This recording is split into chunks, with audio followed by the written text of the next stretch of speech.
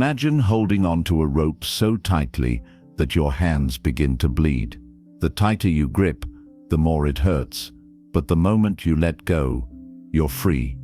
That's how life works. The more you try to control, the more you suffer.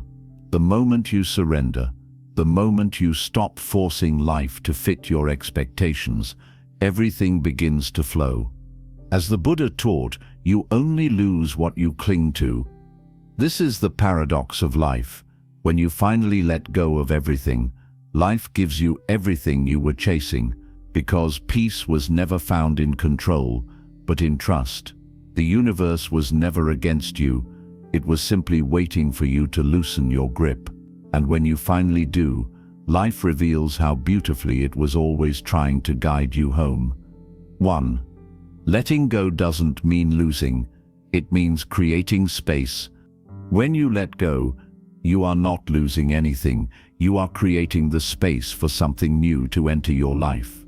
We often fear letting go because we think it means we're giving up, losing control, or abandoning what once mattered. But in truth, letting go is an act of courage. It's a declaration that you are ready for something higher, something that aligns with your growth. Imagine holding on to old clothes that no longer fit you. They once made you feel comfortable, but now they restrict your movement. Only when you clear your closet can new clothes find their place. The same rule applies to the mind and heart.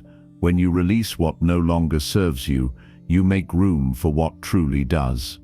Think of your mind as a cup already filled to the brim with past emotions, fears, regrets, grudges, old stories, and unmet expectations. When your cup is full, nothing new can enter. Life tries to pour fresh water, new experiences, new wisdom, new love, but there's no space for it to flow in. So the first step to receiving is emptying. You must pour out what's stagnant so that life can refill you with what's alive. Letting go is the process of cleansing your inner space. It's the quiet act of saying, "I am ready to receive again." Buddhist philosophy reminds us that emptiness is not a void to be feared. It's the purest potential.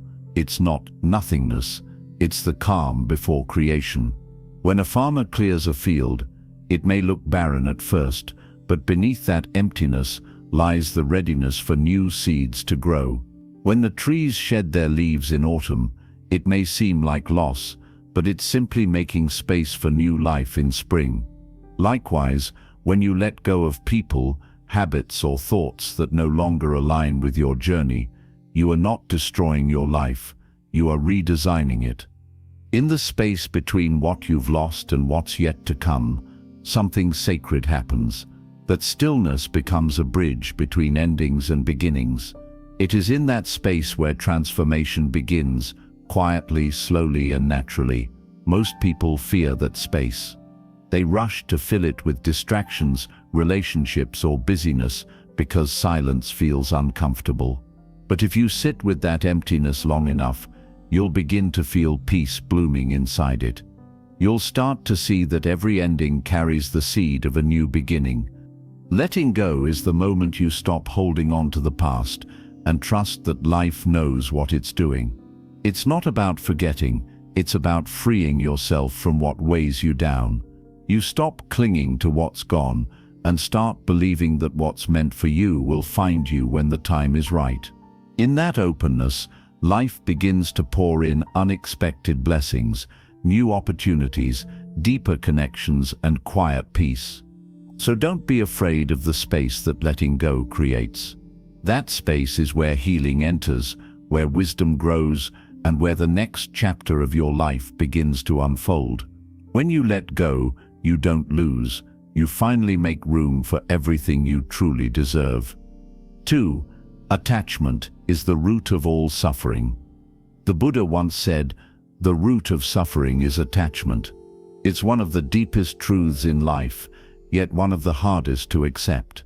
Every time we cling too tightly to something, a person, a dream, a moment, or even an identity, we begin to suffer.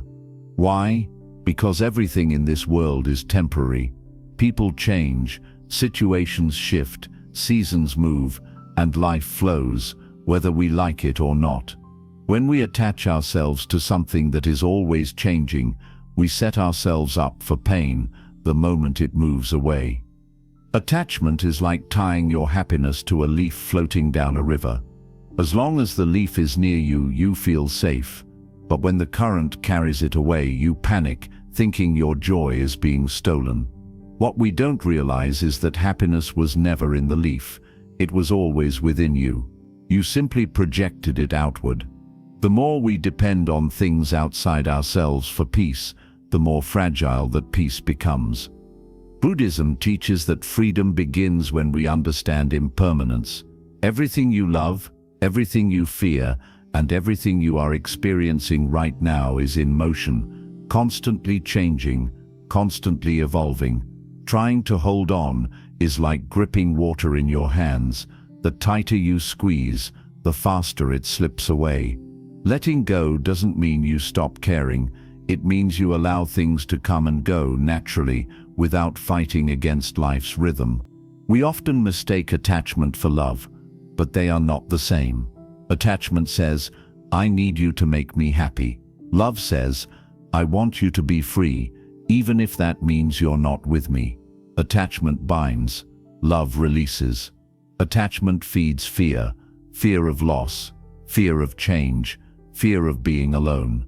Love, when free from attachment, brings peace. When you let others and life itself flow naturally, you stop trying to control outcomes. You stop forcing people to stay who they once were. You allow everything to be what it is. Think about how much mental energy is wasted worrying about losing something, a job, a person, an image, a reputation. We cling because we believe our worth depends on those things. But when we stop clinging, we realize that our true value has nothing to do with what we possess. It lies in our awareness, our kindness, our ability to remain calm through life's changes. The Buddha didn't ask us to reject the world, only to stop being enslaved by it. When you let go of attachment, you begin to see reality clearly. You stop chasing illusions. You understand that happiness doesn't come from control, but from acceptance. When the mind is no longer chasing or resisting, it becomes still, and in that stillness, true peace is found. So the next time you feel anxiety about losing something or someone, pause and remind yourself, nothing truly belongs to you. Even your body, your breath, and your thoughts are borrowed for a time. Appreciate everything fully, but hold it gently, like a butterfly resting on your palm. Enjoy its beauty, but don't try to trap it, because the moment you let it go, you realize the freedom you've been seeking was never outside. It was always within. 3. Life rewards surrender, not control. The harder you try to control life, the more it slips away from you. Control feels safe. It gives us the illusion that we can prevent pain, loss, or failure. But no matter how tightly you grip, life will always move according to its own rhythm. The truth is, control is rooted in fear. Fear that without our interference, things will fall apart. Yet the more we try to force life into our design, the more resistance we create. Imagine trying to hold a handful of sand. The tighter you squeeze, the more of it escapes between your fingers. But when your hand relaxes, the sand rests easily in your palm. That's how life works. When you stop forcing outcomes, things begin to settle naturally. You start to flow with life, rather than against it. Buddhism teaches that the desire to control comes from the ego, that part of us that believes it must shape everything to feel secure. But the ego can never find peace, because reality doesn't bend to our desires. The more we demand, the more we suffer. The moment you surrender, a strange miracle happens. Life begins to align itself in ways you could never have planned. Think about the river again. It doesn't try to move the rocks. It simply flows around them. Over time, even the hardest stone becomes smooth. The river doesn't ask how long it will take, or where it will end up. It just flows, effortlessly, gracefully, faithfully. That is the power of surrender. It's not giving up, it's trusting that life knows what it's doing, even when you don't understand it. When you surrender, you stop fighting reality.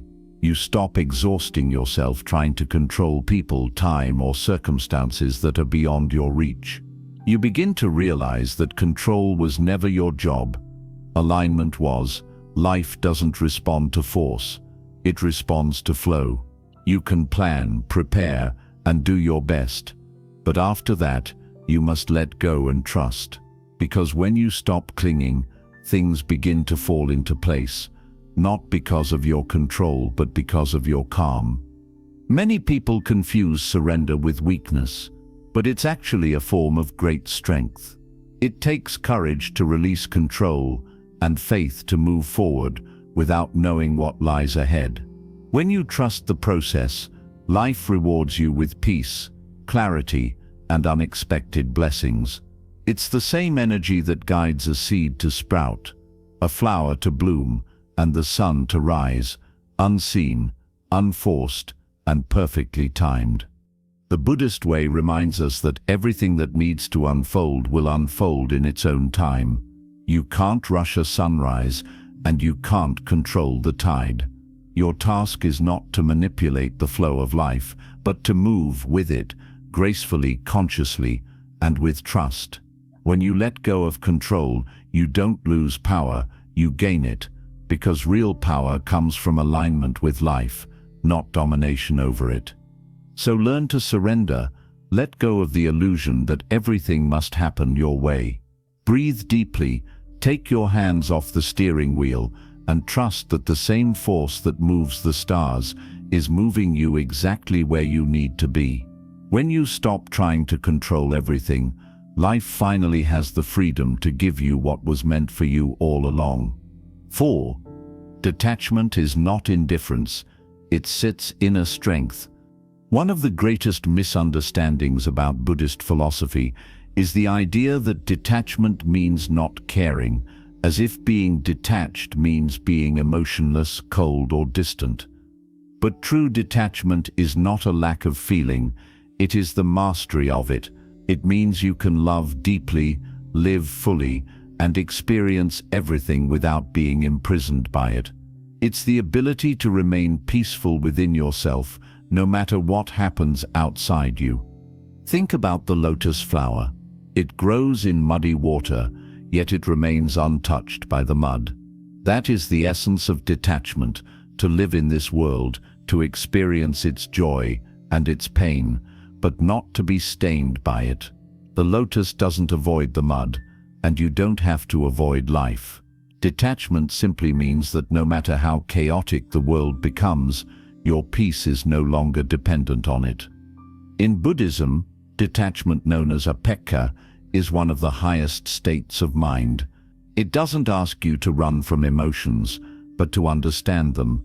You begin to see that feelings come and go like waves on the ocean, temporary, changing, never permanent. When you attach yourself to them, you get tossed around by every wave. But when you learn to observe them, you become the ocean itself, vast, still, and unaffected by the surface storms. Detachment doesn't mean closing your heart. In fact, it allows you to love more freely. When you love without attachment, you stop expecting others to complete you. You stop trying to control how they feel, what they do, or whether they stay. You love them for who they are in this moment, not for what you want them to become.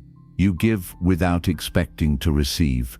And in that kind of love, there is no fear, because you are no longer clinging. You are simply flowing with the natural rhythm of life. Imagine holding a bird in your hands. If you hold it too tightly, you'll crush it.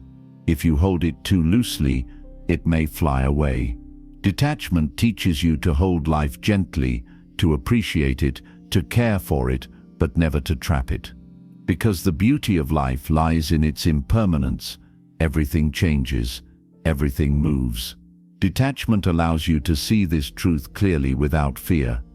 When you are attached, your peace becomes fragile, One word from someone can shatter your mood. One failure can destroy your confidence. But when you are detached, you still feel these emotions, you just don't become them. You begin to witness them with compassion. You say, "Ah, this is anger," or "This is fear," and you let it pass like a cloud across the sky. Detachment gives you this incredible inner space, the ability to experience without drowning in experience. True detachment also frees you from the illusions of success and failure. You stop measuring your worth by what you achieve, by what others think, or by what you possess. You realize that no external thing can add or subtract from who you truly are. You become grounded in your inner being, steady like a mountain even when the winds of change blow hard. The Buddha once said, "If you let go a little, you'll have a little peace. If you let go a lot, you'll have a lot of peace. If you let go completely, you'll know complete freedom." Detachment is that journey from a little peace to complete freedom. Each time you release your grip on something that causes you anxiety or fear, you lighten your spirit. Each time you let go of needing to be understood, approved, or praised, you step closer to liberation. It doesn't mean you stop engaging with the world. It means you engage from a place of calm instead of craving. You no longer chase happiness, you embody it. You no longer depend on others for validation. You become your own source of stability. You begin to see life as it is, not as your emotions paint it. Detachment is the quiet power that allows you to remain centered when everything around you is spinning. It's the peace that stays when people leave, the calm that remains when plans fail, and the joy that returns when you realize you never needed the world to give you what was already inside you. So don't confuse detachment with indifference. Indifference says, "I don't care." Detachment says, "I care deeply, but I will not lose myself in caring." It's a balance, a middle path that allows you to live with an open heart and a peaceful mind. When you master this art, life becomes lighter, love becomes freer, and peace becomes your natural state. Because detachment doesn't mean you walk away from life. It means you walk through life untouchable, yet deeply alive. 5. Everything you resist persists. The more you resist something in life, the stronger it becomes. This is one of the deepest truths found in Buddhist philosophy, that resistance is a hidden form of attachment. When you fight against reality, when you constantly say "this shouldn't be happening," or "I can't accept this," you are giving power to the very thing you want to escape. The Buddha taught that suffering is not caused by what happens to us, but by our refusal to accept what is. Pain is inevitable, resistance is optional. Imagine standing in a river with a strong current. If you fight the flow and try to push against the water, you quickly become exhausted, frustrated, and anxious. But the moment you stop resisting and allow the current to carry you, something magical happens. You begin to move effortlessly. Life is that river. It never stops flowing, and no amount of struggle can change its direction. You can either fight it and suffer, or flow with it and find peace. Resistance often comes from fear. Fear of loss, fear of change, fear of uncertainty. We hold on to what is familiar, even if it's painful, because our minds crave control. We resist endings, we resist rejection, we resist stillness, because we think if we fight hard enough, we can make reality match our expectations. But resistance doesn't protect you, it traps you. It keeps you stuck in a cycle of mental and emotional suffering. Think about grief. When you lose someone or something dear, the pain itself isn't what destroys you, it's the refusal to let yourself feel it. You push the emotion away, you distract yourself, you try to appear strong, but buried pain never disappears. It waits quietly until it finds a way to resurface. The more you resist it, the longer it lingers. Healing begins only when you stop running from your emotions and face them with acceptance.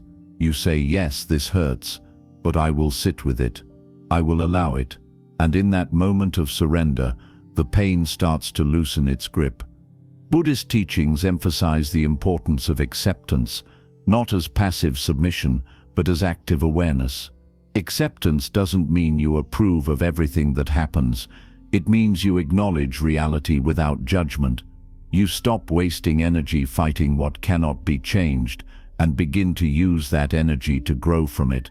Life is not always fair, nor is it always kind, but acceptance gives you the strength to move forward with wisdom instead of resentment. When you resist, your mind becomes like a clenched fist, tight, tense, and closed to new possibilities. But when you accept, your mind opens like a flower, soft, aware, and ready to receive. In that openness, insight blossoms. You begin to see that even the painful events of your life carried hidden lessons. Maybe that heartbreak taught you self-respect. Maybe that loss led you to inner strength. Maybe that failure showed you a better path.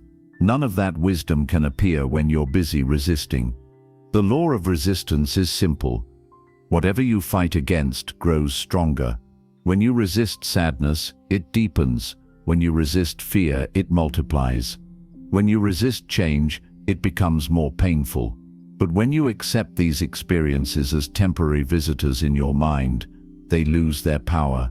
You can look at them and say, I see you, but you don't control me. Acceptance is not weakness, it's awareness without judgment. In meditation, this principle becomes very clear. Thoughts will rise, worries, memories, regrets, and the more you try to push them away, the louder they become. But when you simply observe them, without trying to fix or suppress them, they slowly dissolve on their own. This is the secret to peace, not in silencing the storm, but in no longer being shaken by it. When something in life doesn't go as planned, notice your first reaction.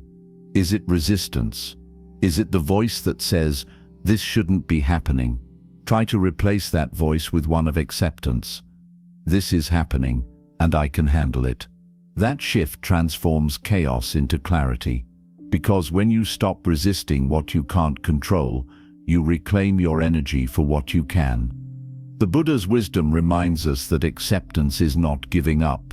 It's waking up. It's seeing life as it is, not as you wish it to be. It's recognizing that peace doesn't come from controlling the storm, but from learning how to stand still within it. Every situation you face has two layers, the outer circumstance and your inner reaction. You may not always choose the first, but you always have power over the second.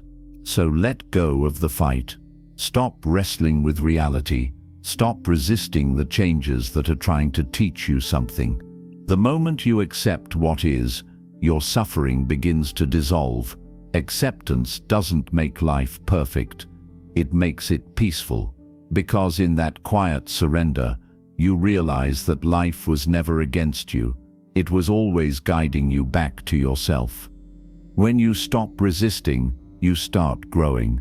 When you stop fighting the moment, you start understanding it. And when you finally make peace with what is, you open the door to what can be. 6. When you stop chasing, you start receiving. In life, there is a strange paradox. The harder you chase something, the further it seems to move away. You chase success, and it hides behind endless work. You chase love, and people seem to pull away. You chase peace, and your mind becomes even noisier. The Buddha understood this truth deeply, that desire and craving create suffering, and the moment you release that desperate grasp, everything begins to flow naturally toward you. When you chase, you send a signal to the universe that you are lacking. You are telling life, I don't have enough, I need more. That energy of scarcity pushes everything further away. But when you let go, when you trust that what is meant for you will come to you, you stop vibrating with desperation, and that shift changes everything. Suddenly, life doesn't feel like a battle to win, but a dance to enjoy. Think about a butterfly. If you run after it, it will always flutter away out of your reach. But if you stand still, quietly, patiently, it may land softly on your shoulder. That is the law of life. Stillness attracts what chasing repels. The more you grasp, the less you receive. But when you let things come naturally, they arrive with grace and ease.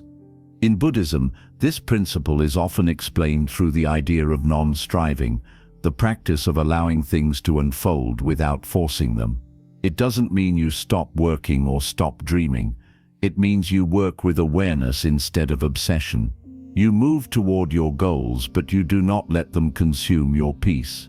You understand that outcomes are not fully in your hands, only your efforts and intentions are. Once you've done your part, you surrender the rest. The problem is that the modern world glorifies chasing. We are taught that if we just work harder, push more, and stay constantly busy, we'll get what we want. But this constant striving comes from fear, the fear of not being enough, the fear of missing out, the fear of falling behind. And when fear drives you, no matter how much you achieve, you still feel empty. Because chasing is not living, it's running away from stillness. True abundance begins when you stop running and start trusting. When you no longer need to prove yourself to anyone. When you stop saying, "I'll be happy when I get that job, that house, that person," and instead say, "I'm already whole, already complete, already enough."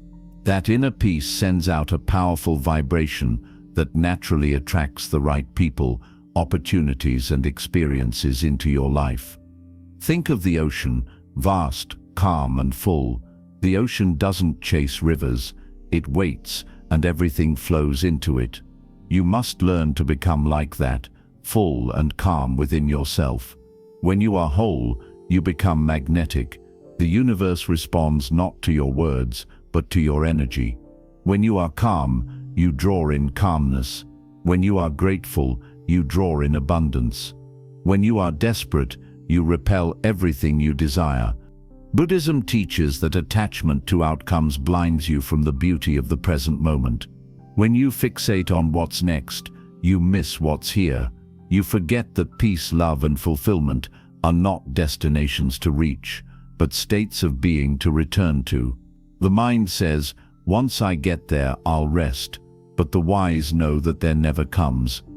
There is only now, and when you learn to find joy in the now, the rest begins to unfold naturally. Letting go of chasing doesn't mean you stop having goals. It means you stop being enslaved by them. You can still pursue success, but now you do it with joy instead of anxiety. You can still seek love, but now from a place of wholeness instead of need. You can still desire improvement, but without the self-hatred that says, "I'm not enough as I am." When your heart is calm and your mind is clear, your actions carry more power. Look at how water moves. It doesn't chase, it flows. It finds its way around obstacles without forcing, and in time, it wears down even the hardest stone. That's what happens when you stop chasing and start trusting. You flow naturally toward what's meant for you. You begin to live in harmony with the rhythm of life, not in opposition to it. This is what the Buddha meant when he said that craving leads to suffering. Craving is like fire. The more you feed it, the more it burns. You think getting what you crave will end the fire, but it only makes it grow. True peace comes not from fulfilling every desire, but from understanding that you don't need to. You are already whole without them. When you realize that, the constant hunger in your heart begins to fade. There's an ancient story about a monk who meditated beside a river. Every day he watched people throw their nets, hoping to catch fish. Some would grow frustrated, throwing stones into the water when they caught nothing. The monk never moved. One day, a man asked him, "Don't you want fish too?"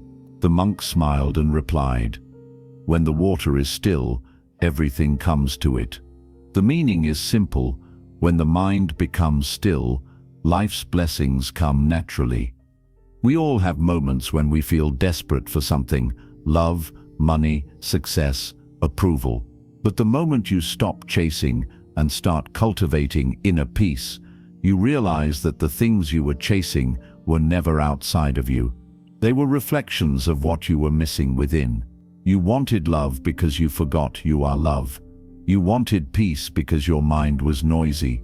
You wanted validation because you stopped believing in your own worth. The practice of letting go of chasing is, at its heart, a return to balance. You stop asking, "What can I get?"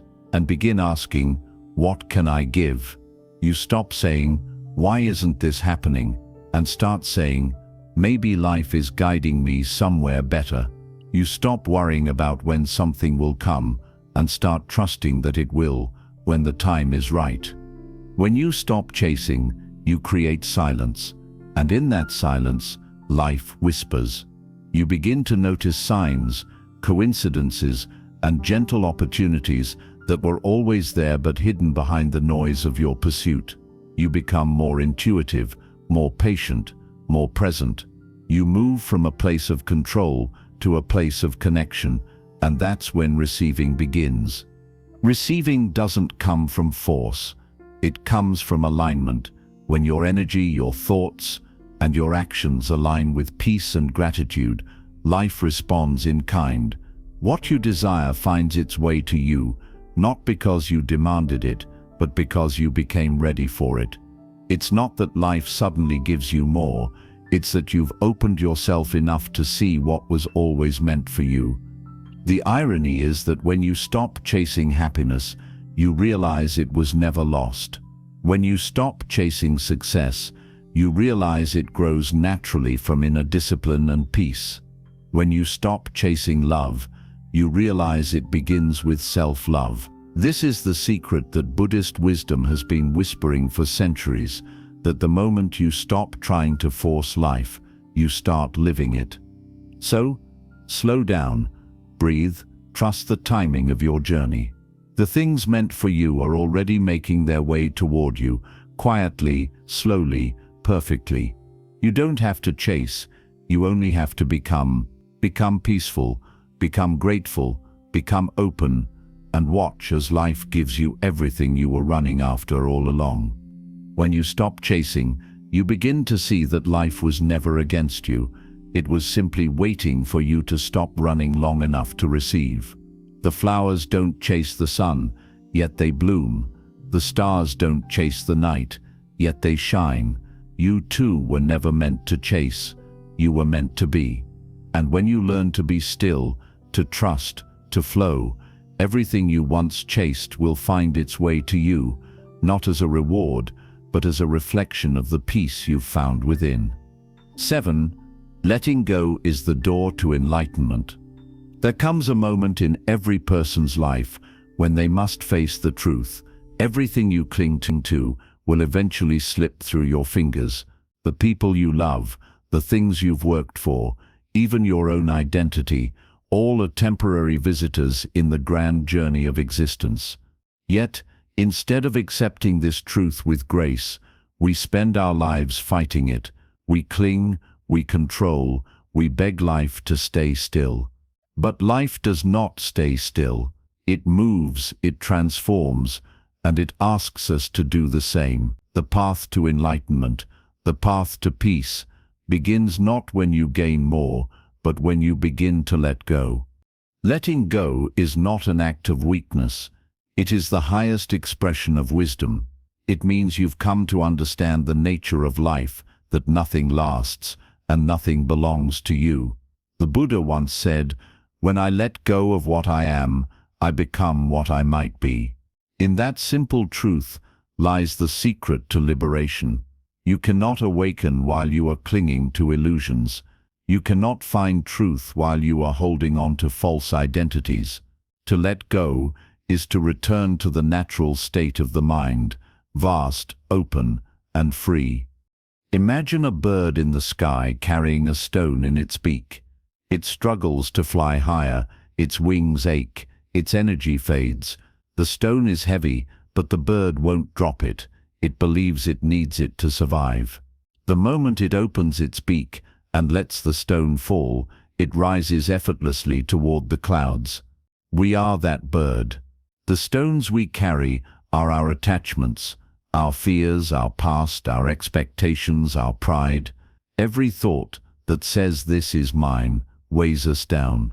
Enlightenment is not about adding wings, it's about dropping the stones. Letting go means seeing through the illusions that keep you trapped in suffering. We cling to people because we fear loneliness. We cling to possessions because we fear lack. We cling to beliefs because we fear uncertainty. But all of these fears come from forgetting who we truly are. You are not your body, your thoughts, your emotions, or your achievements. You are the awareness beneath them, the silent witness that observes everything come and go. When you realize this, the grip of attachment loosens naturally. Buddhism teaches that the source of all suffering is tanha, the craving and clinging of the mind. The more you want, the more you suffer. The more you expect, the more life disappoints you. The moment you stop demanding that life fit your picture, peace begins. Enlightenment isn't something far away. It's the space that appears when craving ends. It's what remains when you no longer need anything to be complete. Most people fear letting go because they think it means losing everything, losing people, dreams, comfort, or identity. But in truth, letting go is not loss. It's discovery. When you release what you're not, you uncover what you are. When you let go of noise, you hear silence. When you let go of fear, you find love. When you let go of control, you discover flow. The paradox of letting go is that in losing, you gain everything that truly matters. Think of a tree in autumn. When the wind blows, it does not fight to keep its leaves. It lets them fall, one by one, knowing that the bare branches are not the end. They are preparation for renewal. In the same way, when life takes something from you, do not see it as cruelty. See it as clearing space for new growth. The tree doesn't cry when its leaves fall. It trusts the seasons. And when spring returns, it blossoms again, fuller, brighter, more alive. Letting go requires deep trust. Trust in life, trust in timing, trust in the unseen order of things. It's the courage to say, even though I don't understand why this happened, I believe it will lead me somewhere higher. That faith opens the heart. Because what makes people suffer is not the pain of loss itself, but the belief that life made a mistake. Yet life never makes mistakes. It gives, it takes, and it transforms, always according to a wisdom far greater than our limited view. To let go is also to die before you die, to shed all the illusions of the self, so that your true nature can shine. The ego fears this death. It says, without my name, my story, my achievements, who am I? But the enlightened mind smiles and answers, you are the stillness behind it all. Every time you let go of something the ego clings to, a piece of light enters. You become lighter, freer, closer to truth. In meditation, this process becomes very real. As you sit in stillness, you notice thoughts arising, memories, desires, fears. The untrained mind grabs them, follows them, and becomes tangled. But the awakened mind simply observes. It watches each thought like a leaf floating down a river, arising, moving, and disappearing. The more you practice letting go of each thought, the more you return to the source, to pure awareness. That awareness is enlightenment. It is not something you earn, it is something you remember. The mind always wants to hold on to ideas, hold on to opinions, hold on to control. But holding is heavy. It keeps you chained to yesterday. It keeps you from experiencing the freshness of this very moment. The Buddha compared the awakened state to an open hand. An open hand can hold anything, but it can also let it go at any time. The closed fist of attachment, however, holds nothing truly, only pain. Letting go also means forgiving. Forgiving yourself, forgiving others, forgiving life for not going as you imagined. Many people carry pain from the past, like a wound they refuse to heal. They replay betrayal, loss or regret, believing that clinging to it will give them justice. But the past is like a shadow. The more you chase it, the further it moves away. Forgiveness doesn't mean forgetting. It means freeing yourself from being defined by what happened. You stop saying, "Why did this happen to me?" and start saying, "What is this teaching me?" That shift is the beginning of awakening. When you let go of bitterness, you make room for compassion. When you let go of anger, you make room for peace. When you let go of control, you make room for divine guidance. Life begins to flow in ways that seem miraculous, not because life has changed, but because you have. You've stopped resisting its natural current. Enlightenment is not found by adding more prayers, more rituals, more rules, but by subtracting. You peel away layers of illusion until only truth remains. You let go of the belief that happiness comes from outside. You let go of the need to be right. You let go of the endless inner noise that says, "I must become someone," because you already are everything you're trying to become. Letting go simply reveals that truth. Look around. Every part of nature is teaching you this lesson.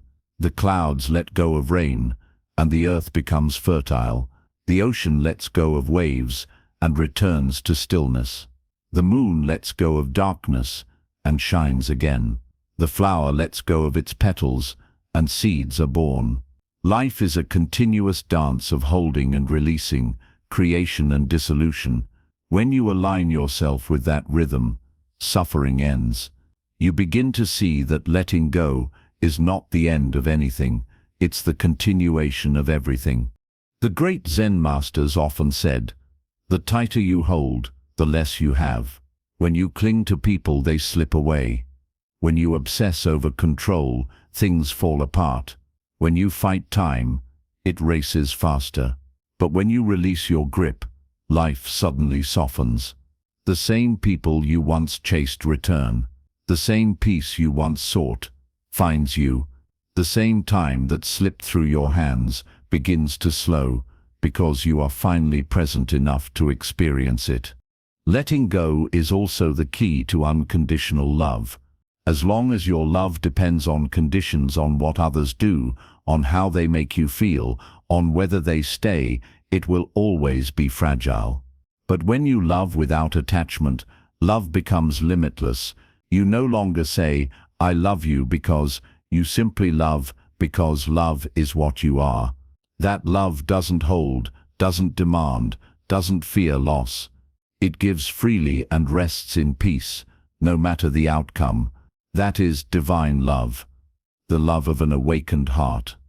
As you progress on your spiritual path, you begin to see that everything you once thought was yours, your body, your wealth, your relationships, even your identity, was never truly yours to begin with.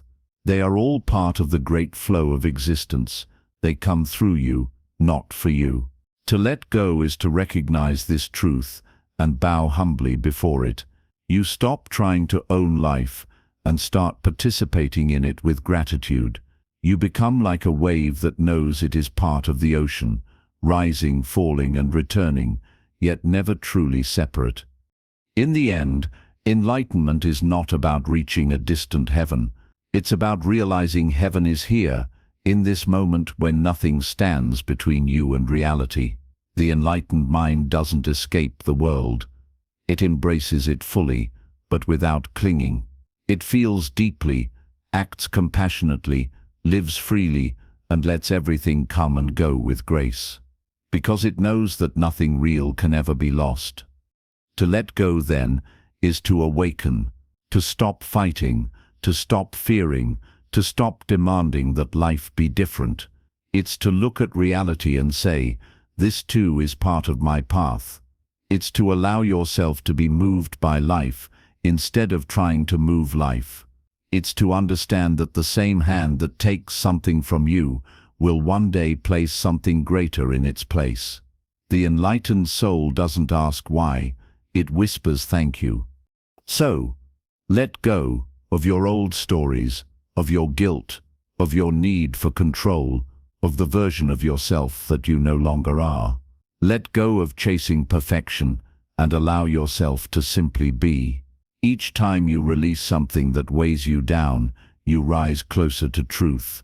Each time you surrender what the ego clings to, you feel lighter, freer, more alive. Because letting go is not the end of your journey, it is the doorway through which you walk into your true self. Beyond that door lies peace so deep that nothing can shake it. Beyond that door lies love so pure that it needs no reason. Beyond that door lies freedom, the kind of freedom that comes when you realize you were never trapped at all. You were simply holding on. And the moment you let go, truly let go, you don't fall, you soar. You awaken to a life that was always waiting for you, just beyond the weight of all you refused to release. That is enlightenment, not somewhere far away, not hidden in temples or mountains, but right here in this simple truth. When you let go of everything, life finally gives you everything. 8. Freedom through acceptance. The peace that comes when you stop fighting life. At some point, every human being discovers that life doesn't always go the way we planned. People leave, dreams fade, things we worked for collapse in front of our eyes. There are moments that break us, moments that shake the very ground we stand on. And in those moments, most of us do the same thing. We fight, we resist, we cry out, "Why me?" We spend endless nights trying to understand what went wrong, trying to bend the past into something it never was. But there is a truth that only the awakened learn to see. The more you fight life, the more you suffer. The moment you stop resisting, peace begins. Acceptance is not resignation. It is not weakness. It is not saying, "I give up." Acceptance is strength, the strength to face life as it is, not as you wish it to be. It's the quiet wisdom that whispers, "This moment is exactly as it's meant to be." The Buddha taught that the root of suffering is our attachment to how we think things should be. We build stories in our minds, stories about who we should become, who should love us, what should happen, and when. And when life dares to unfold differently, we crumble. But life never promised to follow our script. It follows its own divine rhythm. Acceptance is dancing to that rhythm, even when you don't understand the song. When you accept, you release the exhausting battle with reality. You stop arguing with what already is. You stop saying, "It shouldn't have happened," and start saying, "It did. Now what can I learn from it?" This simple shift changes everything, because suffering doesn't come from pain itself. It comes from the story you tell yourself about the pain. The wound hurts only while you keep reopening it with resistance. Acceptance closes the wound. It doesn't erase the past, but it frees you from living there. Think of a storm. If you fight against it, run from it, or curse the rain, you only exhaust yourself. But if you stand still, if you let it pour, if you breathe and allow it to pass, eventually it does. The sun returns, the air clears, the earth becomes fertile again. That's how acceptance works. The pain might still exist, but it no longer controls you. You stop drowning in your emotions, and instead begin to float on them, carried gently by the current of life. Buddhism calls this equanimity, the ability to remain balanced and calm, no matter what comes. It doesn't mean you stop feeling. It means you feel everything deeply, but refuse to be destroyed by it. You can cry, but you don't collapse. You can hurt, but you don't hate. You can lose, but you don't lose yourself. That balance is not built overnight. It's built every time you choose to breathe through pain instead of fighting it. every time you choose to see the lesson instead of the loss. To understand acceptance, we must first understand impermanence. Everything in life, joy, sorrow, success, failure, love, heartbreak, is temporary. Nothing stays forever. That's not a punishment, it's a mercy. Imagine if every pain you've ever felt stayed with you forever. Imagine if every heartbreak or mistake followed you eternally. The beauty of impermanence is that it allows healing, transformation, and rebirth. But to experience this beauty, you must stop clinging to what's passing and stop resisting what's arriving. Acceptance is the art of allowing life to move through you without getting stuck. When you cling, you stagnate. When you resist, you suffer. When you accept, you flow. Life becomes less of a battlefield and more of a river, constantly changing, yet always whole. The wise do not try to control the river. They learn to navigate it with grace. Sometimes, acceptance feels impossible, especially when you've been betrayed, when you've lost someone you love, or when something unfair has shattered your world. The mind screams, "This can't be right. This shouldn't have happened." But the truth is, it already has. No amount of anger or blame can undo what's done. The longer you resist, the deeper your suffering grows. Acceptance doesn't mean you approve of what happened. It means you stop letting it define your life. It's a decision to stop reliving the same pain and to begin living again. In meditation, acceptance is the foundation of stillness. As you sit, thoughts will come. Memories, regrets, worries. The beginner tries to silence them, to fight them off, to create peace through control. But the master simply observes. They say, "Ah, a thought has arisen," and then let it go. The thought drifts away on its own, because the mind is no longer feeding it energy. This is what happens in life too. When you stop resisting what comes, it stops controlling you. Acceptance also means accepting yourself, your flaws, your mistakes, your shadows. Many people spend their entire lives rejecting parts of themselves they don't like. They wear masks, they hide their emotions, they judge themselves harshly. But you cannot heal what you refuse to accept. When you look at yourself with compassion instead of criticism, transformation becomes possible. Acceptance is not saying, "I am perfect." It's saying, "I am human," and that's enough.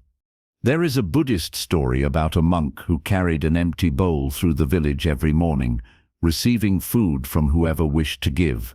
One day, a man mocked him, yelling insults instead of offering food. The monk stood silently and smiled. When the man stopped shouting, the monk asked, "If someone offers you a gift and you do not accept it, to whom does the gift belong?" The man replied, "To the one who offered it." The monk said, "Then I do not accept your anger. It stays with you." This is acceptance in action, the power to stay calm and compassionate, even when the world tries to disturb your peace. When you practice acceptance, life starts to soften. You begin to notice that even in pain, there is beauty. Even in endings, there are beginnings. Even in loss, there is growth. Acceptance turns wounds into wisdom.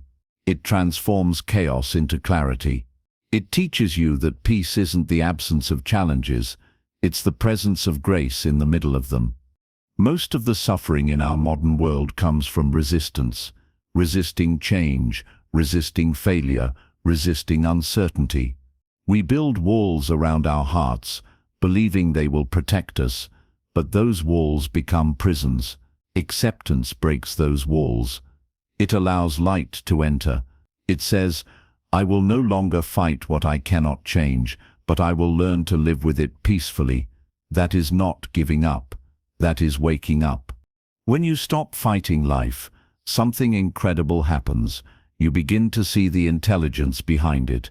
You start to realize that maybe everything that broke you was actually shaping you. Maybe every detour was protection. Maybe every delay was preparation. Acceptance allows you to see that nothing was wasted. Everything, even the hardest pain, served a purpose in awakening you to your higher self. The practice of acceptance also teaches patience. The universe doesn't operate on your schedule. You can't force flowers to bloom faster or sunsets to arrive sooner. Everything unfolds when it's ready. Acceptance is trusting the timing of your life. When something doesn't work out, instead of saying, "Why is this happening to me?" say, "What is life trying to show me?" That simple change in question transforms resistance into awareness. Buddhist monks often compare acceptance to sitting by a fire. At first it's uncomfortable. The heat feels too intense, but as you sit longer, your body adjusts and the warmth becomes soothing. The same happens with emotional pain. If you keep running from it, it chases you.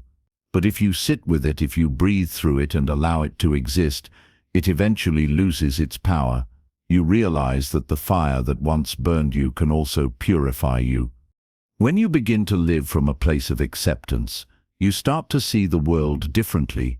You stop labeling things as good or bad. You stop dividing life into success and failure. You understand that everything is simply experience, neutral until your mind gives it meaning. That realization frees you. You stop fearing the future because you know you can handle whatever comes. You stop regretting the past because you understand it was all necessary. Acceptance doesn't mean passivity. It doesn't mean you stop improving or stop caring. It means you act without anger, move without fear, and live without constant resistance. When you accept, your actions become wiser, more peaceful, more effective. You stop reacting and start responding. You become like a mountain, still, unshaken, yet fully alive. In the deepest sense, acceptance is love.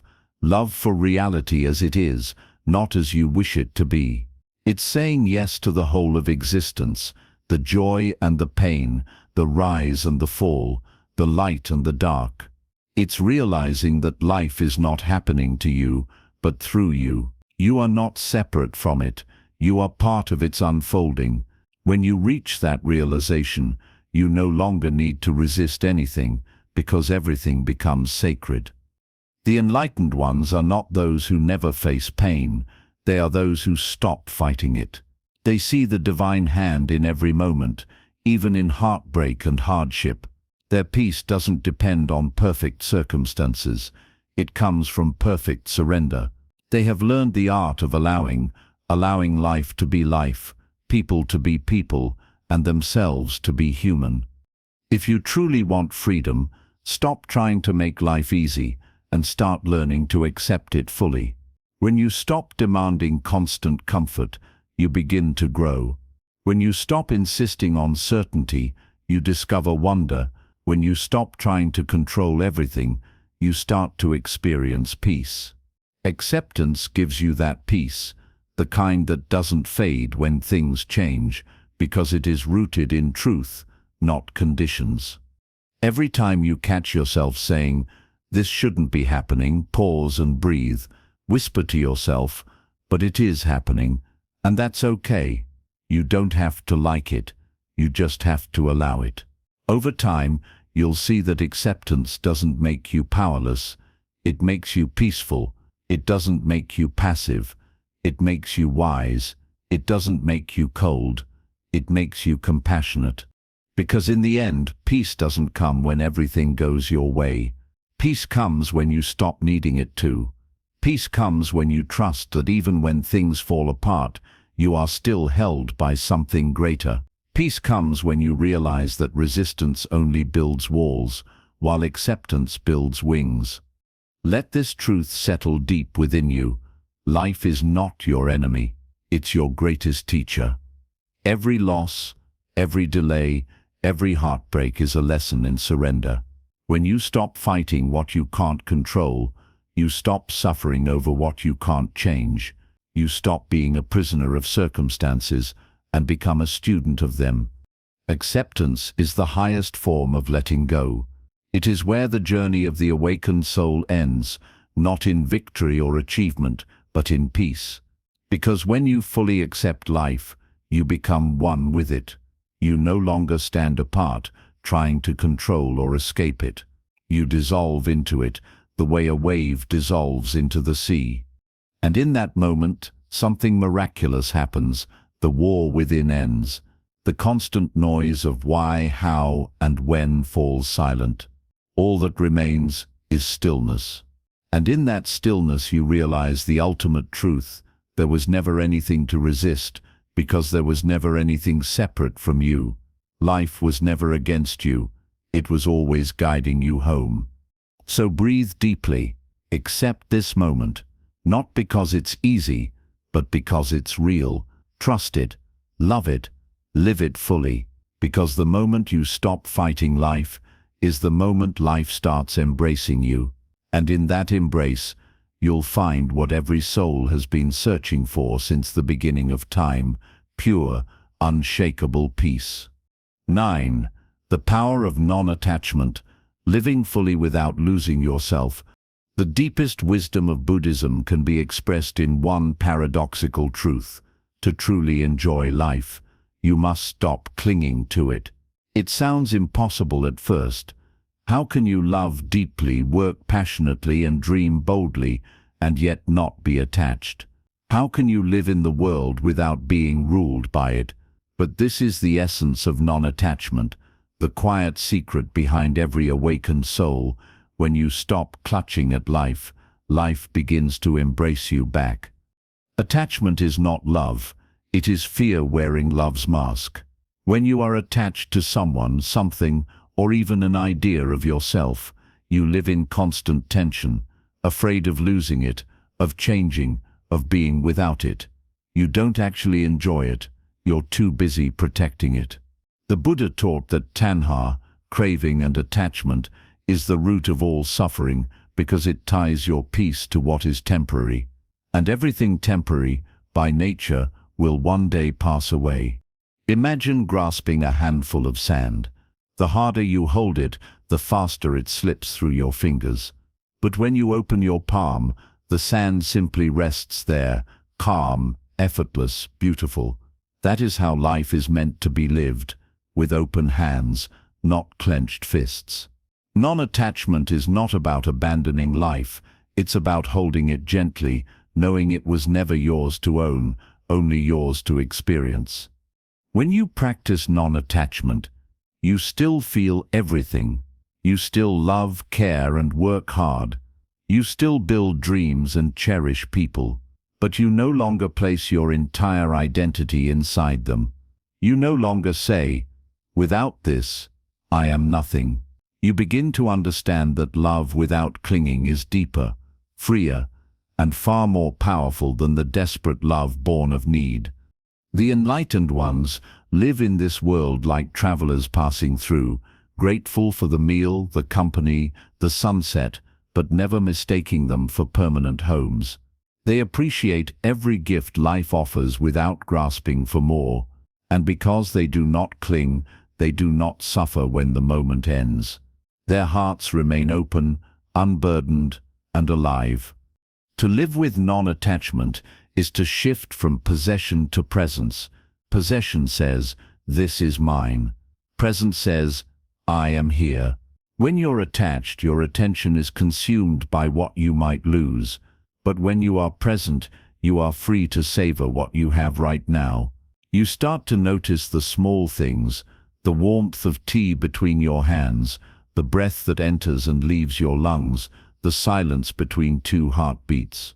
You stop waiting for peace to arrive in the future because you find it unfolding in this very moment. Many people misunderstand non-attachment as coldness or indifference, but nothing could be further from the truth. Indifference is the absence of care. Non-attachment is the presence of wisdom. It is love purified of fear, love that gives rather than clings, love that expands rather than confines. It is the awareness that you can love someone completely without needing to possess them. You can enjoy success without depending on it for your worth. You can hold joy in your hands knowing that one day it may go, and that's okay, because what remains will always be peace. When you are attached, every loss feels like death. But when you practice non-attachment, you realize that everything you lose returns to the same source from which it came. Nothing is truly lost. It simply changes form. The rain that vanishes from the sky becomes the river that nourishes the earth. The person who leaves your life leaves behind a lesson that helps your soul grow. The job that ends opens a door to new purpose. The things you cling to are not meant to last forever. They are meant to teach you impermanence. This truth is beautifully reflected in the practice of Vipassana meditation. As you sit and observe your breath, you notice how every sensation arises and fades: the sound of a bird, a passing thought, a feeling of warmth. You don't hold on to them or push them away. You simply watch them come and go. Over time, you begin to realize that this is how everything in life behaves. Everything arises and fades, and once you accept that rhythm, you stop trying to hold the waves. You simply float with them. Non-attachment also means releasing your grip on the stories you tell about yourself. Most people cling not just to things but to identities. I am successful.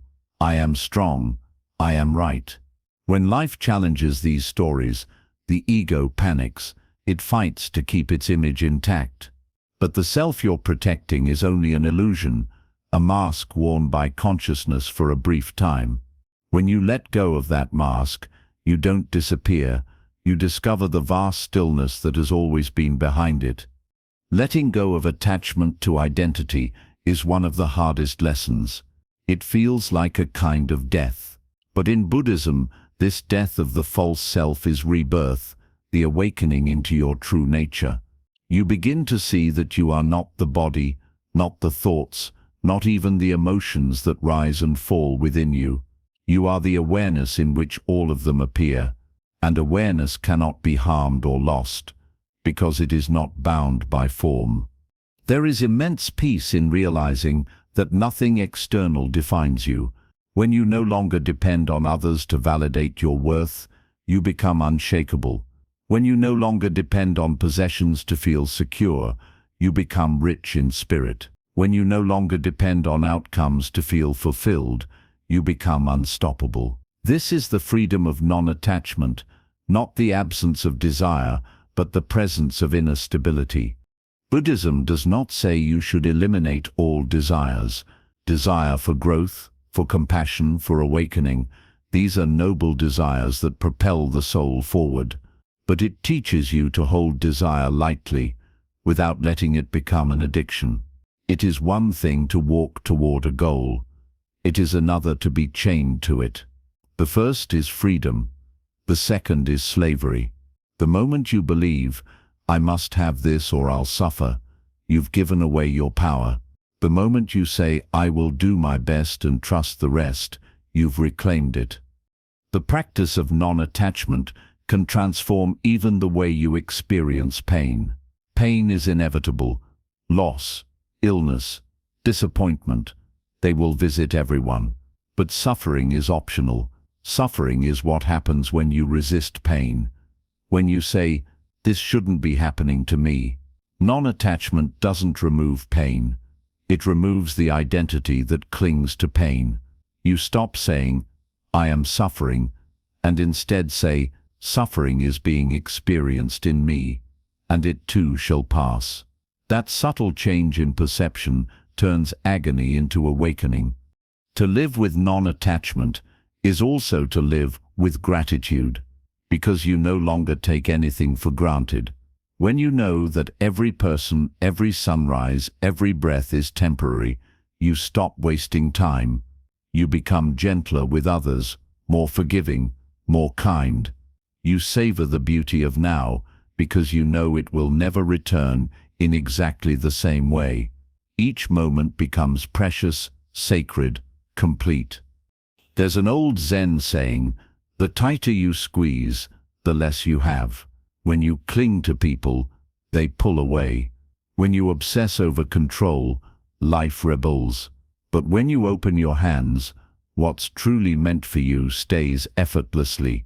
The same is true for inner peace. You can't force it, you can only allow it. Non-attachment is the art of allowing life to unfold without constantly trying to fix, fight, or possess it. In relationships, this principle creates the most profound kind of love based on freedom. You stop trying to mold others into what you want them to be. You see them clearly, as they are, and you love them anyway. You don't hold them out of fear, you hold them out of presence. And because your love is not rooted in attachment, it doesn't turn into resentment when life changes course. It simply transforms, because love that is free never dies, it only evolves.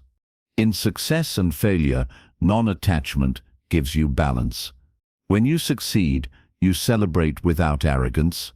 When you fail, you reflect without despair. You no longer ride the wild highs and lows of circumstance. You move through life like a steady flame, flickering perhaps, but never extinguished. This inner equilibrium is what makes the enlightened appear calm in every storm. It's not that they don't feel the wind, they've just stopped letting it carry them away. To reach this state, practice letting go every day in small ways. Let go of being right in an argument. Let go of needing recognition for your kindness. Let go of the past that no longer serves you. Let go of plans that crumble and expectations that suffocate. Each time you let go, you return closer to your true nature, spacious, peaceful, aware. Non-attachment is not learned in a single moment. It is cultivated like a garden. At first the weeds of craving will keep returning.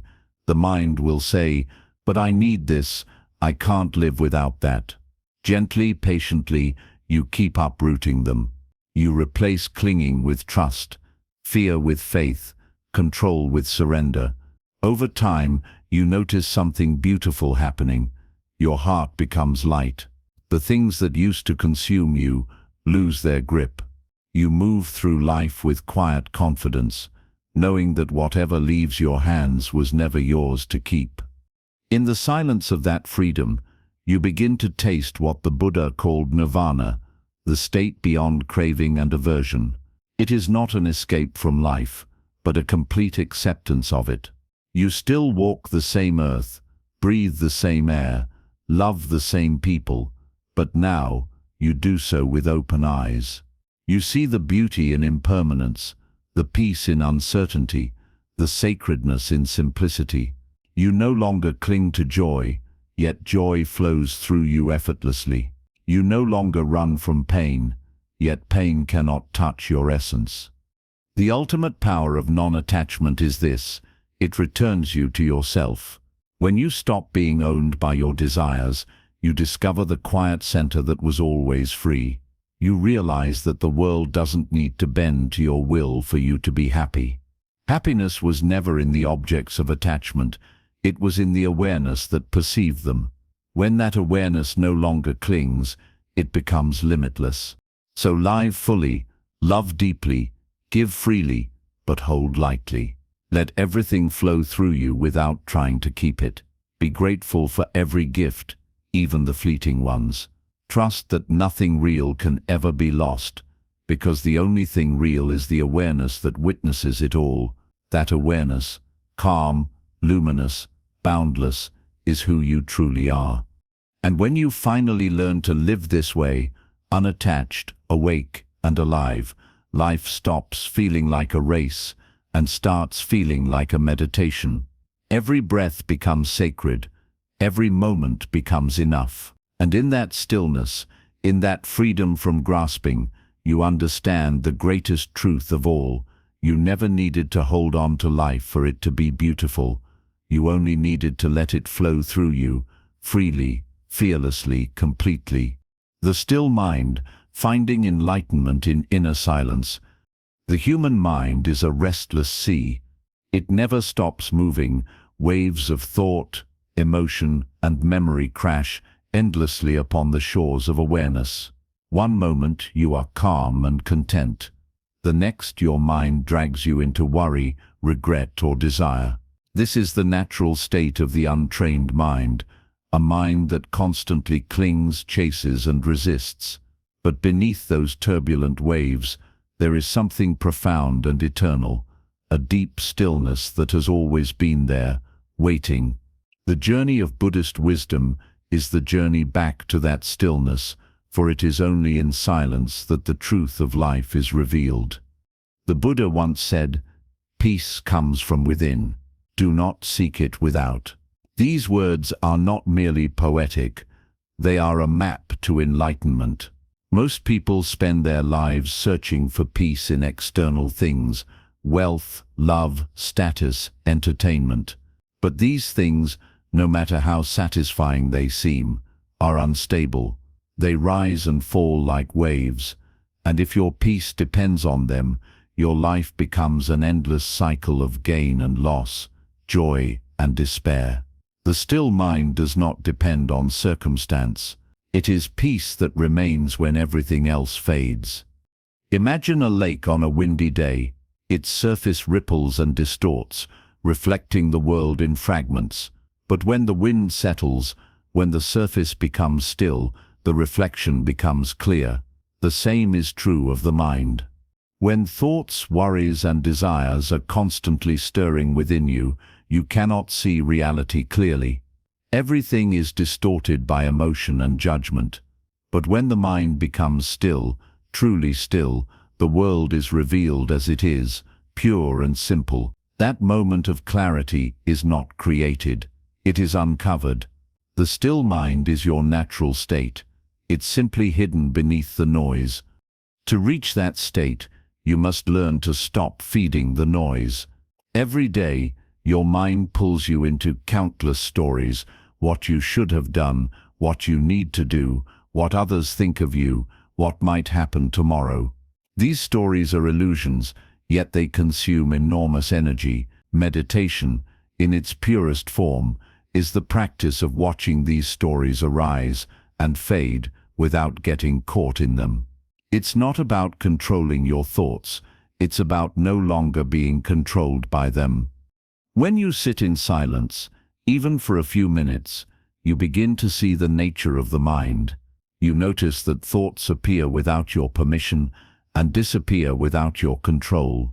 You begin to ask, if I can observe my thoughts, then who am I? That question is the beginning of awakening. You are not the thoughts, you are the awareness that perceives them.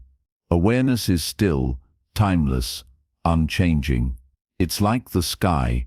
Clouds come and go, storms rise and fade, but the sky itself is never disturbed.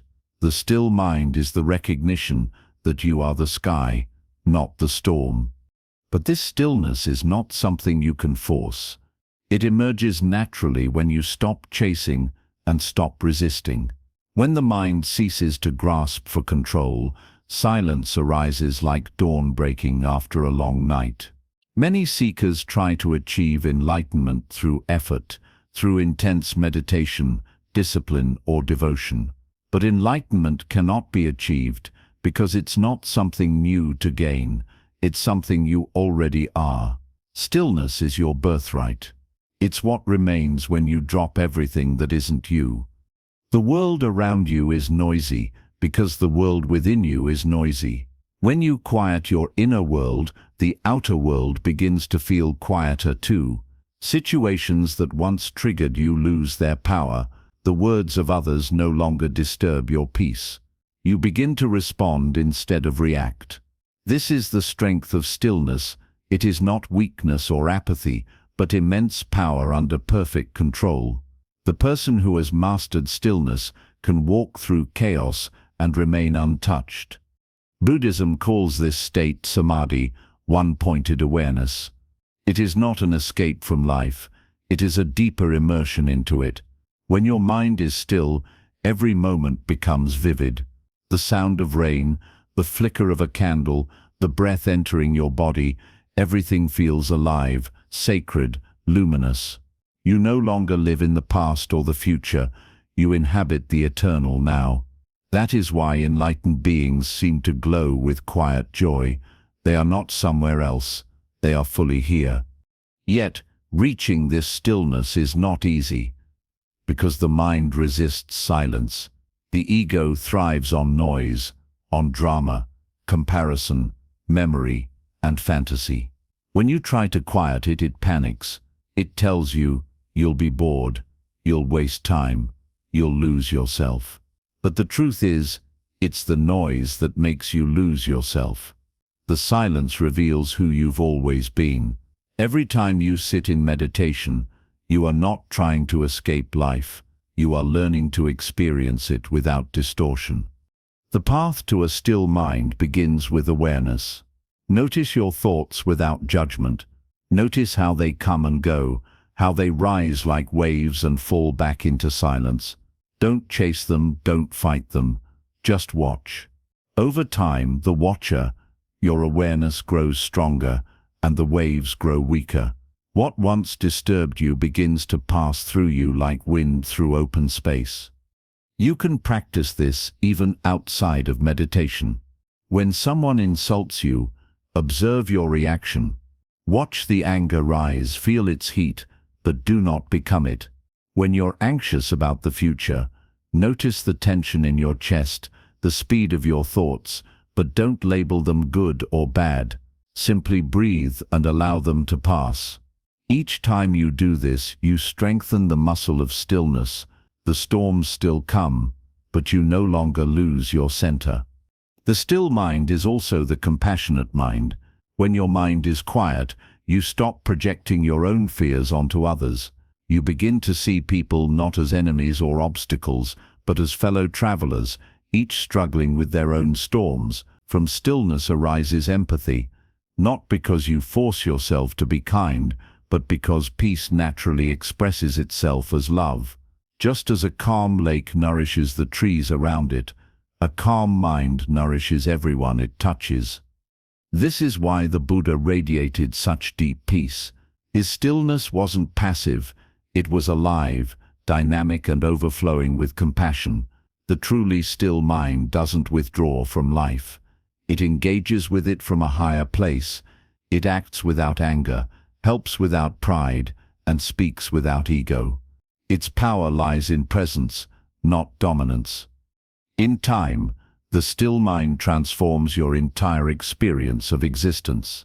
You no longer chase meaning, you realize that life itself is meaning. You no longer seek love, you feel it flowing through everything. You no longer resist change, you welcome it as part of the eternal dance. You begin to live not as a separate self struggling to survive, but as part of the great unfolding of consciousness itself. To cultivate stillness is to cultivate freedom. When the mind is noisy, you are a prisoner of every thought and emotion. But when the mind is still, you become free, not because the world has changed, but because your relationship with it has.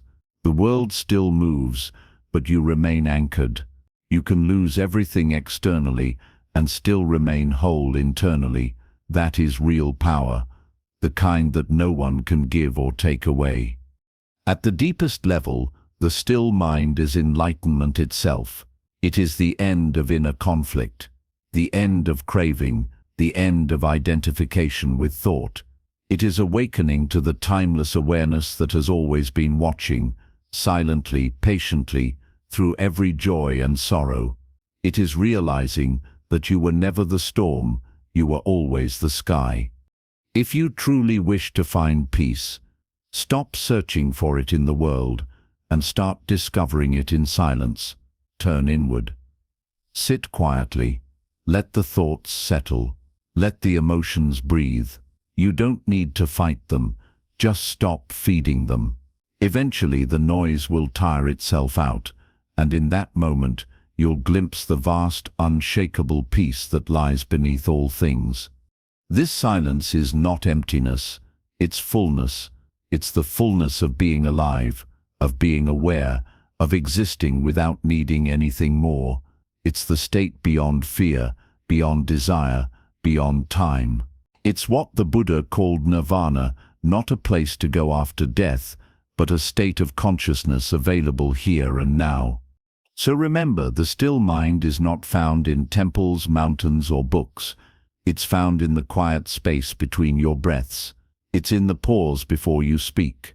It's in the moment you stop trying to control life and simply let it unfold. When you enter that stillness, you enter truth. And when your mind is still, you realize something profound. Life was never as complicated as you thought. All the noise, all the striving, all the suffering, it was just ripples on the surface. Beneath it, you were always free. The sky was always clear. You were always home. That is the power of the still mind, the power to live fully without being lost in life, to love deeply without being broken by love, to move through chaos without losing peace. And when you finally touch that stillness within you, you will understand why the Buddha smiled, not because life was perfect, but because he had stopped fighting it. He had found peace in the silence where everything, at last, made sense. The middle path, walking between desire and detachment. In the quiet heart of Buddhist philosophy lies one of its most profound truths, the middle path. It is the way between extremes, between indulgence and denial, attachment and aversion, chaos and stagnation. It is not a path of compromise, but of balance, a deep understanding that both excess and emptiness can lead to suffering. The middle path is the art of living with awareness, of walking through life without being consumed by it. It teaches that peace is not found in running toward or away from life, but in walking with it. When the Buddha was a young prince, he lived surrounded by comfort, beauty, and pleasure. Every desire was fulfilled before it could even be spoken. Yet he found no peace there. Later he renounced everything, wandering the forests as an ascetic, starving, meditating, punishing his body in search of enlightenment. But he found no peace there either. Only when he sat beneath the Bodhi tree, neither grasping nor rejecting, did he awaken.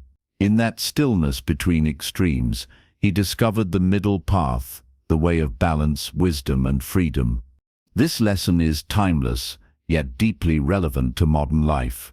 We live in a world addicted to extremes. Some people chase endless pleasure, wealth, fame, comfort, believing that happiness lies in accumulation. Others escape into rejection, cutting themselves off from the world, believing that holiness means to abandon it. But both paths lead to imbalance. One makes the soul restless, the other makes it rigid. The middle path asks you to step off both and return to harmony, to live fully, but consciously. The middle path is not about moderation in the superficial sense. It is about harmony of mind. It means knowing when to act and when to let go, when to speak and when to stay silent, when to move forward and when to rest. It's understanding that peace is not in the extremes of having everything or having nothing, but in being content wherever you are. Think of a lute. If the string is too tight, it breaks. If it's too loose, it makes no sound. Only when the tension is balanced can it create music. The same is true for life. Too much desire tears the mind. Too much denial silences the heart. But when you live in balance, your life begins to play its perfect melody.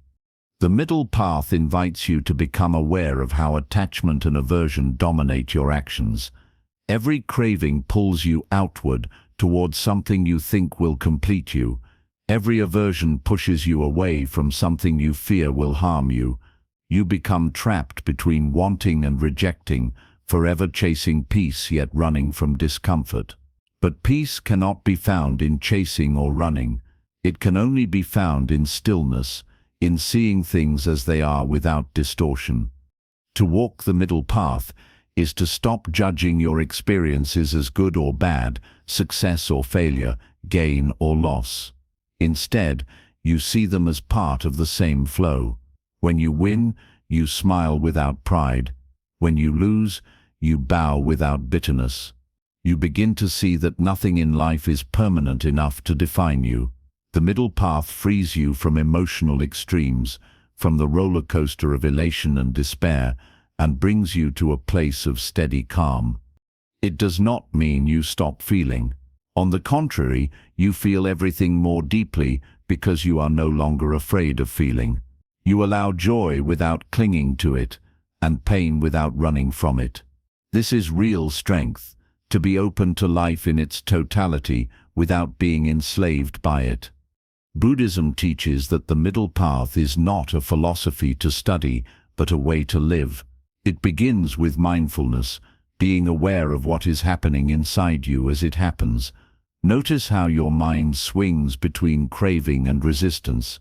One moment you are grasping at pleasure, the next you are fighting discomfort. Each of these movements creates tension. When you see that clearly, something inside you softens. You realize that balance isn't something to create, it's what remains when you stop fighting yourself. In meditation, the middle path reveals itself naturally. The beginner tries too hard, forcing concentration, demanding silence, pushing thoughts away. The result is frustration. Then comes the opposite extreme, giving up, letting the mind wander endlessly. Neither works. The secret lies in the middle, alert yet relaxed, focused yet gentle. This same principle applies to life itself. When effort and ease merge, the mind becomes still, and the heart becomes free. The middle path also applies to how we deal with others.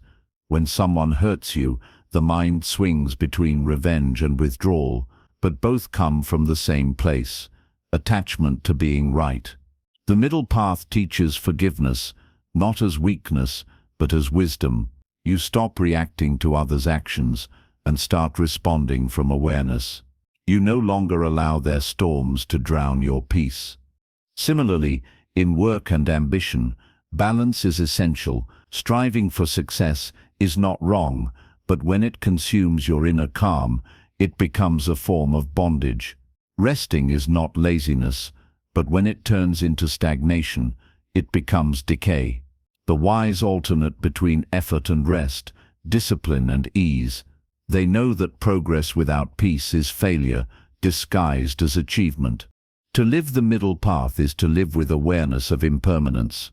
Everything changes, your body, your relationships, your circumstances, even your beliefs. When you forget this truth, you fall into extremes. You cling to what's leaving or resist what's arriving. But when you embrace impermanence, balance becomes natural. You flow with life instead of against it. You stop trying to control the river and start learning how to swim in its rhythm. The middle path also means balancing compassion for others with compassion for yourself. Many people give endlessly to others, depleting their energy, and then feel resentful. Others focus so much on their own comfort that they grow selfish. Both are forms of imbalance. True compassion is not sacrifice. It is harmony. It means caring for others and nurturing your own well-being, knowing that both are connected. You cannot pour from an empty cup, and you cannot fill it by ignoring others. In relationships, the middle path teaches you to love without losing yourself. Attachment disguises itself as love, but real love is not ownership. When you cling, you strangle love. When you detach completely, you starve it. The middle path is the gentle balance of care without control, affection without need. You give freely, but you don't lose your center in giving. That's how love becomes sacred, not a transaction, but a flow of pure being. To live this way requires awareness moment by moment. Balance is not achieved once and kept forever. It's rediscovered again and again. Like walking on a tightrope, you must keep adjusting. Some days you'll lean too far into desire, others too far into withdrawal, but awareness brings you back each time. The beauty of the middle path is that you don't have to be perfect, you only have to be present. This balance extends even to spiritual practice. Some seekers become so obsessed with enlightenment that their very striving becomes an obstacle. They turn spirituality into another form of craving, a race toward a future state of perfection. Others grow complacent, saying, "Everything is an illusion," and do nothing. The middle path is neither. It is practice without obsession, stillness without stagnation. It's walking the path not to reach enlightenment, but to live enlightenment now. When you embody the middle path, you start seeing balance everywhere. You see it in the rhythm of your breath, inhale and exhale, neither too shallow nor too deep. You see it in the rise and fall of day and night, in the balance of giving and receiving, speaking and listening, holding on and letting go. Balance is not a moral rule, it is the fundamental law of existence. When imbalance enters your life, through fear, greed, or impatience, suffering begins. You feel disconnected from yourself, from others, from the present moment. But when balance returns, peace follows like a shadow. This peace is not dramatic. It is quiet, humble, and enduring. It doesn't shout or boast. It simply is. To walk the middle path is to trust life's natural intelligence. You no longer need to push or pull. You learn to listen to your intuition, to the universe, to the quiet voice of truth within you. You realize that peace doesn't come from choosing one side, but from transcending both. The middle path is not the path of the mind, it's the path of the heart, open, gentle, and free from extremes. The Buddha called this path Majjhima Patipada, the path that leads to liberation. It doesn't promise a life without challenge. It promises a mind that remains steady amidst challenge. It doesn't promise eternal pleasure. It reveals joy that doesn't depend on pleasure. It doesn't promise perfection. It brings wisdom to see that perfection is found in imperfection. In the end, walking the middle path is walking home to your true self. A self that is not trapped in the highs and lows of emotion, not defined by gain or loss, not bound by fear or craving.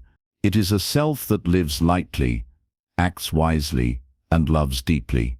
It knows that the world doesn't need to be conquered, it only needs to be understood. So, live fully, but don't cling. Work hard, but rest often. Love deeply, but let people be free. Speak your truth, but listen with humility. Seek wisdom, but laugh at your own seriousness. This is the dance of the middle path, not rigid, not chaotic, but gracefully human. Because in the balance between desire and detachment, between effort and ease, between the noise of the world and the silence of your soul, there lies the essence of enlightenment. You don't find it by choosing sides. You find it by walking the line that runs between them, steady, aware, and at peace. And when you walk that line long enough, something remarkable happens. The line disappears. There are no more sides, no more opposites, only wholeness, only flow, only life, exactly as it is. And in that perfect balance, in that unshakable calm, you finally realize what the Buddha discovered beneath the Bodhi tree, that peace was never somewhere else. It was always here, in the middle. The illusion of control, finding freedom in surrender. Every human being carries an invisible burden, the illusion that we are in control. We believe that if we plan carefully enough, work hard enough, and think far enough ahead, we can shape life to our will. We cling to this idea like a lifeline, terrified of uncertainty. Yet, the more we try to control life, the more chaotic it becomes. The tighter we hold on, the more everything slips through our fingers. It is one of life's quiet paradoxes. The moment we stop trying to control everything is the moment life finally begins to make sense. From the time we are young, the world teaches us to take charge, to control our future, our image, our destiny.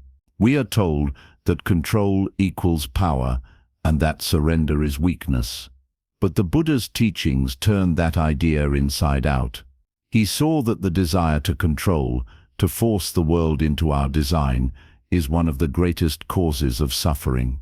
Why? Because control is an illusion. We control so little, not our birth, not our death, not the thoughts that arise in our mind, or the emotions that flood our heart. We can influence, yes, but never command. The universe is too vast, too fluid, too alive to be tamed by a single will.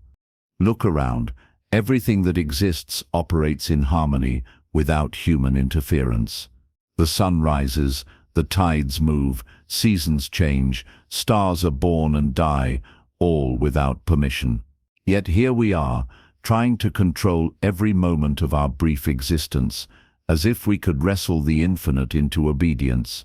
This is the great folly of the human mind. It wants to play God in a world that already has its own divine order.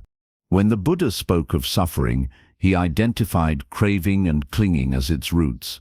Control is simply another form of clinging, the clinging to certainty, to outcomes, to predictability. The ego thrives on control because it fears the unknown. It says, if I can manage every detail, I will be safe. But safety in a world built on impermanence is a mirage. Life's very nature is change, and to resist that change is to resist life itself. Imagine trying to stop the ocean with your hands. You dig your fingers into the sand, but the waves keep coming. The more you struggle, the more exhausted you become. Eventually you fall, and in that moment of collapse you realize the truth. The ocean was never your enemy. It wasn't meant to be controlled, it was meant to be experienced. When you finally stop fighting the tide and allow it to carry you, you discover a peace deeper than control ever offered. Surrender does not mean giving up or becoming passive. It means accepting that you are part of a greater flow. It's the humility to recognize that the same force that keeps the stars in orbit is guiding your life too. When you surrender, you are not losing power. You are aligning with something infinitely more powerful than your limited self. You stop being the captain trying to steer the entire sea, and instead become the sailor learning to ride its waves. The ego, however, resists surrender with everything it has. It says, if I let go, I'll lose everything. I'll lose control, direction, identity. But what you truly lose are illusions. The illusion that you can control others, the illusion that you can control time, the illusion that you can control how life unfolds. And once those illusions fall away, what remains is not emptiness, but freedom. There is a story of a monk who was once traveling through a dangerous forest. Bandits caught him and tied him to a tree, threatening to kill him. The monk remained calm, even smiling. The leader of the bandits asked, "Aren't you afraid to die?" The monk replied, "Death will come when it comes. My fear will not stop it, only make me die twice, once in worry and once in truth. So why die before I must?" The monk's peace came not from bravery, but from surrender. He had given up the illusion of control over life and death, and in doing so, he found unshakable freedom. When you try to control everything, outcomes, people, the future, you create anxiety, you live in constant tension, as if holding your breath all the time. You try to fix what isn't broken and resist what can't be changed. But when you surrender, you begin to breathe again. You realize that life doesn't need your constant interference to unfold perfectly. The seed does not need to be told how to sprout. The heart does not need to be reminded to beat. There is an intelligence far greater than your mind orchestrating everything. Buddhism teaches that the desire for control is rooted in fear, the fear of uncertainty. The ego wants guarantees. It wants tomorrow written down, assured, predictable. But the truth is, the future has never been certain. It has always been a blank page. Control tries to write the story ahead of time, but surrender allows the story to unfold naturally. When you stop demanding that life follow your script, life begins to reveal a better one. Think about how many times in your life things didn't go as planned, yet turned out far better than you imagined. How many times were you heartbroken, only to find something greater waiting beyond the pain? That's the universe reminding you that it knows more than you do. Control limits you to what your mind can imagine. Surrender opens you to what existence can create. In meditation, the illusion of control becomes very clear. You sit and try to control your breath, your thoughts, your emotions, but the harder you try, the more restless you become. Only when you stop trying to manipulate the experience do you begin to relax. The breath finds its natural rhythm, the thoughts slow down, and the body softens. The same is true in life. When you stop trying to force everything into perfection, you realize that perfection was there all along, in the flow, in the impermanence, in the chaos itself. Letting go of control doesn't mean becoming careless. It means acting wisely while accepting whatever outcome arises. It means doing your best, then releasing the results. It means understanding that your responsibility lies in effort, not outcome. The wise act with intention but without attachment. They plant the seed but do not demand the flower to bloom on their schedule. This principle is beautifully expressed in the Bhagavad Gita, a text that aligns closely with Buddhist thought. You have the right to your actions, but never to the fruits of your actions. The Buddha would have agreed. True peace comes when you focus on the quality of your actions, not on controlling their results. When you surrender control, you also begin to surrender your judgments. You stop labeling events as good or bad, lucky or unlucky. You begin to see that life is neutral. It's your mind that adds meaning. That breakup wasn't punishment, it was a redirection. That failure wasn't loss, it was instruction. The mind's need to control blinds you from these hidden gifts. Surrender removes that blindness. The irony is that when you stop trying to control everything, life becomes more orderly, not less. Why? Because resistance creates disorder. When you push against the flow, you create turbulence. When you move with it, harmony appears. Think of the river. It doesn't resist the bends or the rocks. It moves around them, gracefully, silently, inevitably finding its way to the sea. Surrender is that movement, effortless and wise. The greatest spiritual masters all lived in surrender. The Buddha surrendered his royal life. Jesus surrendered his will to divine purpose. Lao Tzu spoke of yielding as the way of strength. None of them lived in fear because they no longer needed the illusion of control. They understood that the universe is not something to dominate. It's something to cooperate with. Surrender also dissolves suffering in relationships. Most conflicts come from trying to control others, wanting them to behave, think, or love in a certain way. But love that tries to control becomes manipulation.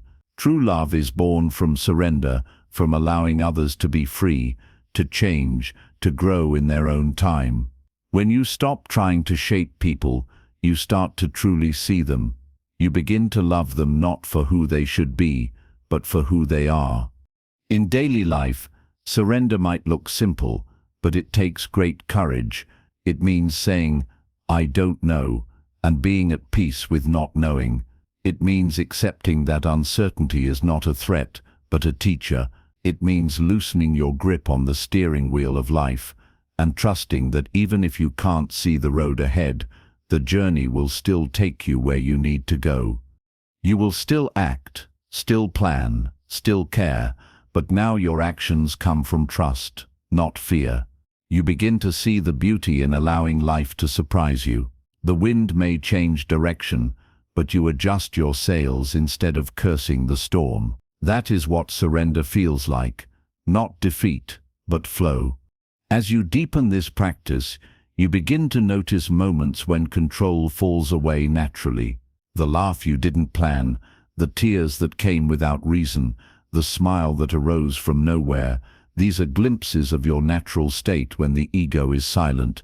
Life moves through you effortlessly. You become not the doer, but the instrument of something vast and mysterious. In that state, your burdens drop.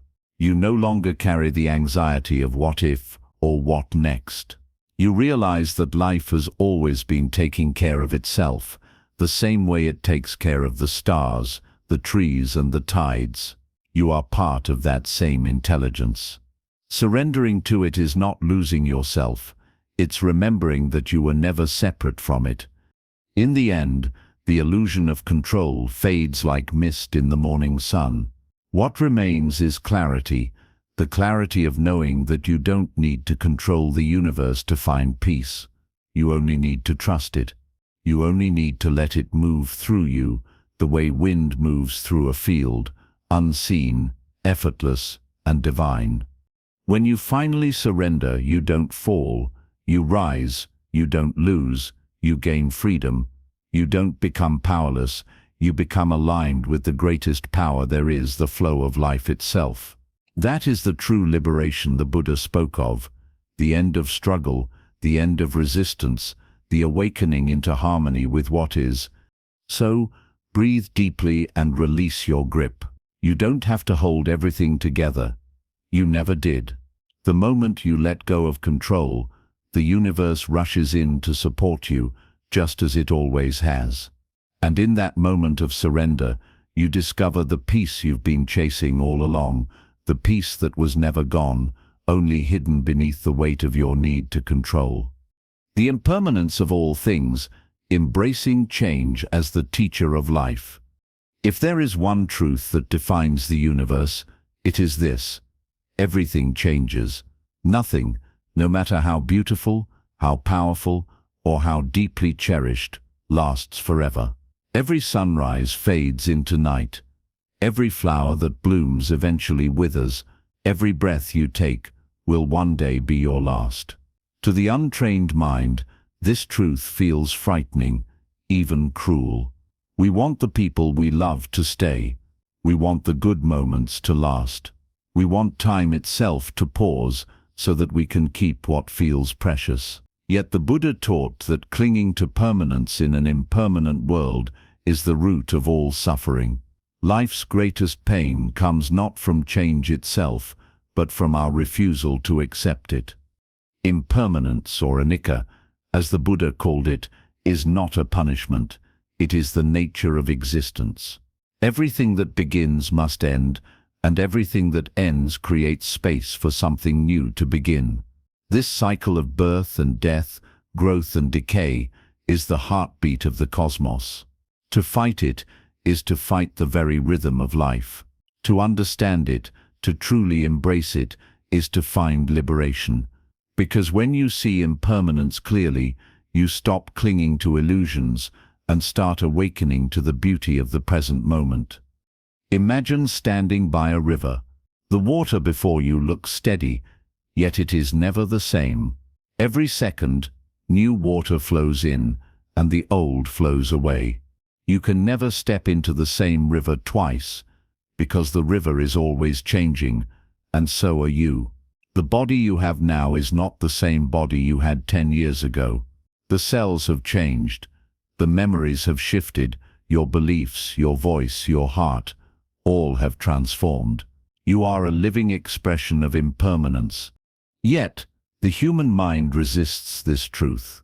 We want to believe that the people we love will stay forever, that success once earned will always last, that we can somehow outrun aging, loss, and death. This resistance is what creates pain. When you try to hold on to what's meant to move, you tear your heart. You chase after yesterday, forgetting that yesterday no longer exists except as a shadow in your mind. Impermanence is not only about loss, it is also the reason for hope. Because everything changes, pain also passes. Every winter of the soul eventually melts into spring. Every heartbreak eventually softens. The same law that takes away what you love also ensures that no sorrow can last forever. Impermanence is both the destroyer and the healer. It takes and gives in equal measure. Buddhist monks meditate deeply on this truth. not to feel despair, but to awaken gratitude. When you remember that everything is temporary, you begin to live differently. You stop wasting time on trivial arguments and endless worry. You become kinder, more patient, more present. You start to see every smile, every sunrise, every shared meal as a miracle, because you know it will never come again in exactly the same way. The awareness of impermanence doesn't make life bleak, it makes it sacred.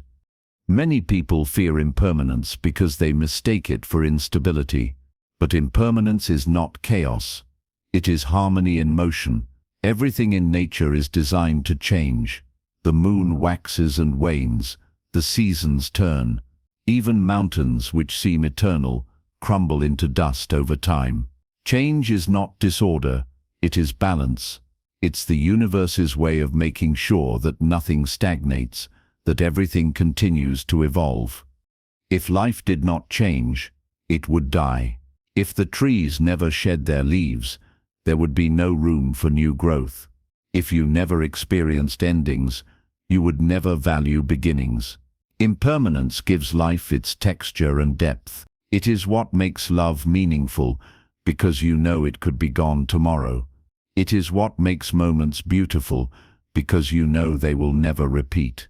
Impermanence is not something to fear, it is something to bow to honor, to learn from. There is a story told in Buddhist tradition about a king who once asked a wise monk for a truth that would bring him peace in both joy and sorrow. The monk handed him a small ring engraved with the words, "This too shall pass." The king wore it always, and in moments of triumph, it reminded him to stay humble. In moments of despair, it reminded him to stay hopeful. That is the wisdom of impermanence. It humbles and heals at once. When you begin to meditate on impermanence, you notice that even your thoughts and emotions are temporary. Joy arises and fades. Anger burns and cools. Fear tightens and then loosens. The self you were yesterday is not the same as the self today. You realize that nothing stays, not even suffering. You stop saying, "I am sad," and start saying, "Sadness is passing through me." This small shift in language holds immense power. It separates your identity from your emotion. You stop being the storm and become the sky that watches it. Impermanence also teaches compassion. When you realize how fragile everything is, how brief our time is together, you become gentler. You stop taking people for granted. You listen more deeply. You forgive faster. Because one day, every conversation will be the last. Every touch will be a memory. Every heartbeat will be gone. This is not meant to make you mourn. It's meant to make you wake up, to remind you that love should be expressed now, gratitude should be spoken now, peace should be made now, because later is never guaranteed.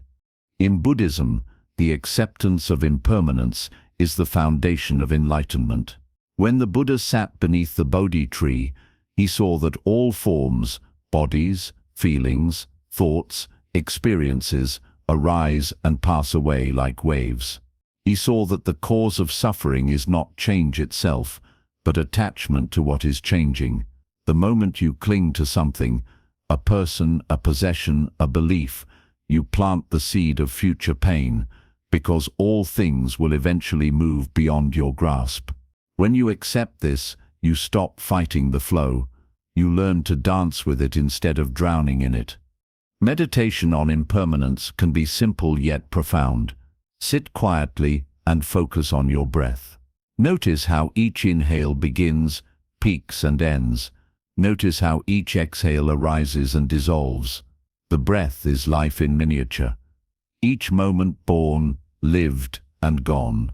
When you see that even your breath cannot be held, you begin to understand the truth of existence. You start to trust the cycle.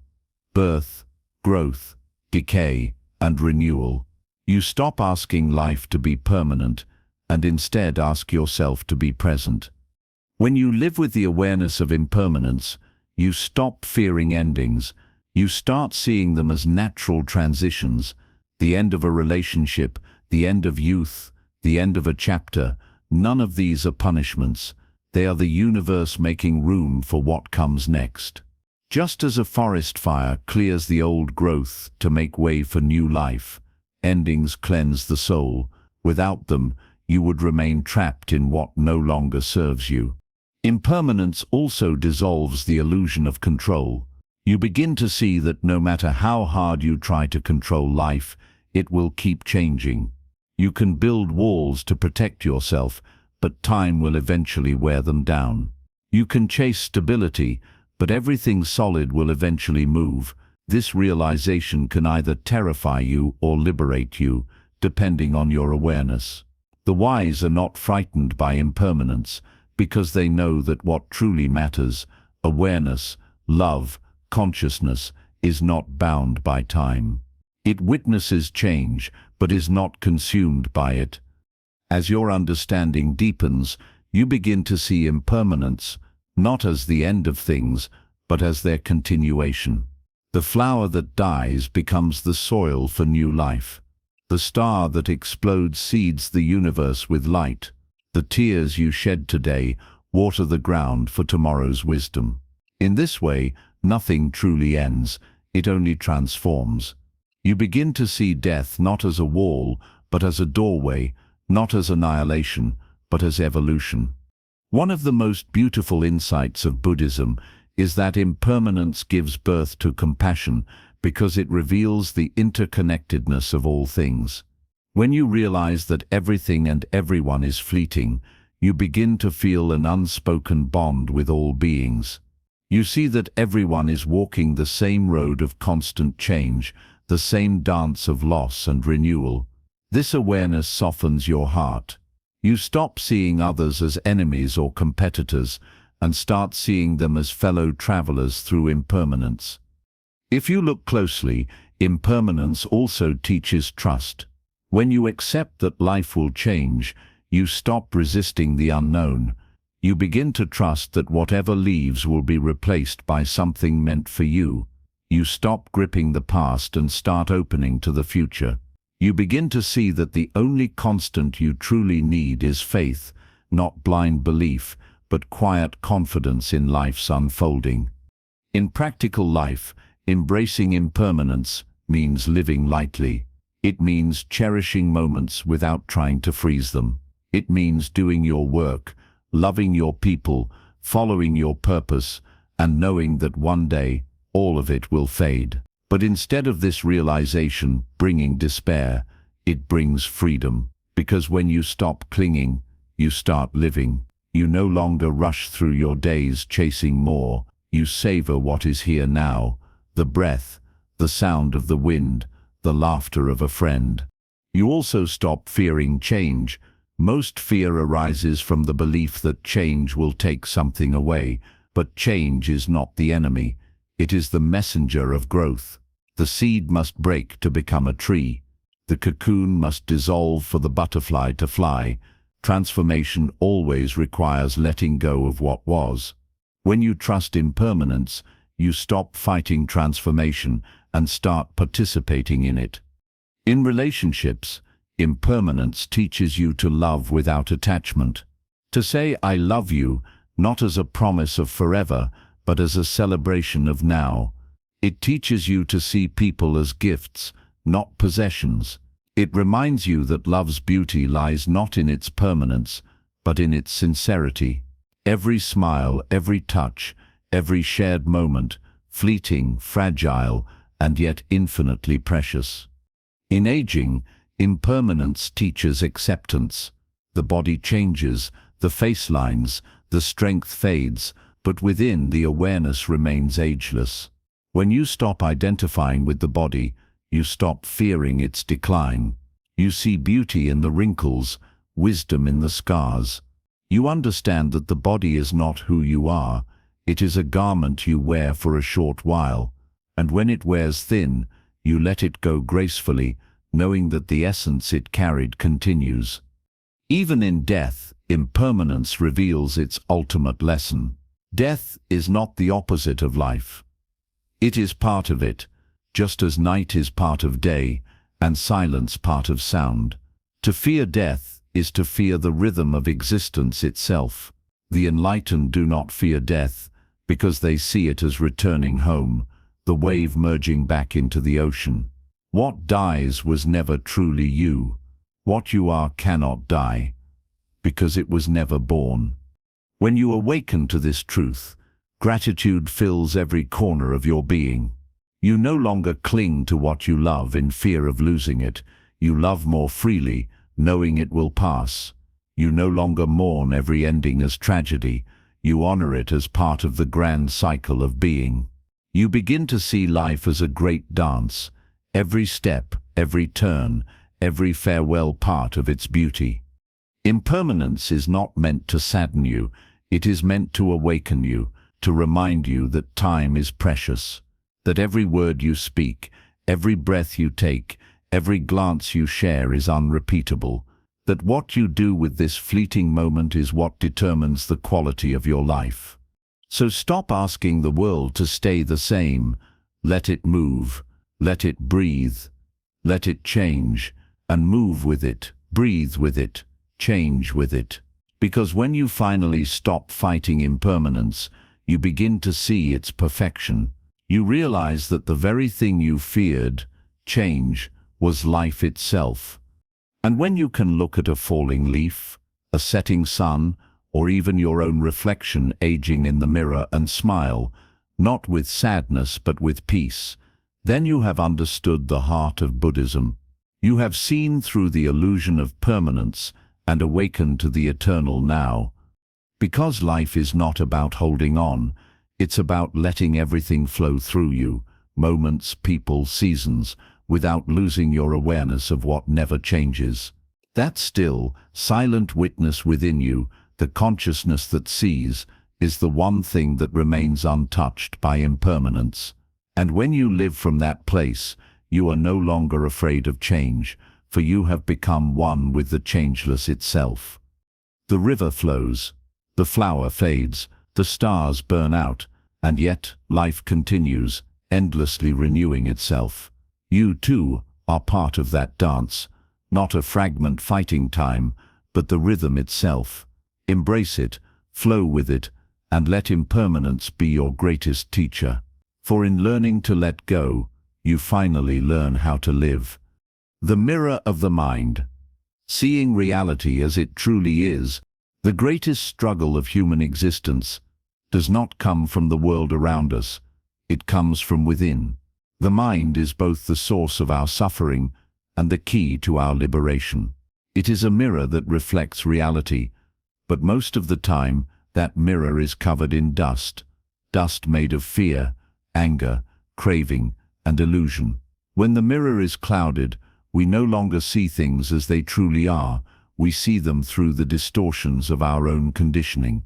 The path to awakening is not about creating a new world.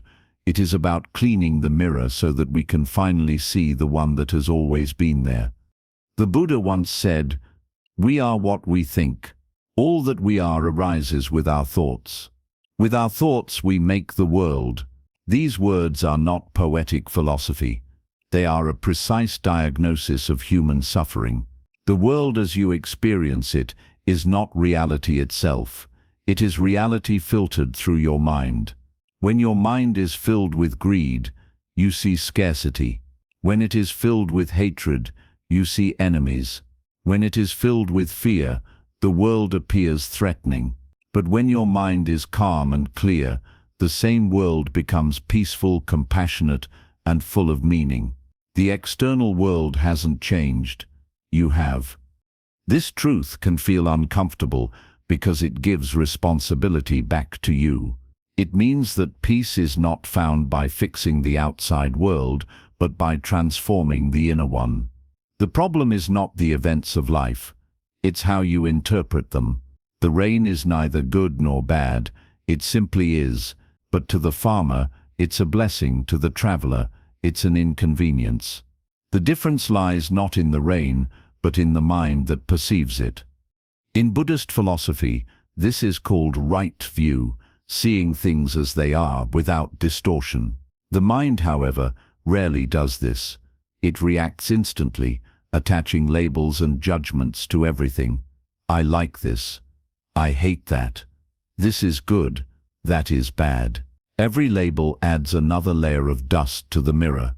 The more you identify with these judgments, the further you drift from truth. You begin to live not in reality, but in a projection of your own thoughts. This is why the Buddha compared the untrained mind to a monkey, constantly jumping from branch to branch, restless and distracted. Most people live trapped in this monkey mind, constantly chasing pleasure and avoiding pain. They are so busy reacting that they never stop to actually see. Meditation, mindfulness, and reflection are the practices that tame the monkey. Through them you begin to slow down, to observe, to witness the mind's movement without getting caught in it. Imagine sitting by a lake. When the wind blows, the surface ripples, distorting everything it reflects. You can't see your face or the sky clearly, but when the wind settles, when the water becomes still, the reflection becomes perfect. The mind works in the same way. When it is disturbed by craving, anger, and fear, it cannot perceive reality clearly. When it becomes still, not through suppression, but through awareness, it becomes a mirror again. To clean the mirror of the mind, you must first learn to recognize the dust upon it. The Buddha identified 3 fundamental stains that distort perception: greed, lobha; hatred, dosa; and delusion, moha. These are the roots of all suffering. Greed makes you crave what you do not have, believing happiness lies in possession. Hatred makes you reject what you dislike, believing peace lies in destruction. Delusion blinds you to the truth, making you mistake impermanence for permanence and illusion for reality. When these 3 poisons govern your mind, you live in constant conflict, chasing, fighting, and fearing. The antidote to greed is generosity. Each time you give freely, time, compassion, forgiveness, you weaken greed's hold. You realize that joy does not come from holding, but from releasing. The antidote to hatred is loving kindness. Each time you respond to anger with understanding, you dissolve a piece of darkness within yourself, and the antidote to delusion is wisdom, not book knowledge, but insight gained from direct experience. The more you observe the mind, the more you see its patterns, and the less power they have over you. Meditation is the great mirror cleaner. When you sit in silence, you begin to watch the mind objectively. You notice how one thought leads to another, how emotions arise and fall, how the mind constantly grasps at one thing and rejects another. You start to see that thoughts are not facts. They are temporary movements, like clouds passing across the sky. And just as you wouldn't mistake a cloud for the sky itself, you begin to realize that your thoughts are not who you are. You are the awareness behind them. This realization is the beginning of freedom, because once you see that the mind's stories are not absolute truth, they lose their power to control you. You stop believing every fearful prediction, every judgmental whisper, every memory that tells you who you are. You begin to live with clarity, choosing your responses instead of reacting blindly. The mirror becomes clearer with each moment of awareness. Yet, cleaning the mirror is not a one-time act. The dust of the world keeps returning.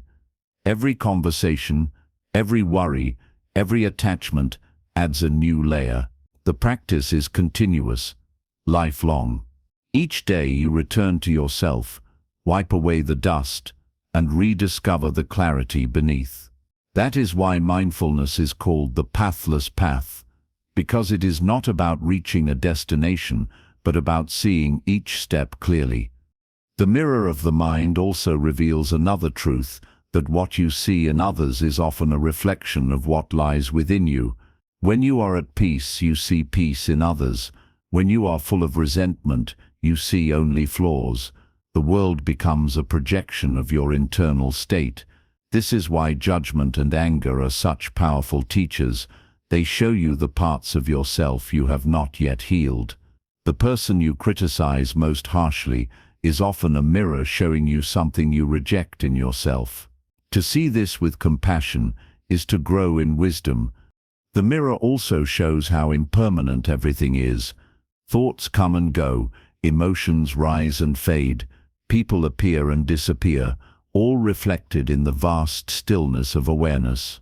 When you identify with the reflection, you suffer, because the reflection constantly changes. But when you realize you are the mirror itself, the timeless awareness beneath all change, you find peace.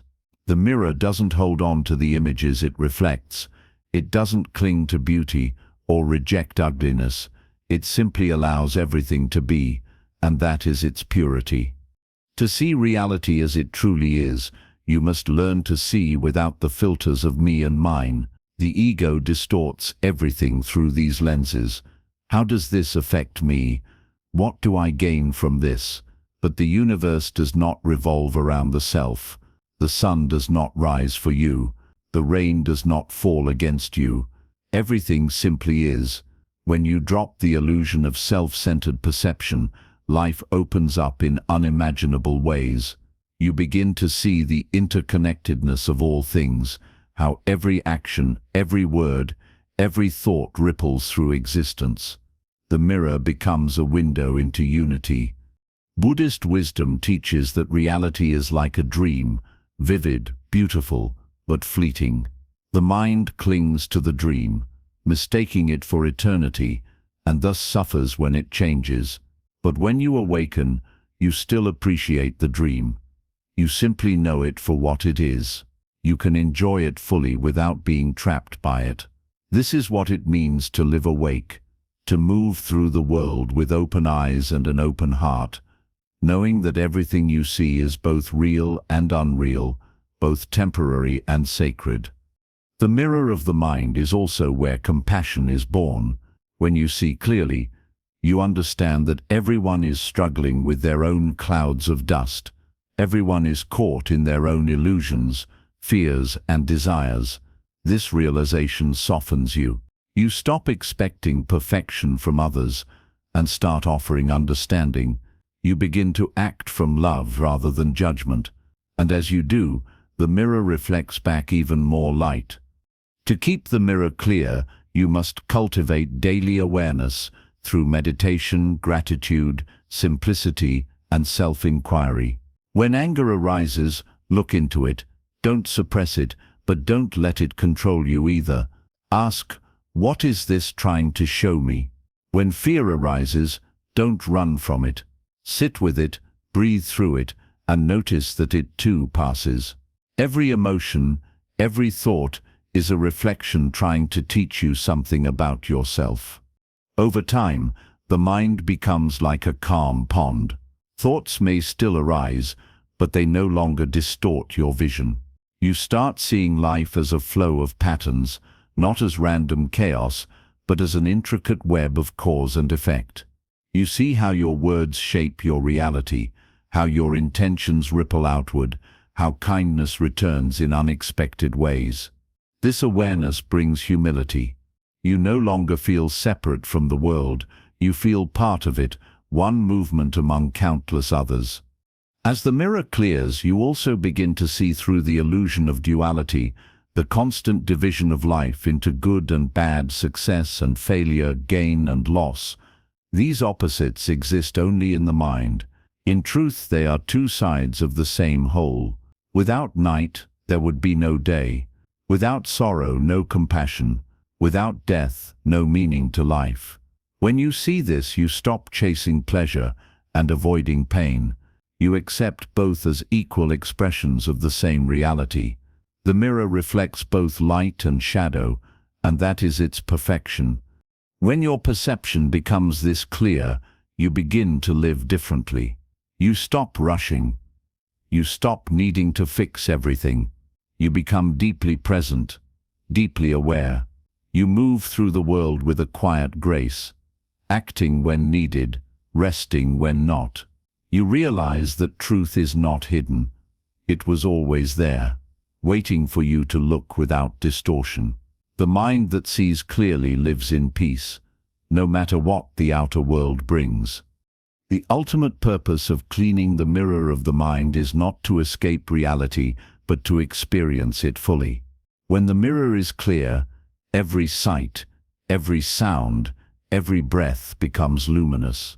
You see the sacred in the ordinary, the divinity in a drop of rain, the miracle in a moment of silence.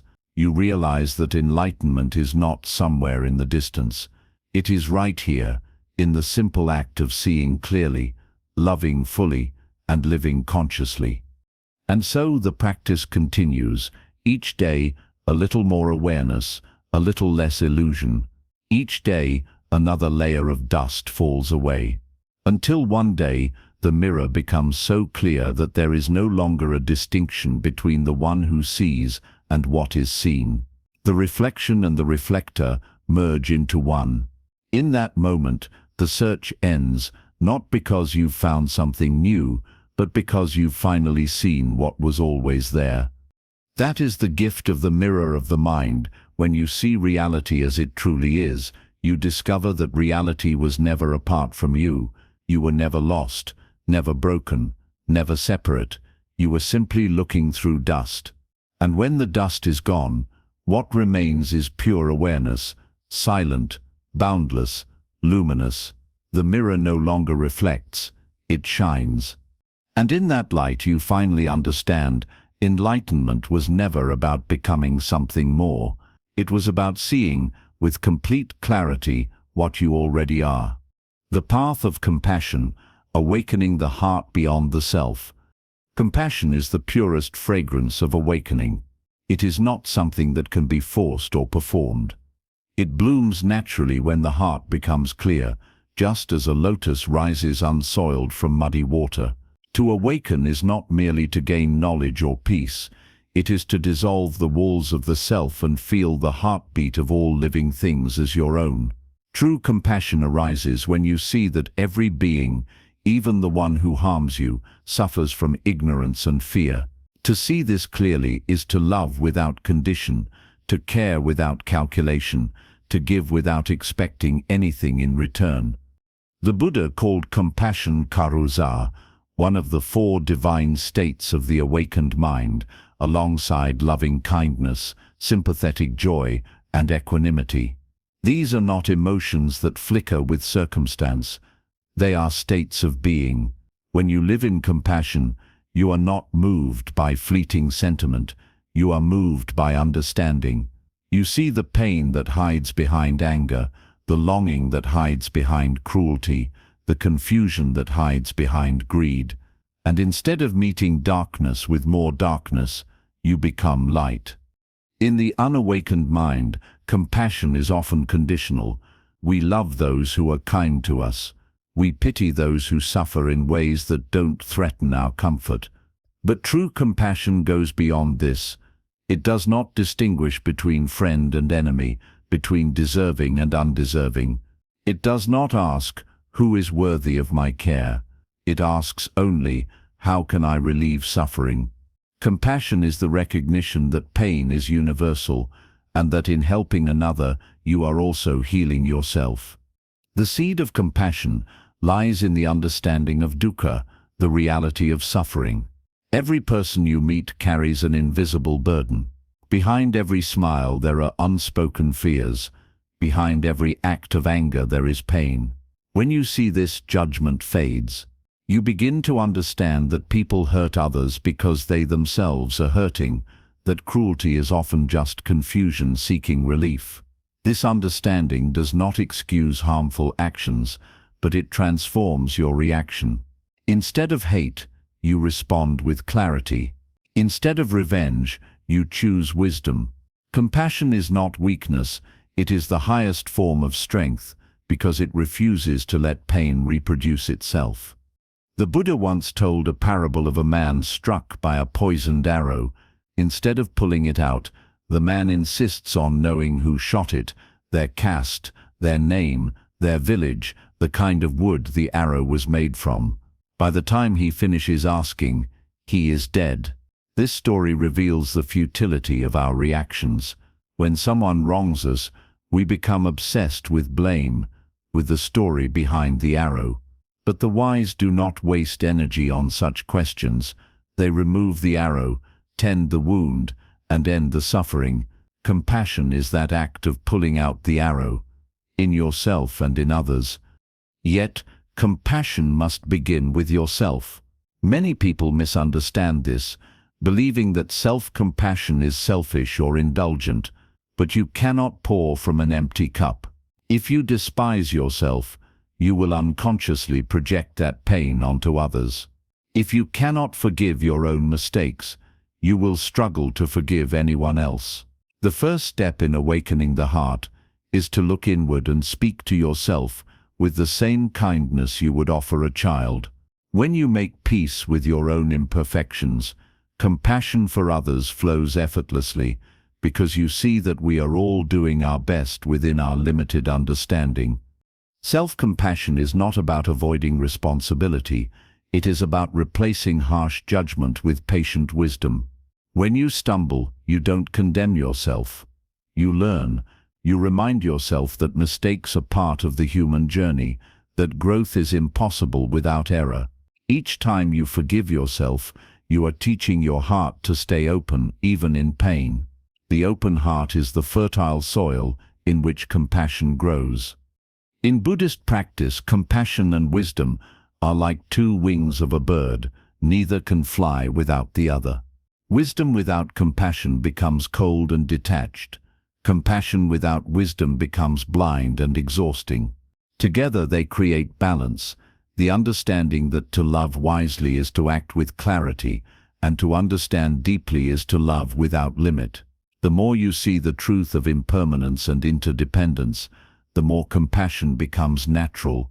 You see that hurting another is hurting yourself, that healing another is healing yourself. When you look at the world with awakened eyes, you begin to see that every being is fighting an unseen battle. The insect struggling to free itself from a spider's web, the old man waiting in silence for someone to visit him, the tree bending under the storm, all are part of the same story of existence. Compassion is not selective. It extends to everything that breathes, and even to what does not. You start to handle the world more gently. You walk softly on the earth, speak carefully to others, eat with awareness, and live in gratitude. In meditation, compassion can be cultivated through a practice called metta bhavana, the development of loving kindness. It begins by generating feelings of warmth and goodwill toward yourself. You silently repeat phrases such as, "May I be safe," "May I be peaceful," "May I be free from suffering." Then you extend these wishes to others, first to loved ones, then to neutral people, then even to those who have hurt you, and finally to all beings. The goal is not to create emotion by force, but to dissolve the barriers that prevent love from flowing freely. With time, the heart expands beyond its small boundaries. You realize that love is not something you have to generate. It was always there, waiting beneath layers of fear. But compassion is not just an inner feeling, it must become action. Awareness without expression is incomplete. True compassion manifests in how you treat others, how you respond to injustice, how you use your energy in the world. It might mean listening deeply to someone in pain, offering forgiveness where anger would be easier, standing up for those who cannot stand for themselves. It may even mean saying no when yes would only enable harm. Compassion is not always soft.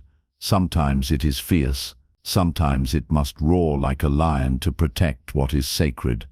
One of the most beautiful qualities of compassion is that it transforms suffering into wisdom. When life breaks your heart, you can choose to close it or to open it wider. The broken heart that stays open becomes a gateway to understanding. Through your own pain, you begin to recognize the pain of others more deeply. You stop asking, "Why me?" and start asking, "How can this help me serve?" Every wound becomes a teacher, every loss a way to grow in empathy. Compassion does not remove pain, but it gives it purpose. The Dalai Lama once said, "If you want others to be happy, practice compassion. If you want to be happy, practice compassion." Happiness born of pleasure is fragile. It fades when the conditions change. But happiness born of compassion is steady because it arises from connection, not consumption. When you act from compassion, you feel part of something larger than yourself. Your joy no longer depends on getting what you want, but on giving what you can. To live with compassion also means to live without pride. You do not help others to feel superior or righteous. You help because their suffering touches your heart as your own. You understand that giving does not make you above anyone. It simply means that in this moment you have something that another needs. The roles may reverse tomorrow. Life is always shifting. Compassion humbles you. It reminds you that every being is both giver and receiver, teacher and student. Even those who appear cruel are not beyond compassion. The Buddha taught that hatred can never be overcome by hatred, only by love. When you look at someone lost in greed or anger, remember that they too are caught in ignorance. They too seek happiness, but look for it in the wrong places. To wish for their awakening, rather than their punishment, is the highest form of love. It is easy to feel compassion for the innocent. It is divine to feel compassion for the guilty. Compassion also requires boundaries. To truly love someone, you must not feed their delusions or enable their harm. Compassion without wisdom becomes attachment disguised as kindness. Sometimes the most compassionate act is to step back, to allow others to face the consequences of their actions. You do not rescue them from growth. You hold space for their awakening. True compassion never violates truth. It supports it. In moments of great suffering, compassion becomes your anchor. When everything falls apart, when life seems cruel, compassion reminds you that you are not alone, that your pain connects you to all living things. When you sit with your grief, your fear, your uncertainty, and breathe compassion into it, something miraculous happens. The pain begins to soften. You begin to feel not just your own sorrow, but the sorrow of humanity, and with it, an immense tenderness. The walls between me and them dissolve. What remains is love without boundaries. This love is not sentimental. It does not depend on being repaid or recognized. It flows quietly, like a river nourishing everything in its path. Compassion does not ask for reward. It is the reward. To act with compassion is to live in harmony with the universe. It aligns you with the natural flow of life. Because life itself is compassionate, it gives freely, endlessly, unconditionally. As you walk this path, compassion begins to change how you see the world. You start noticing small miracles, the kindness of a stranger, the resilience of nature, the silent strength in those who suffer yet still smile. You begin to feel awe again, not for grand things, but for the simple act of being alive. Compassion opens your eyes to the sacredness of ordinary life. And gradually, compassion becomes your nature. You no longer have to think, "Should I help?" You simply help. You no longer divide the world into mine and theirs. You see only ours. Even in silence, your presence becomes healing. People feel peace around you, not because you have given them something, but because you have stopped taking. You have stopped living for yourself alone and started living as life itself. The journey of compassion is not about becoming perfect. It is about becoming real. It's about removing the layers of fear that hide your natural kindness. Every act of compassion polishes the mirror of the heart until it reflects pure love. This love is not personal. It belongs to no one. It is the same love that moves the stars, that breathes through every living thing, that creates and destroys with the same gentle hand. When you reach this understanding, compassion ceases to be a virtue and becomes a way of being. You don't practice it, you are it. Your heart becomes a sanctuary for all life, for the broken, the lost, the joyful, the silent. You realize that to awaken is not to escape the world, but to love it so deeply that nothing in it can make you close your heart again. This is the path of compassion, the path of the awakened heart. It begins with the recognition of suffering, deepens through understanding, and blossoms in service. It is a path that never ends, because love has no finish line. The more you give, the more it flows. The more you open, the more the universe opens with you. In the end, compassion is the essence of enlightenment. It is the bridge between wisdom and love, between self and other, between heaven and earth. It is the realization that there is no other to begin with, that every being is a reflection of the same infinite consciousness looking back through different eyes. When your heart beats in rhythm with that understanding, you have found what sages and saints have sought for centuries. You have found the peace that survives every storm, the love that transcends every boundary, the purpose that outlives every lifetime. And when you walk through the world with such a heart, gentle, fearless, and awake, you become what the Buddha called a light unto the world. You need no title, no robe, no temple. Wherever you stand, compassion shines. Wherever you go, suffering lessens. Wherever you breathe, life feels lighter. Because compassion is not just what you give, it is what you are when you finally remember that all of existence is one vast, breathing, sacred being. And when you live from that truth, you have already found enlightenment, not in some distant heaven, but right here, in the tenderness of a heart that can feel the world and still keep loving. The silence within, discovering the infinite in stillness. Silence is not the absence of sound. It is the presence of everything that is real. Beneath the noise of the world, beneath the chatter of the mind, beneath the constant movement of thought and feeling, there is a stillness that has never been disturbed. It is not something you create. It has always been there, waiting for you to remember it. The Buddha called this silence the unconditioned. It is the space from which everything arises and to which everything returns. To touch it, even for a moment, is to glimpse the heart of enlightenment. Yet most people fear silence. They rush to fill it with sound, conversation, entertainment, anything that distracts from the quiet, because in silence there is nothing to hide behind. The mind begins to reveal its restlessness, its wounds, its illusions, but that is precisely why silence is sacred. It shows you the truth without distortion. In silence, the false dissolves, the masks fall. What remains is what has always been pure and unchanging, awareness itself. When you first sit in silence, it feels uncomfortable. The noise within you seems louder than ever, the stream of thoughts, the echoes of regret, the plans for tomorrow. You may feel anxious, as if something is missing, but nothing is missing.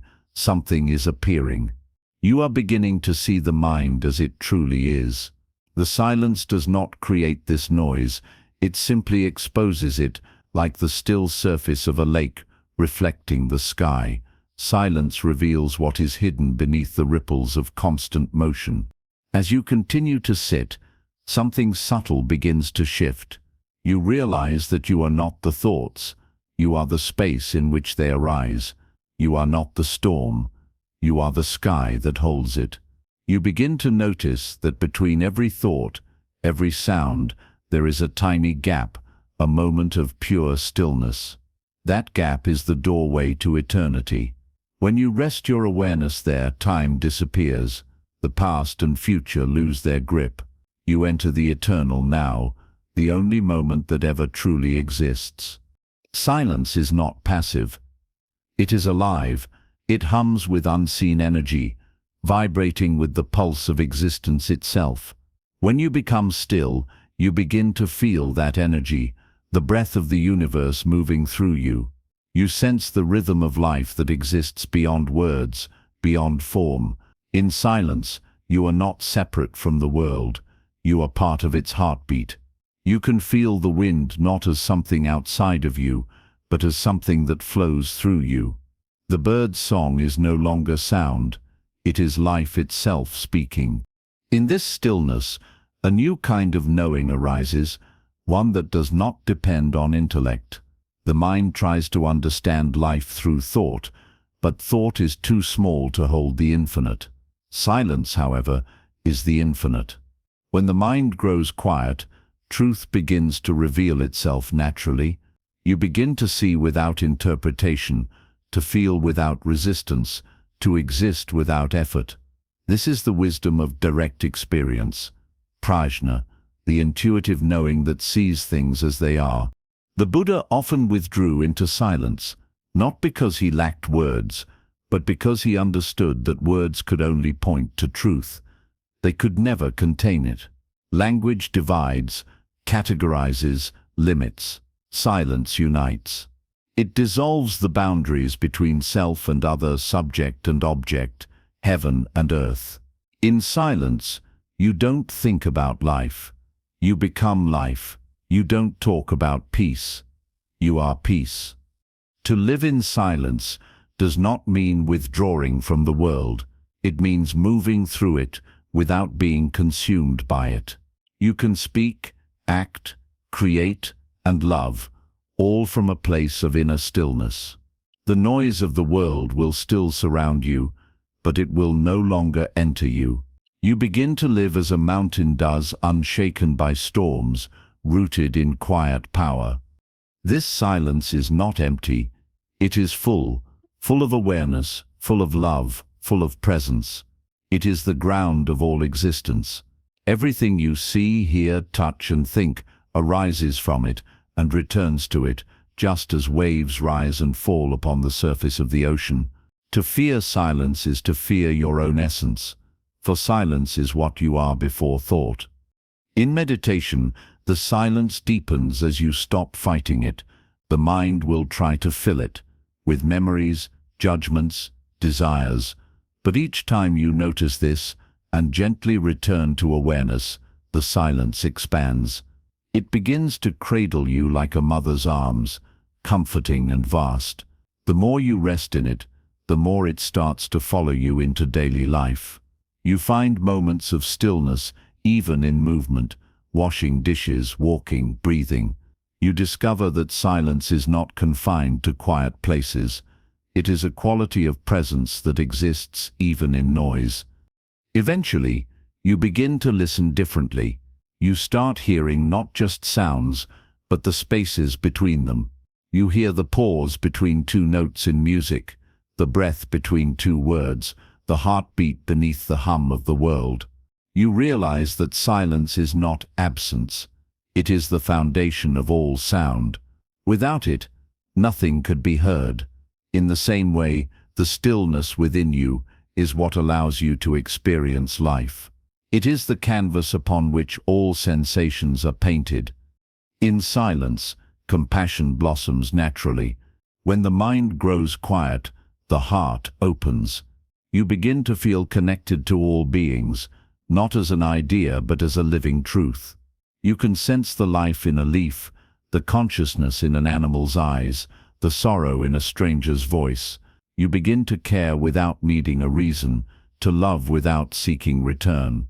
Silence makes you porous, open to the suffering and joy of the world, and from that openness, kindness flows effortlessly. The great Zen masters often taught in silence. When a disciple asked for wisdom, the master would simply sit or raise a finger or point to the sky. In that moment, the student's mind, conditioned to seek verbal answers, would stop, and in that stop, awakening could occur. Silence is the teacher that speaks without words. It shows rather than tells. It transmits truth directly, without the interference of intellect. But to live in silence in a noisy world requires courage. You must dare to step away from the distractions that keep you numb, the endless scrolling, the constant talking, the need for validation. You must be willing to face the quiet, to meet yourself without disguise. The ego fears silence because it cannot survive there. Silence exposes its illusions. It shows you that you are not the story you tell yourself. You are not your name, your achievements, or your failures. You are the awareness in which all of these appear, vast, boundless, untouched. This realization is not something the mind can grasp, it must be felt. Imagine sitting alone beneath a night sky. The world grows quiet, and suddenly you sense the immensity of the universe, the stars, the galaxies, the infinite space. You feel small, yet profoundly connected. That feeling is not thought, it is direct experience. It is silence recognizing itself through you. In this stillness, even suffering transforms. Pain no longer feels like an enemy to escape. It becomes energy passing through awareness. You stop saying, "I am in pain," and instead see, pain is happening. You become the witness rather than the victim. The silence holds the pain, just as the ocean holds the storm, without judgment, without resistance. In that holding, healing begins. True silence is not fragile. It cannot be broken. Even in noise, it remains beneath the surface, like deep ocean water, untouched by the waves above. When you find that inner silence, you can move through the busiest city or the loudest crowd and still remain peaceful. Because silence is not found in the absence of sound, it is found in the absence of disturbance within. This is why the sages of every tradition have sought solitude, not to escape life, but to remember it. They withdrew not out of rejection, but out of reverence. In silence, they found the pulse of the divine, a presence that cannot be described, but can be felt in every breath. It is in the silence before prayer, the silence between thoughts, the silence after laughter. It is the same silence that filled the Buddha's heart under the Bodhi tree, infinite, compassionate, awake. As you deepen in practice, you will discover that silence is not separate from awareness. They are one. The mind may wander, the emotions may rise, but beneath them all awareness remains still. That stillness is not distant, it is immediate, intimate, it is the core of your being. The more you identify with it, the less the noise of life can touch you. You move through the world not as a seeker, but as the silence itself, walking, breathing, smiling, existing in quiet joy. And yet this silence does not make you indifferent. It makes you more alive. You start seeing beauty where others see nothing, in a drop of water, in a stranger's smile, in the way sunlight touches the earth. Because silence sharpens perception, it removes the filters of judgment. You no longer rush past life. You inhabit it fully. Every moment becomes complete, needing nothing more. Silence also teaches patience. In the still mind, time loses its tyranny. You stop demanding that life move faster or slower. You trust its rhythm. You learn to wait without anxiety, to act without haste. You realize that nothing in nature rushes, yet everything is accomplished. The trees do not force themselves to grow. They simply stand silent and open to the sun. That is how the awakened live, deeply still, yet constantly growing. Eventually, silence becomes prayer, not prayer in words, but in being. When you sit in silence, you are communing with the sacred directly. You do not ask for anything, because you see that nothing is lacking. You do not seek answers because you realize you already are the answer. The silence becomes an offering of presence, of gratitude, of surrender. It is the most profound form of worship because it is beyond belief or ritual. It is pure awareness bowing to itself. There will come a moment, in deep silence, when the distinction between you and the silence dissolves completely. The listener disappears, the silence remains. In that moment, there is no self, no world, no separation, only pure being. It cannot be described, because there is no you left to describe it. But when you return from that depth, you carry its fragrance. You move through the world with peace that no circumstance can shake. And this is the ultimate gift of silence. It frees you from the noise of becoming. You no longer chase enlightenment as something to achieve. You see that enlightenment is simply this: the stillness that has been here all along, waiting patiently beneath the noise of thought. You realize that silence was never the opposite of sound. It was the background of all existence, the eternal witness that has been watching since the beginning of time. So learn to return to silence often. Sit quietly, breathe deeply, and listen. Not to the world, but to the space beneath it. That space is who you are. Let it guide you, heal you, expand you. Let it remind you that peace was never lost. It was simply drowned out by noise. When you live from that silence, you become like a calm lake reflecting everything yet clinging to nothing. You move through life untouched, serene, awake. You speak less, but every word carries power. You act less, but every action carries wisdom. You love more because silence has taught you that love is not something you do, it is what you are. And when you finally understand this, when silence becomes your constant companion, you no longer seek heaven or enlightenment or perfection. You are already home. Because beneath every sound, beneath every thought, beneath every breath, there is only silence. And in that silence, everything you've ever sought was waiting for you all along. The death of the ego, awakening to the boundless self. Every human being lives behind a mask. The mask of I, it is the collection of all the stories you tell about yourself. Your name, your memories, your desires, your fears, your successes, and your failures. You believe this mask is you, but it isn't. It is a shadow, a fleeting image reflected in the ever-changing mirror of the mind. The ego is this shadow, the illusion of a separate self. It whispers constantly, I am this, I am that, I want this, I fear that. It keeps you trapped in endless cycles of craving and aversion, pride and guilt, victory and defeat. It makes you believe you are a wave apart from the ocean, forgetting that you were never anything but the ocean itself. The Buddha's realization under the Bodhi tree was not a discovery of some new truth, but a remembrance of the Eternal One. There is no fixed independent self. What we call I is a process, a dance of causes and conditions, a collection of impermanent elements arising and passing away in every instant. You are not a solid being. You are a movement, a flow. Thoughts come and go, feelings rise and fade. The body changes moment to moment. Yet, there is something that silently witnesses all of this, something vast, clear, and timeless. To awaken is to shift your identity from the passing forms to the formless awareness that observes them. The ego resists this truth because it lives on identification.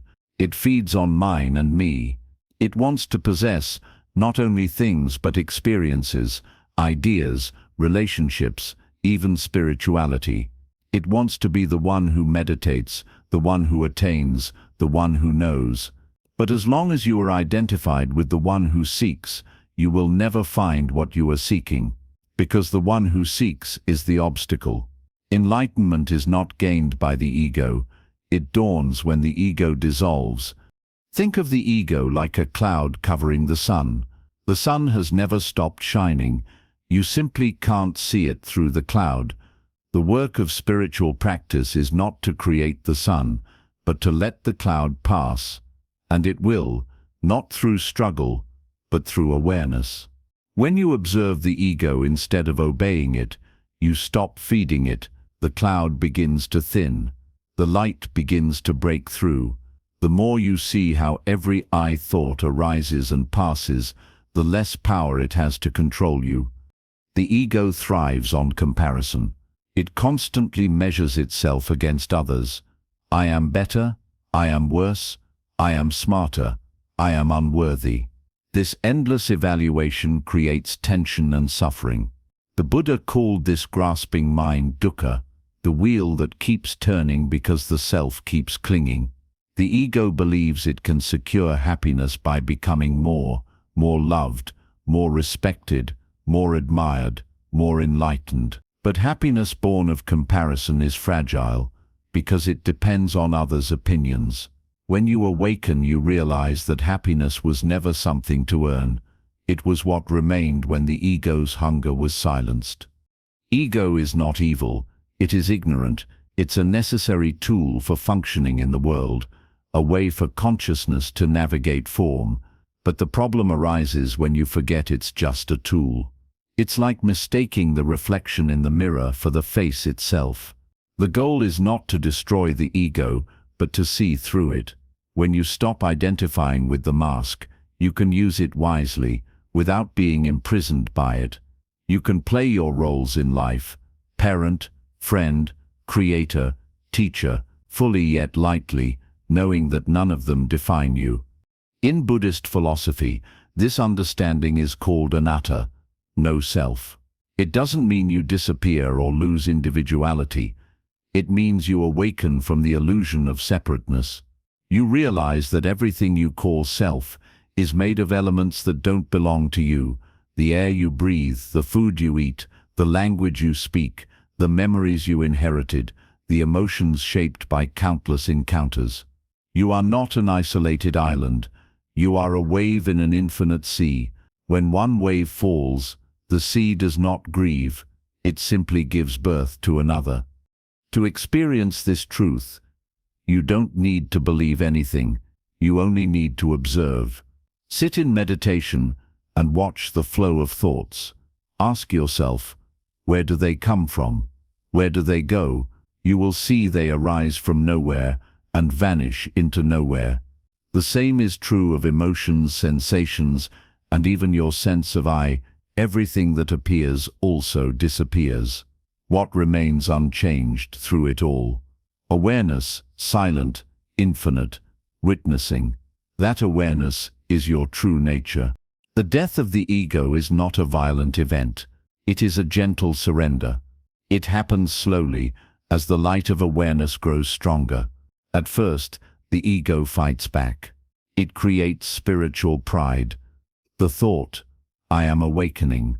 It tries to own the experience, but awareness sees even that thought as another ripple in the mind. It doesn't fight, it simply watches. Eventually, even the watcher dissolves, and only witnessing remains. There is no you left to awaken, only awakening itself. When the ego dies, fear dies with it. Fear exists only where there is separation, the belief that something out there can harm me.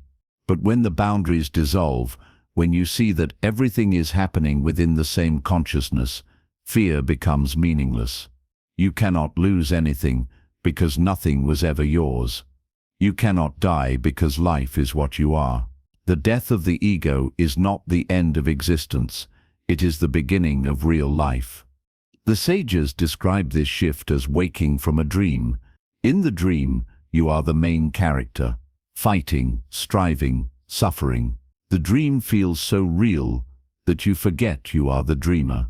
But when you wake up, you realize that the dream never truly threatened you.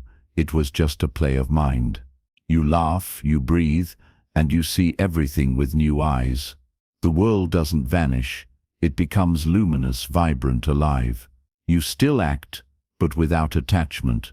You still feel emotions, but they flow freely without leaving scars.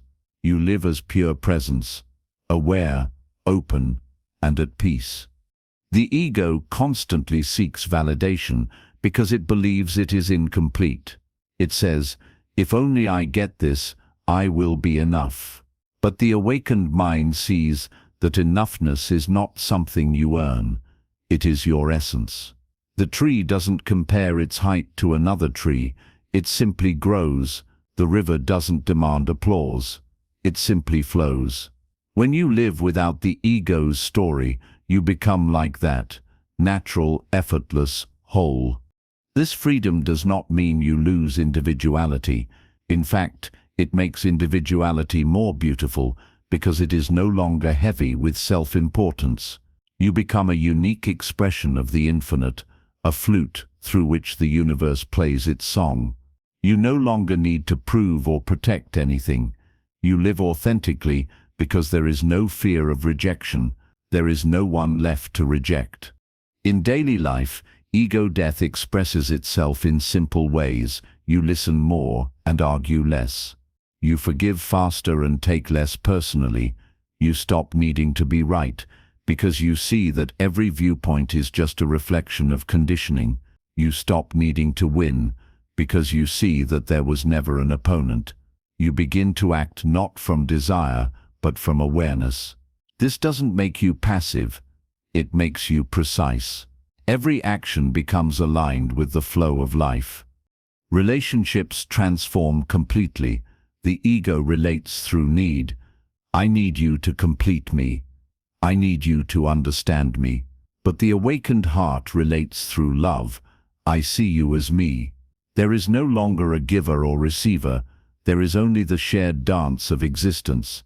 You love freely, not because someone deserves it, but because love is your natural state when the barriers of me and you are gone. Even suffering transforms. The ego resists pain, saying, "This should not be happening to me." But awareness simply observes pain as another movement in the field of experience. Without the story, suffering loses its sting. It becomes a sensation, intense but fleeting. You begin to realize that most suffering is not caused by life itself, but by your identification with the one who suffers. When that identification fades, even sorrow becomes sacred. This is why enlightened beings radiate peace, even in adversity. They feel everything, but they are not consumed by anything. Their joy does not depend on pleasure. Their peace does not depend on circumstance. They have died before death. The ego's death has freed them from fear. What remains is pure aliveness, simple, spontaneous, infinite. To live without ego is not to become indifferent or detached from the world. It is to engage with it fully, but without being bound by it. The Buddha walked among people, taught, comforted, and served, yet he was untouched by their praise or blame. He had no self to defend or glorify. That is why he could love so deeply, because there was no separation left between him and the world. This state is available to everyone, here and now. It doesn't require years of renunciation or isolation. It begins with awareness, with noticing how the ego operates in your daily life. Notice the moments you feel offended, jealous, or anxious. Ask yourself, who is feeling this? Trace the emotion to its root, and you'll find a thought: I have been disrespected, I might lose, I am not enough. Each time you question it, each time you witness it without believing it, the ego weakens. Meditation is a sacred fire that burns away the false self. Sit and watch the arising of I thoughts. I want this. I should do that. Don't fight them, just observe. See how they come uninvited and dissolve naturally. Notice the gaps between them. Those gaps are glimpses of your true nature, pure awareness, silent and limitless. With practice, those gaps grow wider until one day you realize you were never the thoughts at all. You were always the space between them. Ego death is not a dramatic explosion. It is a gradual melting. Layer by layer, identification fades, with the body, with emotions, with beliefs. You stop saying, I am angry, and start saying, anger is arising. You stop saying, I am lost, and start saying, confusion is passing. Eventually, even the witness dissolves into the witnessing. The river merges with the ocean. The seeker disappears into what was always sought. And yet in that disappearance, life doesn't end. It begins. The world shines with new light. Every leaf, every face, every sound vibrates with the same essence. You see that there was never separation to begin with, only the illusion of it. The mind falls silent, but not empty. It overflows with peace. You realize that what you called enlightenment was simply reality, seen without distortion. The death of the ego is not an event to be achieved. It is a realization to be lived. Every moment of awareness, every act of letting go, is a small death of self and a birth of freedom. Each time you choose understanding over pride, stillness over reaction, presence over narrative, the ego loses its grip. And in that space, something vast and luminous begins to breathe through you. That breath is life itself. It has no name, no face, no boundary. It has been breathing through all beings since the beginning of time. It is the wind moving through the forest, the ocean tide, the heartbeat of the earth. When the ego dies, you don't vanish into nothingness. You awaken as everything. And so the journey ends where it began, not in the gaining of something new, but in the recognition of what has always been true. You were never the small self struggling to survive. You were always the infinite consciousness playing as a human being for a while. When this truth fully flowers, fear vanishes, desire quiets, and love expands beyond measure. You no longer ask, "Who am I?" because the question itself dissolves. There is no longer a who, only being. You live, breathe, and move as life itself, free, fearless, and profoundly at peace. This is the death of the ego and the birth of the boundless self that was never born and will never die. The eternal now, living beyond time and becoming one with the present. Time is humanity's most persistent illusion. From birth, we are trained to divide life into past, present, and future, to live as if the moments we call now are stepping stones towards somewhere else. We spend our days chasing what's ahead or clinging to what's behind, rarely touching the fullness of the present moment. Yet the Buddha's awakening shattered this illusion. There is no past, there is no future, there is only now. The eternal present is the only reality that has ever existed, and to awaken is to return to it completely. Most people live as prisoners of time. They are haunted by their past, burdened by regret and memory, and driven by anxiety about the future. The mind, like a restless pendulum, swings endlessly between what was and what might be. It rarely rests in what is. When you try to live in time, you live in suffering, because time is the mind's greatest fiction, a measurement of change, not of being. The present moment, however, is beyond measurement. It is the silent space where life truly unfolds. In Buddhism, this timeless awareness is called tathata, suchness, the truth of things as they are. To live in the present moment is not to reject the past or ignore the future, but to see through their unreality. The past exists only as memory. The future exists only as imagination. Both are thoughts appearing now. The only thing that has ever been real is this, the immediate experience before you, the breath entering your body, the heartbeat echoing within, the sound of the wind outside. Everything else is mind-made projection. The mind, however, resists the present moment because it cannot control it. The present is alive, unpredictable, ungraspable. The ego survives by dwelling in time. It keeps its identity alive by reliving old stories or imagining future scenarios. I was wronged. I will succeed. I used to be happy. I will find peace one day. These are the mind's mantras, keeping you trapped in a narrative instead of the living truth. The Buddha saw through this and taught, do not dwell in the past.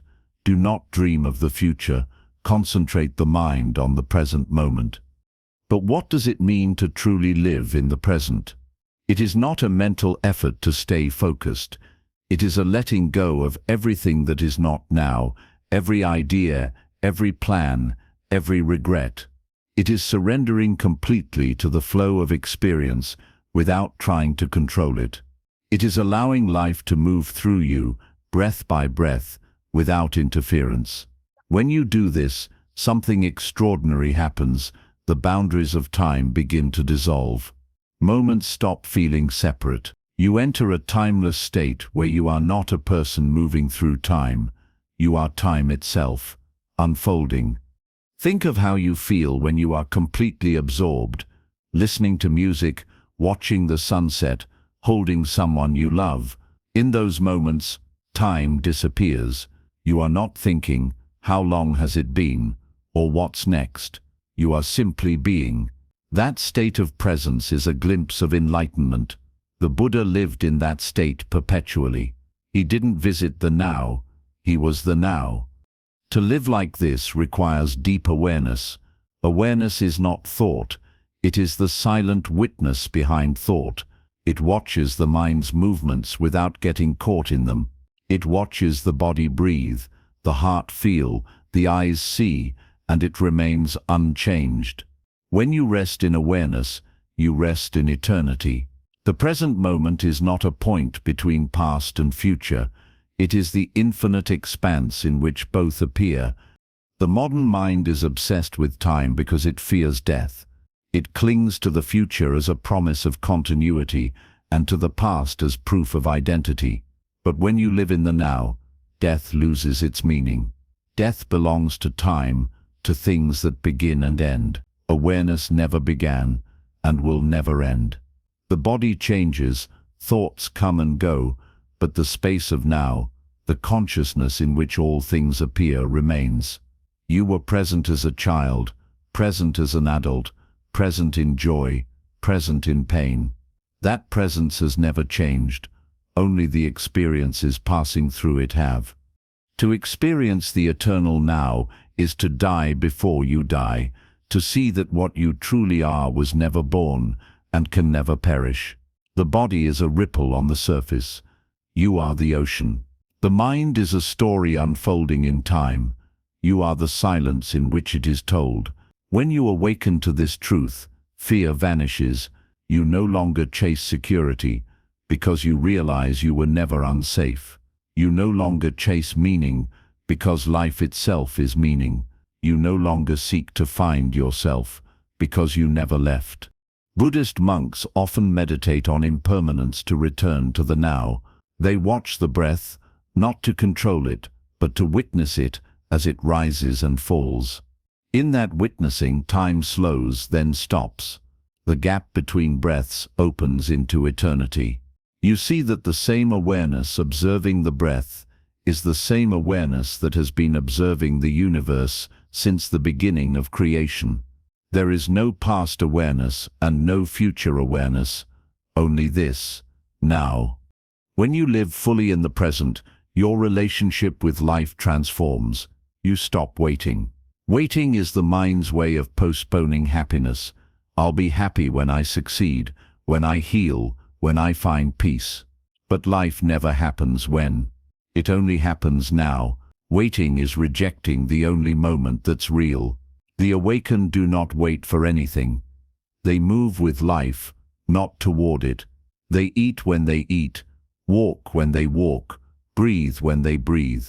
Their joy is not dependent on what comes next. It is found in the miracle of what is. The eternal now is not a fleeting state to achieve. It is the background of every experience. It is here even when you are unaware of it. It is here when you worry, when you hope, when you dream. Awareness does not leave. It is simply overshadowed by thought. The practice of mindfulness is not about creating the present moment. It is about uncovering it. The now has never gone anywhere. You have just been looking elsewhere. To return to the now, start simply. Close your eyes and feel your breath. Notice the sensations in your body, the warmth of the air, the weight of the hands, the beating of the heart. Let thoughts come and go without chasing them. With each breath, ask gently, where is the past now? Where is the future now? You will see they exist only as thoughts.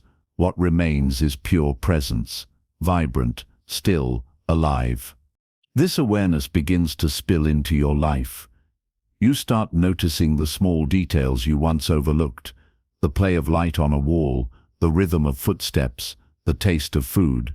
Each ordinary moment becomes luminous because it is no longer covered by distraction. The now reveals its richness when you stop trying to escape it. Even pain transforms in the light of presence. Suffering belongs to time, to memory and anticipation. Pain exists in the body, but suffering is born in the mind's resistance to it. Why is this happening? When will it end? When you stay fully in the now, pain loses its narrative. It becomes a pure sensation, intense but not unbearable. You see that you are not the pain, you are the awareness holding it. The mind may protest, but the awareness remains untouched, vast as the sky. When you live in the now, gratitude becomes effortless. You no longer take life for granted, because you are finally living it. You realize that this breath, this sound, this moment will never return. Each instant becomes precious, sacred. You stop rushing toward an imagined future and begin to inhabit the wonder of the present. You start saying thank you not for things, but for being. The now also teaches humility. It shows that life is not something you control, it's something you participate in. When you surrender to the flow of the present, you align with the intelligence of existence itself. You stop fighting time and begin to dance with it. Every movement, every change, every loss and gain becomes part of the same divine rhythm. The ego resists this, wanting permanence, but the soul rejoices, because in impermanence there is freedom. The enlightened live without psychological time, but they still use chronological time. They plan, act, and remember, but without identification. To them, time is a tool, not a trap. They move through it lightly, knowing that behind every clock, every calendar, there is eternity ticking silently. The now is also where love truly exists. Love cannot exist in the past. It becomes memory. It cannot exist in the future. It becomes hope. Real love lives only in the immediacy of presence. When you hold someone's hand and are fully there, without thought, you touch eternity. When you listen without judgment, without waiting to reply, you dissolve the boundary between you and the other.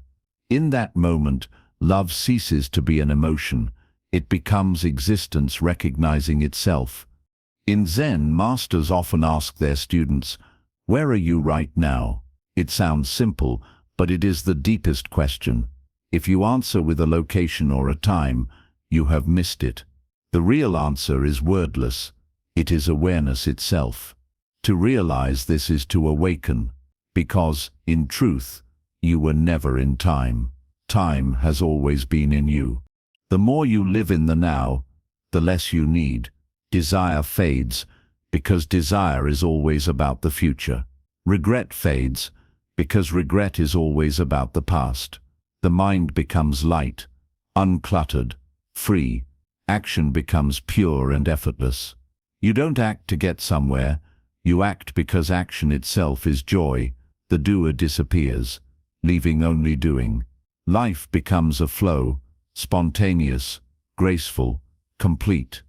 This is the secret of liberation. Enlightenment is not a distant state to reach. It is the end of reaching. It is the discovery that you are already home. Every step you have ever taken has been in the now. You just didn't notice. When you finally do, the search ends, not in attainment but in rest. So pause right now. Feel the stillness underneath your thoughts. Hear the silence beneath the sounds around you. Notice the awareness reading these words, the same awareness that has always been here, through every joy, every sorrow, every breath. That awareness has no age, no boundary, no destination. It is eternal. To live in the eternal now is to step out of the dream of becoming and awaken into the reality of being.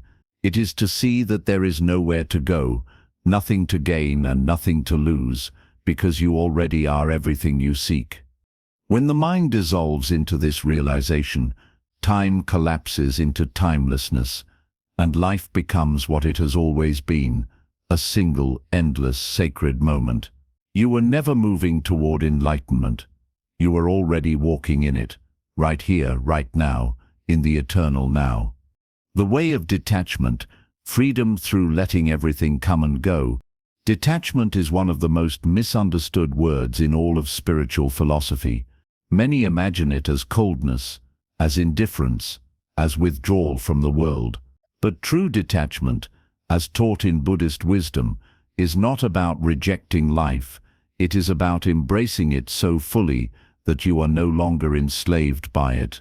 It is not a disconnection from love or experience, but freedom within them. Detachment is the art of touching everything yet clinging to nothing. It is to walk through life with open hands, not grasping, not pushing away, simply allowing what comes to come and what goes to go. The Buddha called this freedom upekkha, equanimity.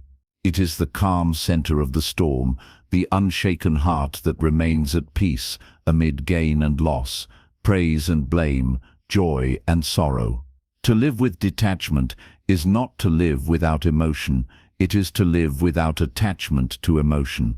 It is to allow feelings, thoughts, and experiences to arise, move through you, and dissolve without the desperate need to control their direction or duration. When you first hear this teaching, it can sound almost impossible. The mind resists it, saying, "But how can I love without attachment? How can I care without holding on?" Yet that is the deeper paradox. Attachment is not love, it is fear.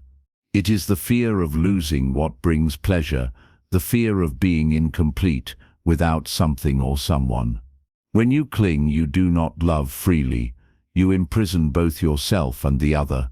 True love, born of detachment, is pure because it needs nothing in return. It is love that gives, not love that demands. Imagine holding a bird in your hand. If you grip too tightly, you harm it.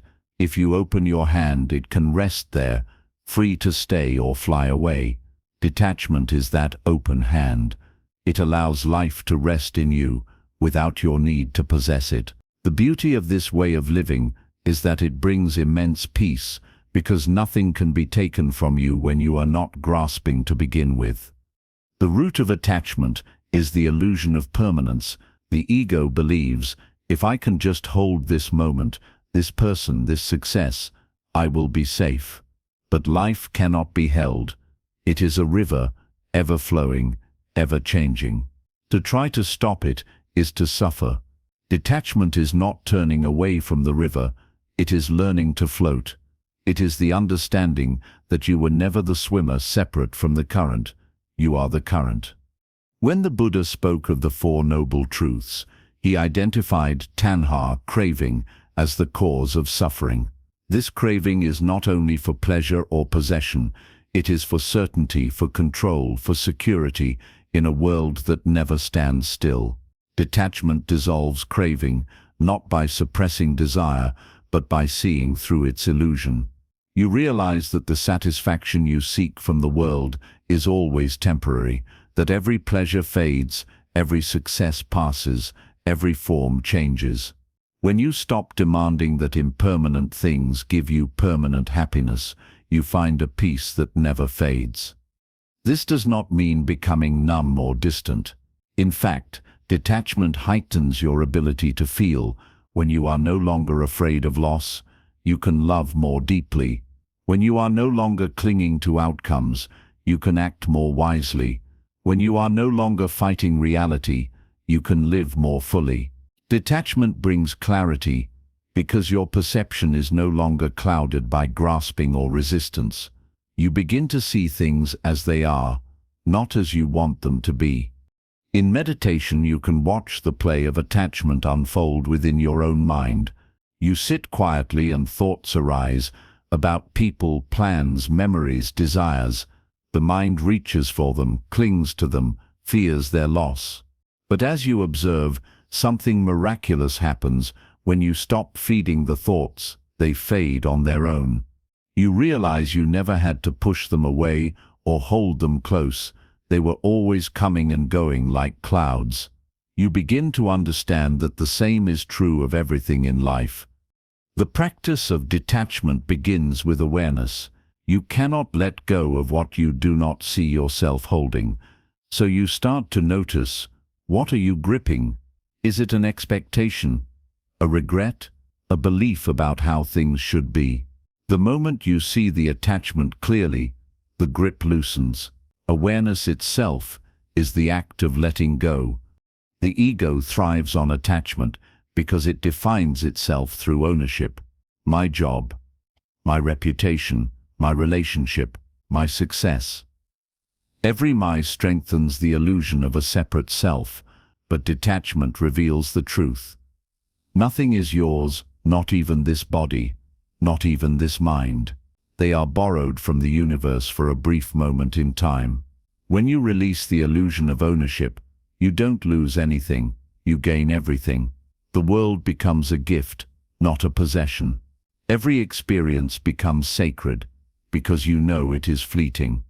One of the great teachers of Buddhism once said, "Let everything happen to you, beauty and terror, only keep going. No feeling is final."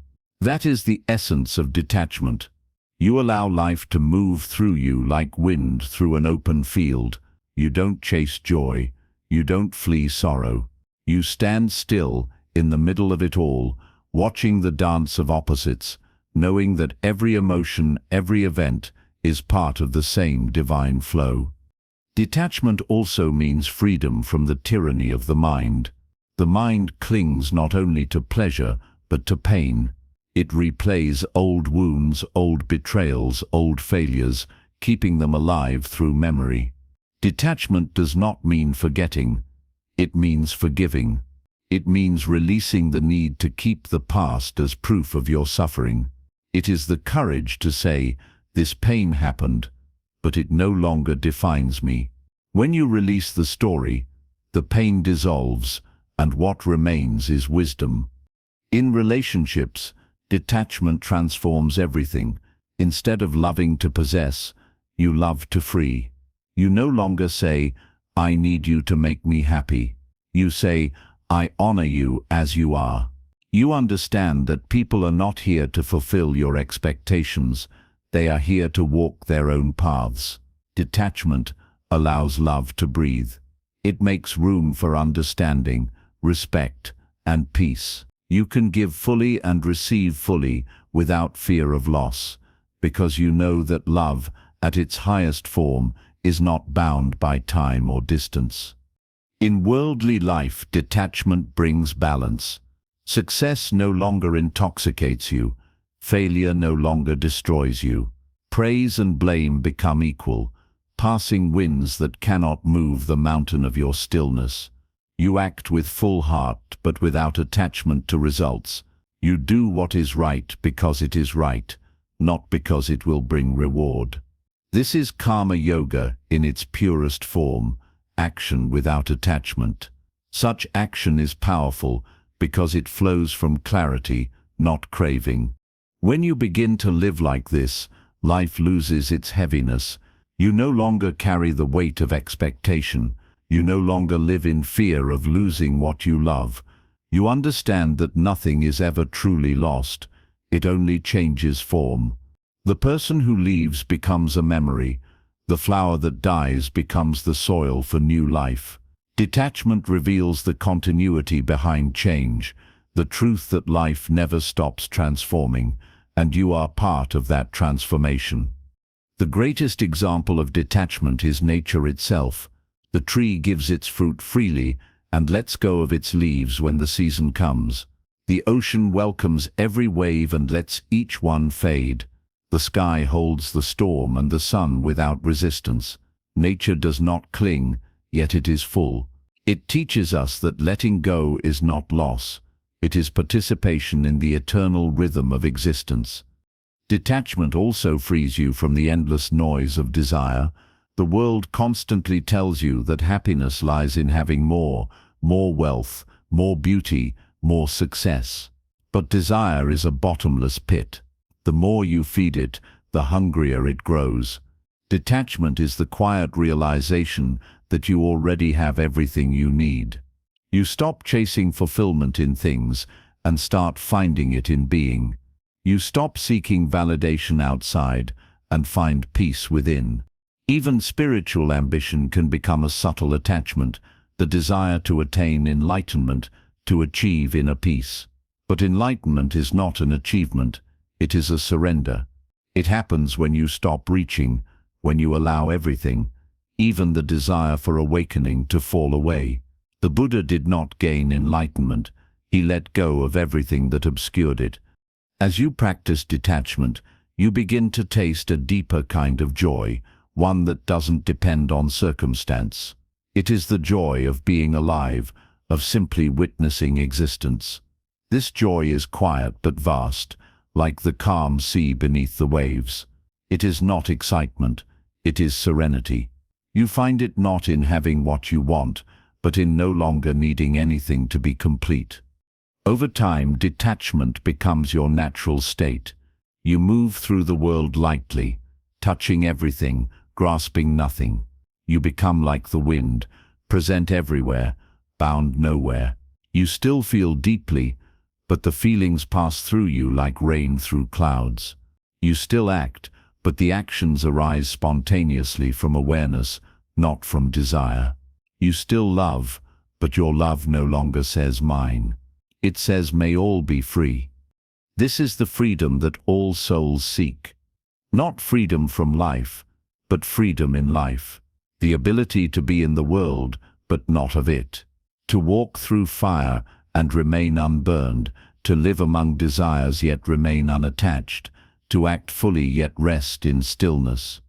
When you have learned to let go, even death loses its sting, because death too is just another form of letting go, the final release of what was never truly yours. You realize that nothing can be taken from you, because nothing was ever possessed. The body, the name, the story, all were borrowed for a time. When you return them, you return to the source that gave them whole and unbroken. This is the essence of liberation, not the escape from life, but the freedom to live without fear of loss, to say yes to everything that comes and yes to everything that goes, to find peace not in control but in surrender. So let go again and again. Let go of your need to know, your need to hold, your need to become. Let go of the thought that you are separate from life. The more you release, the more you realize that what remains is infinite. You will not lose yourself in letting go. You will find your true self, the self that was never bound by anything, the self that is pure awareness, pure love, pure being. That self is untouchable, eternal, free. It does not cling because it is everything it once sought to hold. And when you live from that place, from the still heart of detachment, the world becomes luminous. Every moment, every breath, every face becomes sacred. You no longer say, "This is mine." You say, "This too is passing through me." You no longer ask, "How can I keep this?" You ask, "How can I honor this while it is here?" In that way, you live fully and freely, tasting the sweetness of life without trying to trap it, loving deeply without needing to own it, and dying each moment without fear of ending. Because detachment in the truest sense is not a turning away from life. It is the ultimate embrace, the recognition that life is never yours to hold, only yours to behold. And when you finally understand this, you will stand like the Buddha under the Bodhi tree, calm, smiling, unshaken by the winds of the world, because you have seen the secret of existence, that everything which comes must go, and everything which goes was never lost. The middle path, the balance between everything and nothing. There is a quiet truth that stands at the center of all of the Buddha's teachings, the middle path. It is not a path of extremes, it is not indulgence, nor is it denial.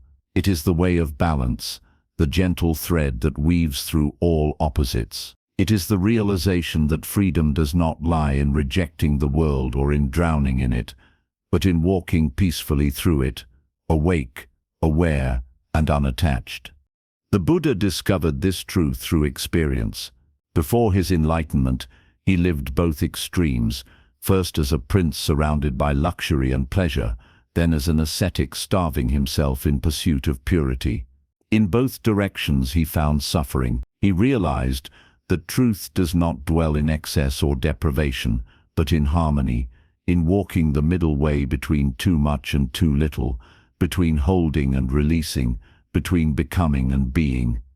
The middle path is not a compromise. It is not mediocrity. It is the highest wisdom.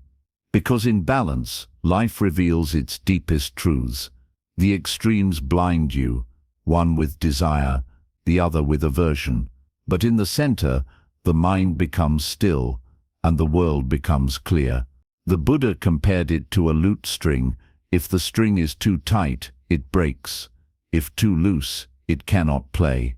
Only when it is tuned just right does it sing its perfect note. The same is true for the mind. In daily life, the middle path means living with awareness, neither running toward pleasure nor running from pain. It means engaging with the world while remembering you are not of it. It means working, loving, creating, but not losing yourself in any of it. You move through experiences like a traveler walking through a beautiful landscape, appreciating each sight, but not trying to own it. When you live in this balance, suffering fades, because suffering always arises from imbalance, from clinging to what you like or rejecting what you dislike. The middle path dissolves both tendencies. It teaches you to meet every moment with equanimity. You stop labeling experiences as good or bad, right or wrong, gain or loss. You begin to see them as simply what they are, passing movements of existence. In that acceptance, you find peace. Balance does not mean stillness in the physical sense. It is an inner stillness that allows outer movement.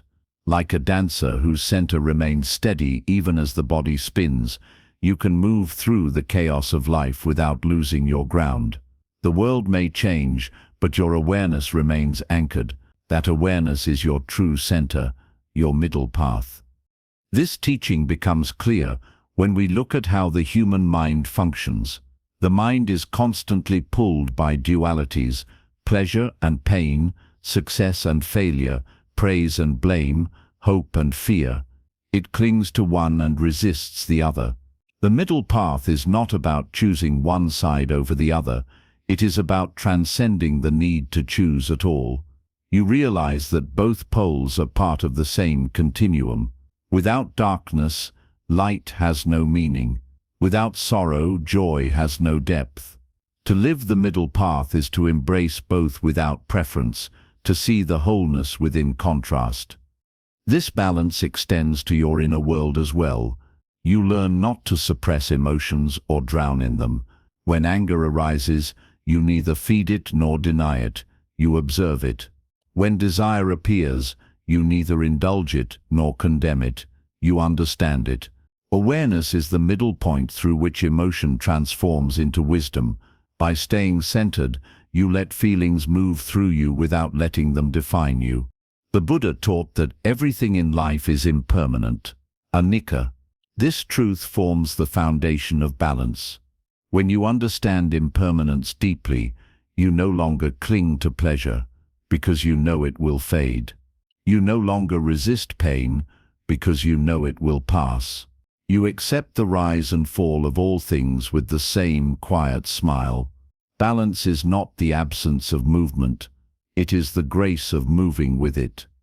To walk the middle path is to live without extremes in thought, speech, or action. You do not become a slave to your desires, nor do you deny your humanity. You eat, but without greed. You speak, but without arrogance. You act, but without ego. Your life becomes simple, not because you have less, but because you need less. And in that simplicity, you discover abundance. This way of living can be applied to everything, from how you approach success to how you respond to failure. When success comes, you enjoy it but do not build your identity upon it. When failure arrives, You learn from it, but do not let it destroy your peace. The middle path is the balance between striving and surrender, doing your best without being attached to the outcome. You act fully, but your happiness does not depend on what happens. This teaching becomes especially powerful in relationships. Love, when imbalanced, often becomes suffering. Too much attachment suffocates, too much detachment freezes. The middle path in love is presence, caring deeply without possession, supporting without controlling. You give freely, but you also respect freedom. You love with an open hand, not a clenched fist. In that balance, love becomes vast, peaceful, and unconditional. In spirituality too, the middle path is essential. Many seekers get lost in extremes. Some renounce the world completely, while others chase endless experiences of bliss. But true awakening lies beyond both renunciation and indulgence. You do not need to escape life to find truth. Truth is found in the heart of life itself. Meditation is not withdrawal, it is participation in the most intimate way. It is the balance between effort and surrender, the quiet attentiveness that allows reality to reveal itself. The middle path also applies to morality. Instead of rigidly clinging to rules or rejecting them altogether, you act from wisdom. Morality without wisdom becomes dogma. Freedom without mindfulness becomes chaos. The middle path integrates both. It moves with compassion, guided by understanding. It recognizes that life is not a set of absolutes, but a living, breathing reality that demands awareness in each moment. When you practice this path, you begin to notice subtle shifts within yourself. The restlessness of wanting subsides. The heaviness of fear lightens. You begin to dwell more in the present moment, not clinging to what was, not craving what will be. The heart becomes calm, the mind clear. You discover that joy was never in chasing extremes. It was in the stillness between them. The middle path is not an escape from life's challenges. It is the way through them. When sorrow visits, you don't drown in it or push it away. You sit with it, breathe with it, and let it teach you. When joy comes, you don't cling to it or fear its end. You enjoy it fully and release it gracefully. This balanced approach turns every experience into a teacher.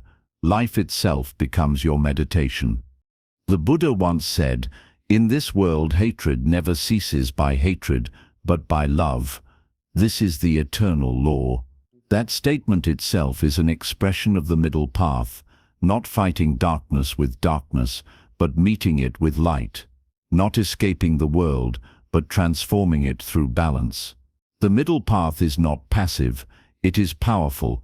It is the strength of the river that carves through mountains, not through violence, but through patience and persistence.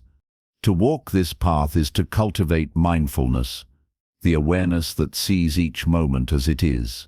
Mindfulness is the compass of balance. Without it, you swing wildly between desire and aversion.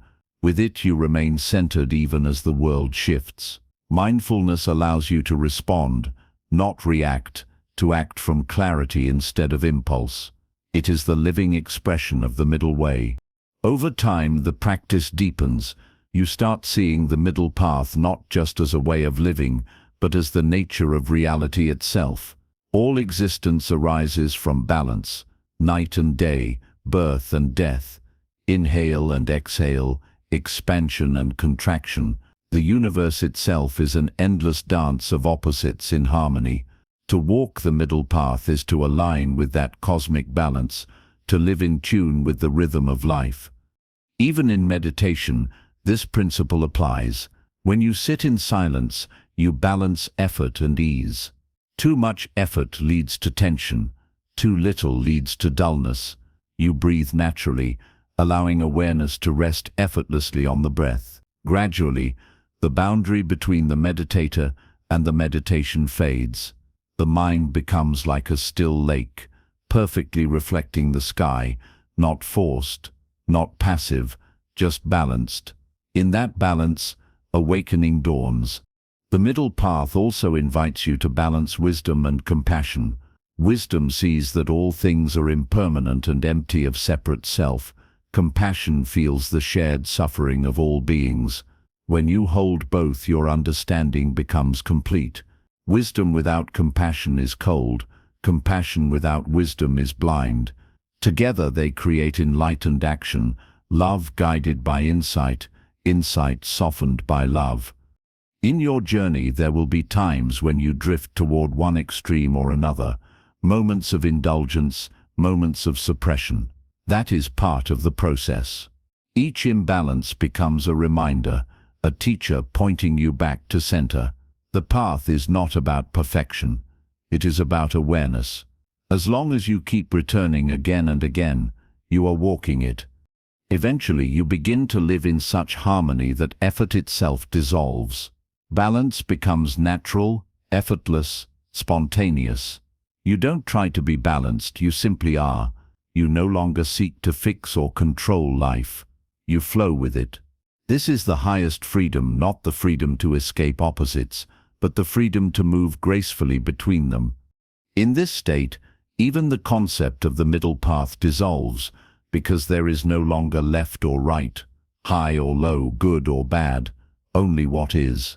The dualities fade, leaving only the vast luminous presence that holds them all. You realize that the middle path was never a road to walk, it was your own being in alignment with the truth of existence. When you live from this realization, you stop struggling to be spiritual, to be wise, to be peaceful. Peace becomes the natural fragrance of your being. You speak less but with clarity. You act less but with precision. You love more but with freedom. You become a living expression of balance, a calm flame that burns without consuming, a river that flows without force. This is the heart of the Buddha's wisdom, that liberation is not found in extremes, but in harmony. To walk the middle path is to walk the path of the universe itself, steady, balanced, awake. And in the deepest silence of your soul, you will understand that this balance was never something to find, it was what you have always been. Beneath every craving, beneath every fear, beneath every struggle, there has always been a still, quiet center. The middle path is the journey back to that center, the home you never left. When you finally rest there, you see life as it truly is, not divided into good or bad, success or failure, gain or loss, but as one seamless flow of being. You no longer swing between the opposites. You are the space in which they appear.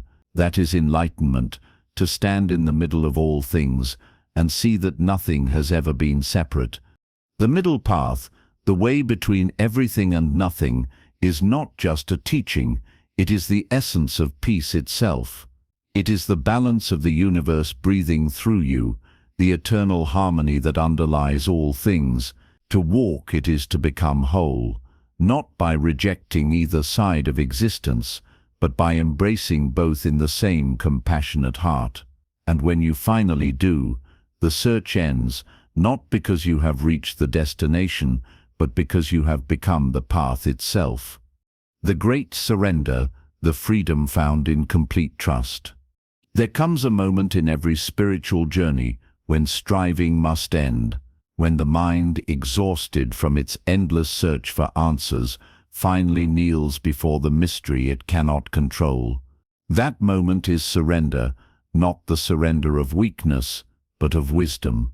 It is the realization that all your effort, all your struggle, all your attempts to shape life into your design were never truly in your hands. It is the quiet understanding that the universe has been breathing you, guiding you, and carrying you all along. And when you surrender completely, life begins to flow through you with effortless grace. In Buddhism, surrender is not submission to an external force. It is the release of inner resistance. It is letting go of the illusion that you are the doer, the controller, the one making life happen. It is a returning to harmony with the natural law of existence, what the Buddha called Dhamma. This surrender does not make you passive. It makes you aligned.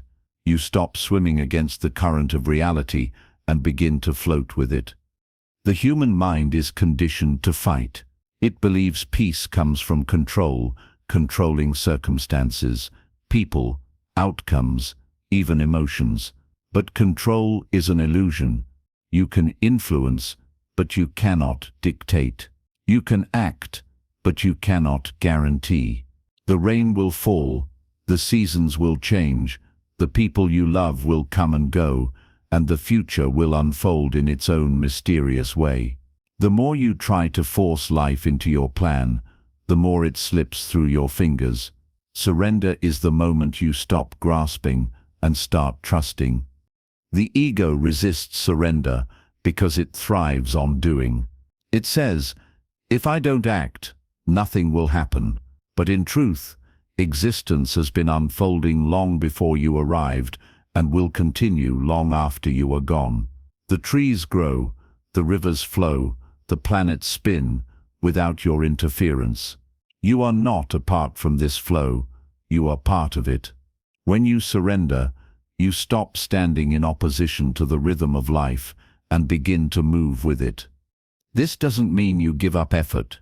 Surrender is not laziness or fatalism. It is acting from clarity instead of fear. When you surrender, you still work, you still care, you still engage with life, but without the burden of control. You do your best and release the outcome. You plant the seed and trust the soil.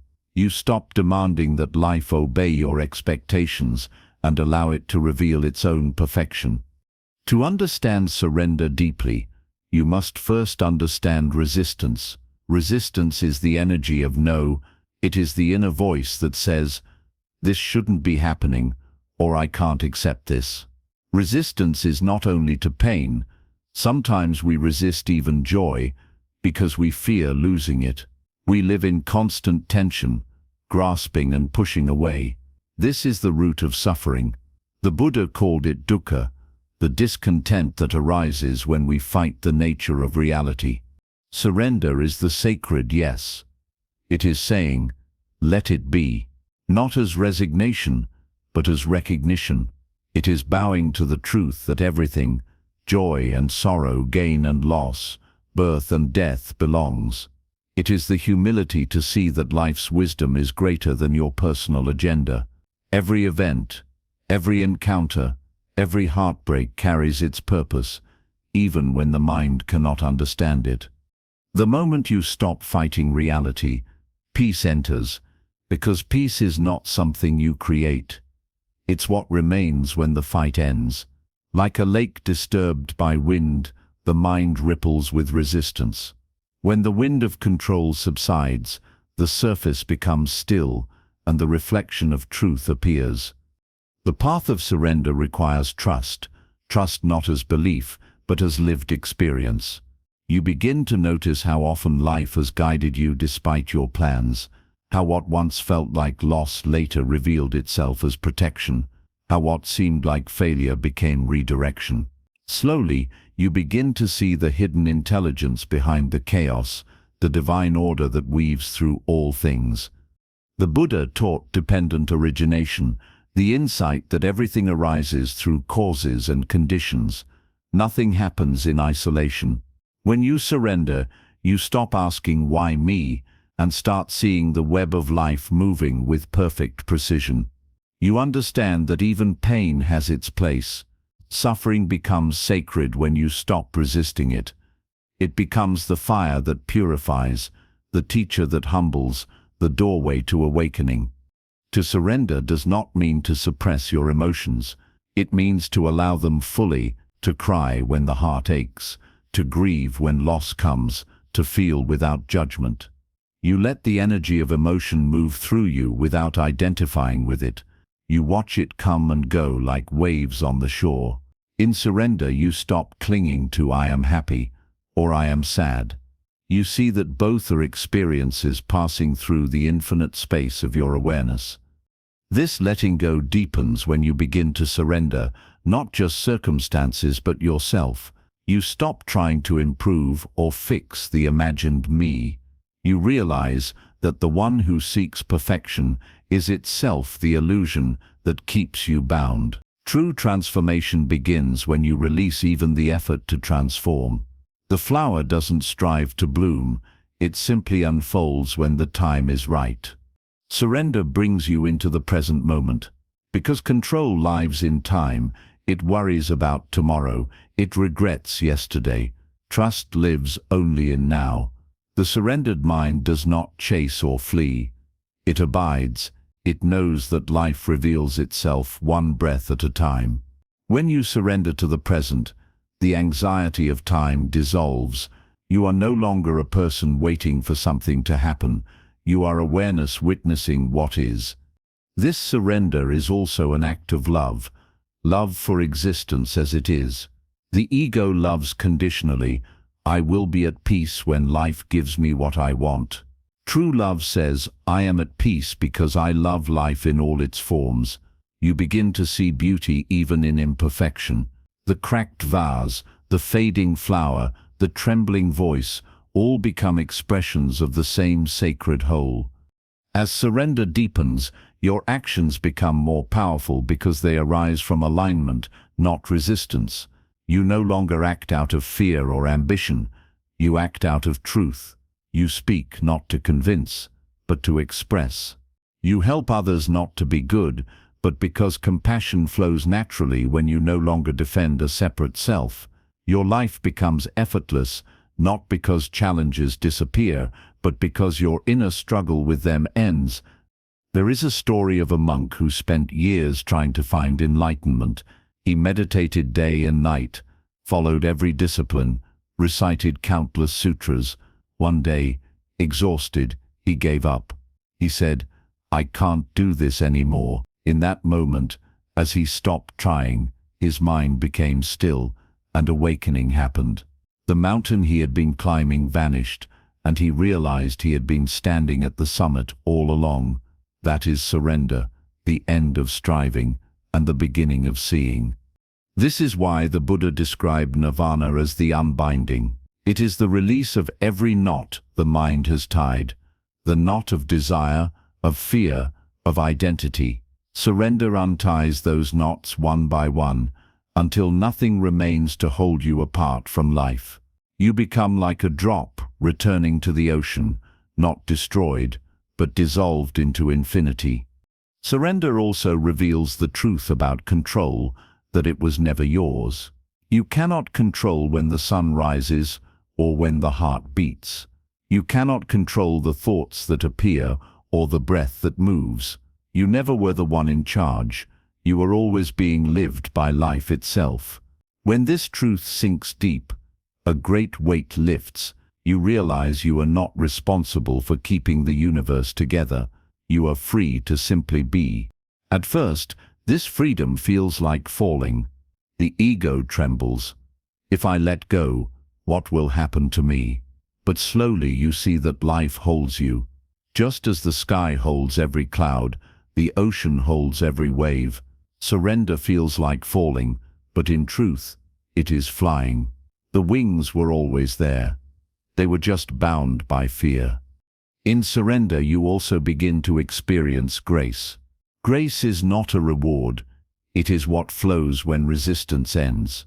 Opportunities appear, coincidences align, healing happens without force. You realize that the universe was always supporting you.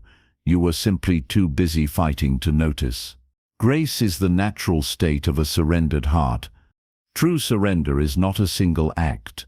It is a continuous unfolding. Every day you are asked to let go of expectations, of control, of certainty. Each moment offers a new chance to release what no longer serves you. Sometimes the letting go is gentle. Sometimes it feels like breaking. But every surrender, big or small, opens more space for peace. The highest surrender is the surrender of the self, the letting go of the one who surrenders. When even the thought I am surrendering disappears, only life remains. The doer dissolves, and actions flow spontaneously, guided by the intelligence of existence itself. This is the state of wu-wei, effortless action. You no longer decide what to do. Life moves through you like wind through leaves. And in that state, there is no fear, because there is no you to protect. There is no anxiety, because there is no future to control. There is only trust. A deep, abiding trust in the mystery that is both within and beyond you. You realize that the universe is not your enemy. It is your mirror. It has always been conspiring for your awakening, not your suffering. When surrender becomes complete, even prayer changes. You no longer pray to ask or beg. You pray as gratitude, as communion. Your prayer becomes silence, not the silence of absence, but the silence of presence. You stop speaking to the divine and begin speaking as the divine. You realize that surrender and God, awareness and life are one and the same. This surrender brings profound humility. You see that you are not special, yet you are sacred. You are not insignificant, yet you are not central. You are simply a wave in the infinite ocean of being, unique, transient, perfect in your impermanence.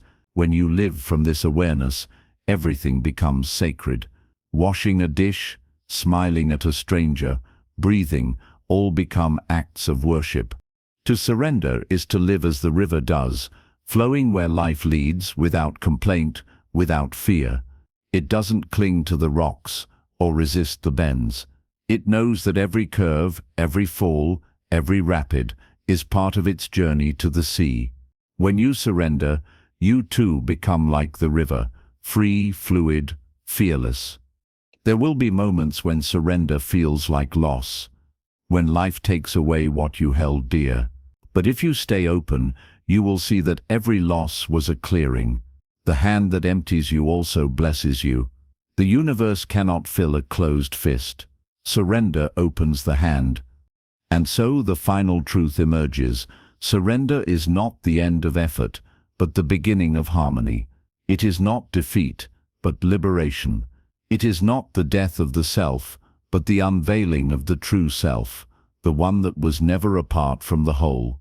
When you live in surrender, life no longer happens to you, it happens through you. Every experience becomes divine play. Every challenge becomes a doorway. Every breath becomes a prayer. You realize you were never here to control life. You were here to witness it. And in that witnessing, something miraculous happens. Peace descends. Not the fragile peace that depends on conditions, but the unshakable peace of unity. The peace that comes when the river stops pretending to be separate from the ocean and remembers it was the ocean all along. That is the great surrender, the ultimate act of freedom. To let go of everything, even the idea of letting go, and discover that you have not fallen into emptiness, but into infinity. You are not lost. You are home. Life flows. Awareness remains. The search ends because the one who searched has dissolved into the vast, boundless love that has always been guiding every step. The endless journey, awakening in every step of life. There is a moment in every seeker's life when they realize that enlightenment is not the end, it is the beginning. The moment you awaken, you do not escape life, you enter it fully for the first time. The illusion that you must arrive somewhere fades, and you begin to see that every breath, every thought, every step is a continuation of awakening. Life itself becomes the path, and walking it becomes both the destination and the journey. The Buddha never spoke of enlightenment as a prize to be earned. He called it awakening, a returning to what has always been true. The world teaches you to climb, to achieve, to reach a summit beyond which nothing remains. But awakening reveals the opposite. There is no summit. The mountain has no peak, because the mountain is infinite. The end of seeking is not the end of growth.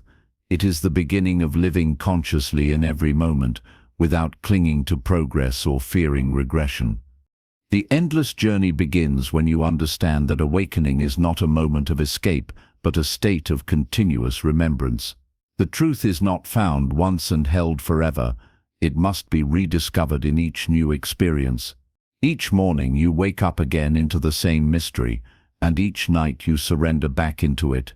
The awakened mind learns to bow before the ordinary, to see the sacred in the simple, the infinite in the fleeting.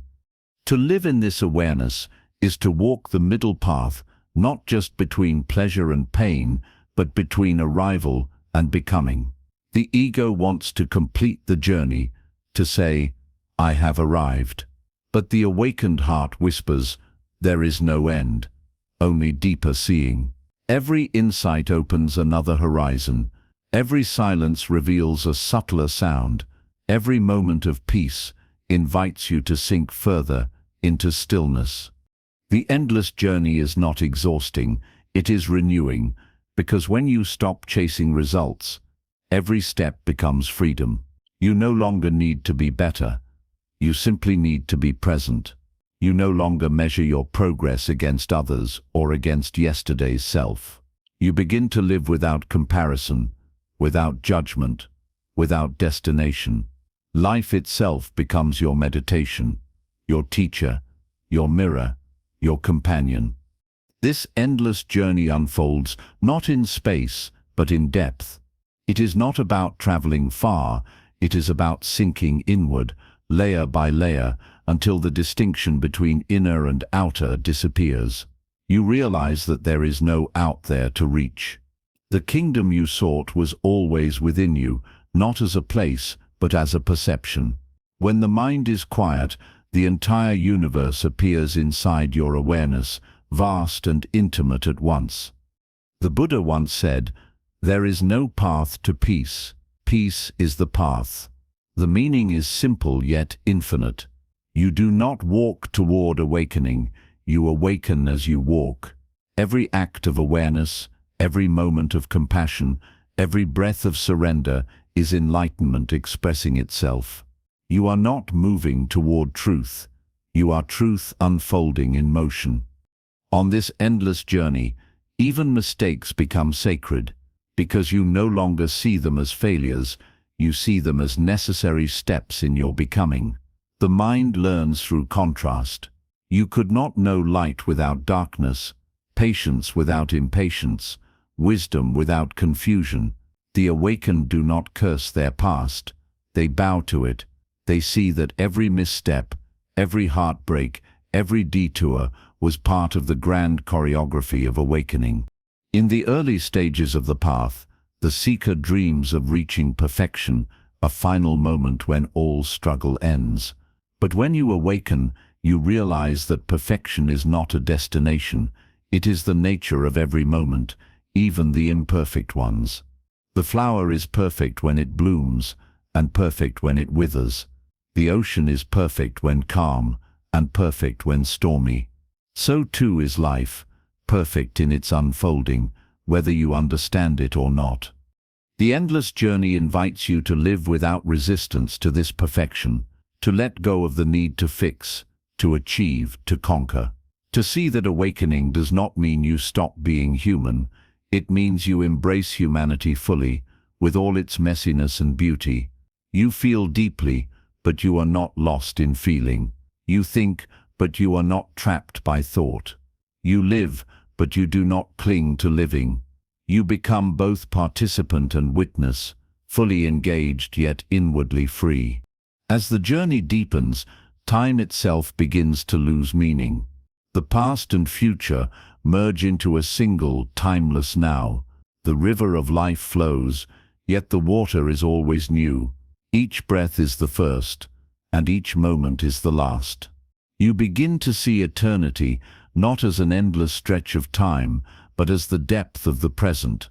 The eternal is not far away, it is right here, in the simplicity of being aware. The endless journey also dissolves the idea of separation. You realize that there are not many travelers, only one consciousness walking through countless forms.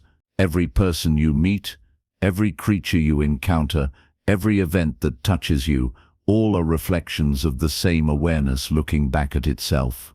You stop seeing others as obstacles or helpers, enemies or friends. You begin to see them as mirrors, each showing you another facet of yourself. Compassion naturally arises from this seeing, because when you recognize that all beings share the same essence, judgment falls away. You no longer wish to win arguments or prove superiority. You wish only to understand. You begin to listen deeply to people, to nature, to silence. Every interaction becomes sacred because it reveals a piece of the infinite whole. The endless journey is not always gentle. Awakening is not bliss alone, it is also burning. The light that reveals truth also exposes illusion. There will be moments of doubt, confusion, and despair. But as you mature, you begin to welcome even these storms. You see that they are not punishments but purifications, the fire that refines gold. The awakened do not seek comfort, they seek clarity, and clarity often comes through the dissolving of what you once clung to. In those moments of burning, remember, the path does not end in ashes. The phoenix rises not in spite of the fire, but because of it. Every time something within you dies, an illusion, an attachment, a fear, something truer is born. The endless journey is not about accumulating wisdom, but about shedding falseness. You do not become more, you become less, until only the essential remains. As your understanding deepens, you begin to see that there was never truly a you walking the path. The seeker, the path, and the goal are all one. Life is not happening to you. It is happening as you. The universe is not outside observing you. It is inside expressing itself through your form. This realization brings an indescribable peace, because the burden of separation dissolves. You stop asking, "Where am I going?" and start whispering, "I have always been home." Still, the paradox remains. Even after awakening, the journey continues. Because awakening is infinite, there are no boundaries to consciousness, no edge to realization. The more you see, the more there is to see. The more you love, the more love expands. The ocean of awareness has no shore. You cannot reach its end. You can only merge deeper into it. That is why the Buddha continued to meditate even after enlightenment. Not to gain anything, but to dwell in the beauty of being. Enlightenment is not the end of practice. It is the beginning of living in constant practice, constant mindfulness, constant compassion. You keep walking, not to arrive, but because walking itself is sacred. This endless journey also teaches humility. You stop pretending to know the truth and begin to live in wonder. The more you understand, the more you realize how vast the mystery truly is. Wisdom is not the accumulation of answers, it is the deepening of questions. The awakened mind does not say, "I know," it says, "I see," and seeing is endless. As you continue to walk this path, gratitude blossoms. You become grateful not only for joy but for sorrow, not only for success but for failure, not only for clarity but for confusion. Because you see that every experience, pleasant or painful, is life inviting you deeper into awareness. Gratitude turns the mundane into miracle. It transforms ordinary existence into sacred unfolding. The endless journey also transforms your relationship with time, ambition, and death. You no longer rush. You no longer chase milestones. You no longer fear endings. You understand that nothing real ever ends. It only changes form. Death itself becomes a continuation, not a conclusion. It is not an interruption of the journey, but another step on the same infinite path. In the quiet understanding of this truth, peace becomes constant. You stop fighting life. You stop arguing with what is.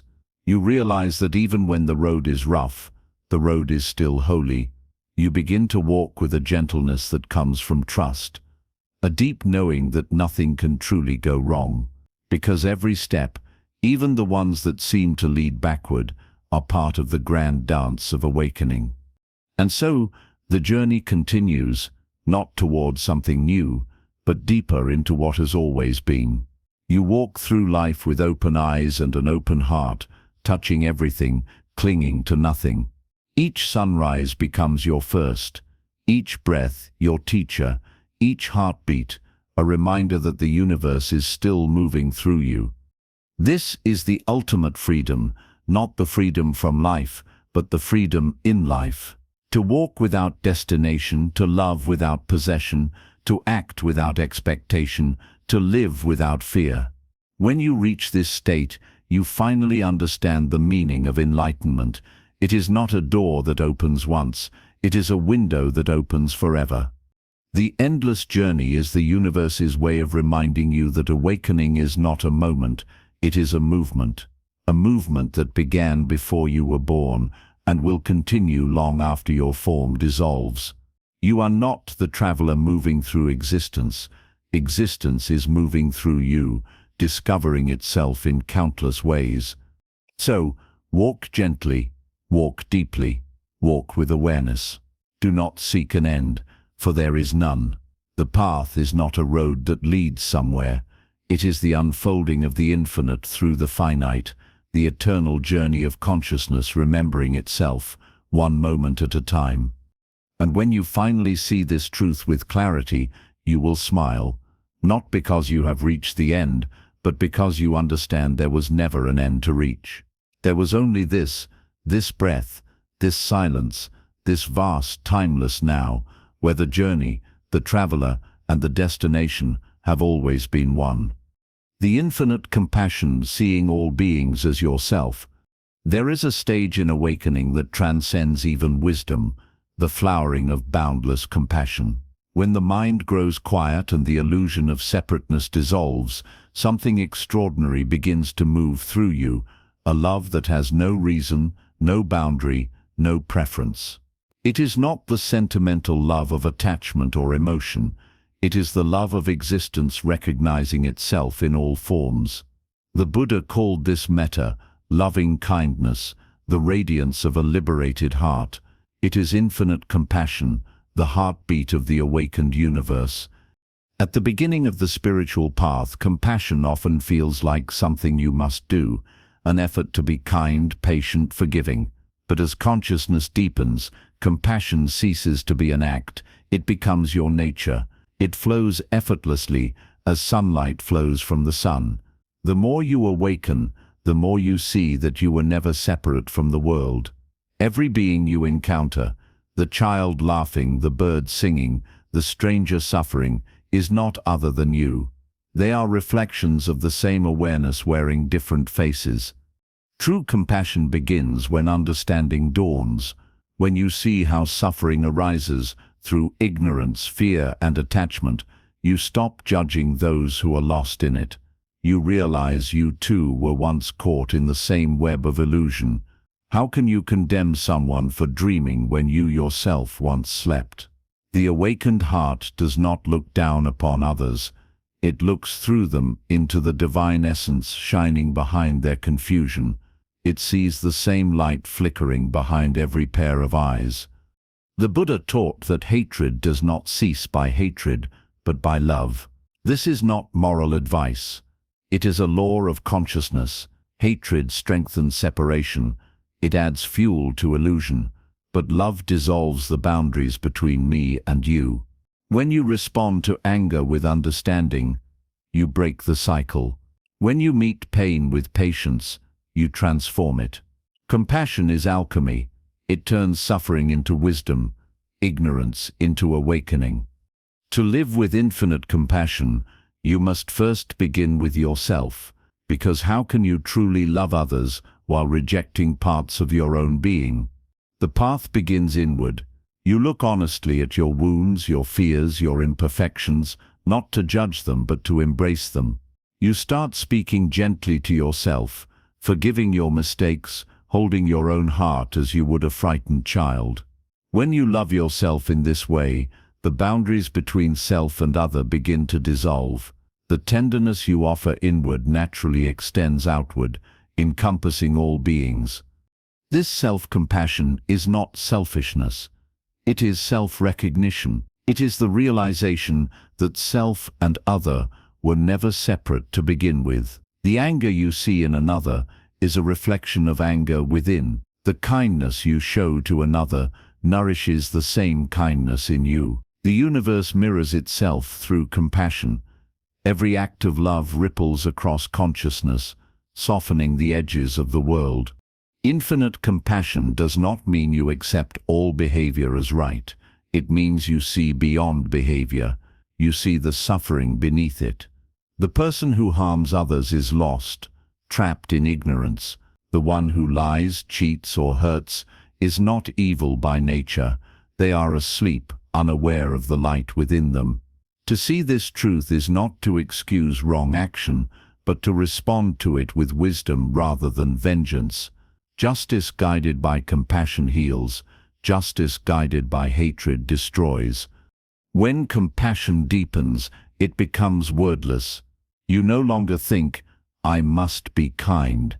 Kindness happens through you. A silent understanding moves your heart before your mind can decide. You smile without effort, help without hesitation, forgive without analysis. You begin to feel that you are not doing compassion. You are compassion. Imagine sitting under a great tree in a forest. The tree gives shade to all, the weary traveler, the singing bird, even the one who breaks a branch. It does not choose who deserves comfort. Its giving is spontaneous, unconditional. That is what the awakened heart becomes. A living tree of compassion, rooted in silence, extending its branches toward all beings, expecting nothing in return. The Buddha described 4 immeasurables: loving kindness, metta, compassion, karuna, sympathetic joy, mudita, and equanimity, upekkha.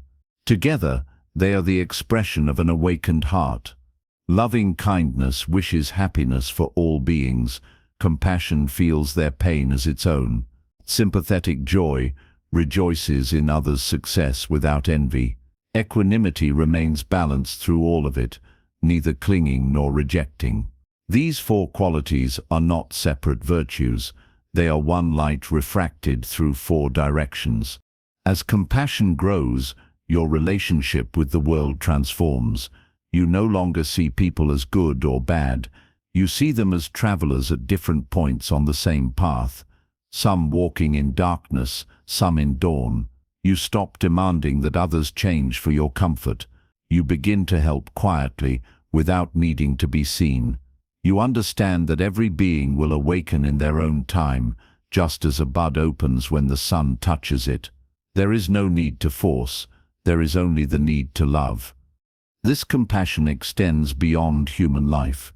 You begin to sense the consciousness pulsing in every living thing, the tree that breathes, the bird that dreams, even the stone that has slept for centuries. You feel reverence for all existence. You tread lightly on the earth, not out of duty, but out of recognition that the same life animates you, animates everything. When you drink water, you bless it. When you eat, you give thanks. When you walk, you whisper gratitude to the soil beneath your feet. Every act becomes sacred because compassion has opened your eyes to the oneness of all life. To live this way is not always easy. The world can be harsh. The suffering of others can feel unbearable. There will be moments when your heart aches for the pain you witness, the cruelty, the ignorance, the endless cycles of harm. But remember, compassion does not mean drowning in sorrow. True compassion includes wisdom. It knows how to care without collapsing. It acts without attachment to results. It loves without needing to rescue. It sees suffering, but it does not become it. Like the lotus that blooms unstained in muddy water, compassion remains pure even amid pain. In your daily life, you can cultivate this infinite compassion through presence. When someone speaks to you, listen deeply. When you meet a stranger, see beyond their surface. When you feel irritation, pause and breathe. Ask yourself, what is this person needing beneath their words? Often, anger hides fear, criticism hides pain. Arrogance hides insecurity. When you look beyond appearances, love finds a way to act. Meditation on compassion is one of the most powerful practices in Buddhism. You begin by visualizing someone you love, sending them thoughts of peace and happiness. Then you expand this love to include yourself, then to a neutral person, then to someone you dislike. Finally, to all beings in all directions. The more you practice, the more natural it becomes. Eventually, you stop needing to visualize. The feeling becomes your constant state. You wake up with love, breathe with love, and sleep with love. Compassion also means forgiveness, not only for others but for yourself. Forgiveness is not saying what happened is okay. It is saying, I will no longer carry this pain. It is laying down the heavy burden of resentment so your heart can open again. The awakened know that holding anger is like grasping hot coal. It burns only the one who holds it. To forgive is to heal yourself and to free the world from your pain. The more you forgive, the more you understand. You begin to see that everyone, even those who hurt you, was acting from unconsciousness. No one truly chooses suffering. They act from confusion. When you see that, your heart softens. You no longer wish to punish. You wish to awaken. And that wish itself becomes compassion in action. As your compassion expands, fear diminishes, because fear depends on separation, the belief that something outside can harm you. When you realize that there is no outside, that all is one field of being, fear loses its foundation. You stop defending yourself against life and start participating in it. Compassion dissolves the wall between me and the world. You become vast as the sky, as deep as the ocean. Nothing can threaten you because you no longer stand apart from anything. There is a quiet joy in this state, not the excitement of pleasure, but the serenity of connection. You begin to find happiness in others' happiness. You smile when someone else succeeds, because you see it as your own success. You feel peace when the world finds peace, because the world is your reflection. This joy of shared being is what the Buddha called mudita. It is the joy of oneness, the song of a heart that no longer needs anything to be complete. Compassion is not weak. It requires immense courage, the courage to remain open in a world that often wounds, the courage to feel deeply when others numb themselves, the courage to love even when love is not returned. But it is through this vulnerability that strength arises. The open heart cannot be broken because it no longer belongs to one person. It belongs to life itself. As compassion deepens, it becomes your natural response to everything. Someone hurts you, and you see their pain. Someone betrays you, and you wish them healing.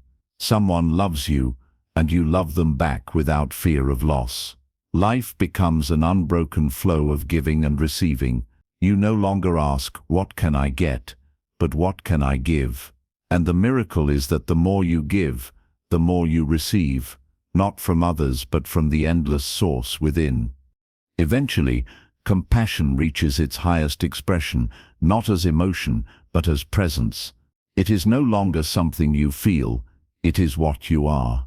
You walk into a room, and peace enters with you. You speak, and others feel understood. You touch, and healing begins. Not because you try to help, but because your being radiates harmony. You have become a vessel through which life's love pours freely. This is the compassion of the Buddha, of the saints, of all awakened beings, the compassion that does not rest until every being is free. It is said that when the Buddha attained enlightenment, he did not vanish into nirvana. He turned back, moved by infinite love, to teach others the way. This act of returning, of choosing to stay in the world out of compassion, is the highest form of enlightenment. It is the vow of the Bodhisattva. May I awaken not for myself alone, but for the liberation of all. To live this vow is to dedicate your life to love, You may not save the world in one lifetime, but every kind word, every gentle act, every moment of presence ripples outward endlessly. Compassion is not measured in scale, but in sincerity. A single moment of genuine love can transform countless lives. In the end, compassion becomes the bridge between wisdom and love, between emptiness and fullness. Wisdom shows that there is no separate self. Compassion allows you to feel that truth in your heart. Wisdom liberates the mind. Compassion liberates the soul. Together they complete the circle of awakening. And so, the journey continues, not toward isolation in enlightenment, but toward unity in love. The awakened one does not escape the world. They embrace it more deeply than ever before. They see themselves in every tear, every laugh, every heartbeat. The boundaries between self and other vanish, and only life remains, luminous, compassionate, whole. That is infinite compassion, the endless embrace of existence. It does not begin or end. It simply is. It moves through you when you stop resisting. It heals through you when you stop judging. It loves through you when you stop separating. When your heart finally opens to this truth, you understand what the Buddha meant when he said, "As a mother protects her child, her only child, so with a boundless heart should one cherish all living beings." That is the essence of the awakened life, to live as love itself, radiant, patient, fearless, and free. For when compassion becomes your nature, there is nothing left to seek, because in the eyes of infinite love, all beings are already home. The silent truth, awakening beyond words and thought. When all teachings have been heard, when all scriptures have been read, when all meditations have been practiced, there comes a stillness, a silence so vast that even the word truth falls away. This silence is not emptiness as the world defines it. It is fullness beyond expression. It is the dimension from which all words arise and into which all understanding dissolves. The Buddha often remained silent when asked about ultimate reality. His silence was not ignorance, it was completeness. For how can the infinite be spoken when every word divides? The mind craves answers. It wants structure, doctrine, and certainty. But the truth cannot be captured by language, because language lives in duality, this and that, right and wrong, self and other. The moment you say, "This is truth," it becomes false, because truth cannot be confined. The awakened know this. They use words as fingers pointing to the moon, but they never mistake the finger for the moon itself. The silent truth shines not in speech, but in being. To touch this truth, one must first exhaust the intellect. The mind, however brilliant, is a tool of measurement. It can weigh, compare, and define, but it cannot comprehend the infinite. You can read 1,000 sacred texts, repeat mantras, and analyze doctrines endlessly, yet still remain bound by thought. True seeing happens only when the mind grows quiet. When you stop reaching for truth, it reveals itself, not as something to know, but as something you are. Silence is not the absence of sound, it is the space that allows sound to exist. Similarly, awakening is not the absence of thought, it is the awareness that contains thought. When you rest in that awareness, the noise of the mind loses its power. You begin to see that even thoughts are part of the dance of silence, rising and falling like waves in an unmoving sea. The silence does not resist them. It holds them. It allows them to come and go without being disturbed. The greatest teachers understood this. They spoke when needed, but their true teaching was transmitted in presence. The Buddha's words were powerful, not because of their sound, but because of the silence from which they emerged. Lao Tzu said, "Those who know do not speak. Those who speak do not know." This does not mean that speech is meaningless. It means that truth, when expressed, is always a reflection, never the source. Words can awaken the longing, but only silence can quench it. The human mind fears silence because it cannot control it. In silence, the ego loses its voice. Without thought, the story of me begins to dissolve. That is why people fill their days with noise, conversation, entertainment, distraction, anything to avoid facing the vastness within. Yet that vastness is what they are searching for in all their noise. It is the home they left without realizing. Silence is not foreign, it is your original nature. When you enter deep meditation, you begin to sense this silent truth. At first, the mind struggles. It wants to grasp, to understand, to categorize the experience, but the deeper you go, the more futile words become. The boundary between you and the silence disappears. You begin to see that the silence is not something outside you, it is you. You were never a person looking for truth. You were the truth looking at itself through the eyes of illusion. This silence is not empty. It is luminous. Within it everything arises, sound, thought, feeling, form, yet none of it disturbs the stillness. Imagine standing beside a vast, still lake. The wind may ripple the surface, but the depths remain unmoved. That depth is consciousness itself, unchanging, infinite, always here. When you rest in it, peace becomes your natural state, not because nothing happens, but because nothing can touch what you truly are. The Buddha called this awareness tathata, suchness.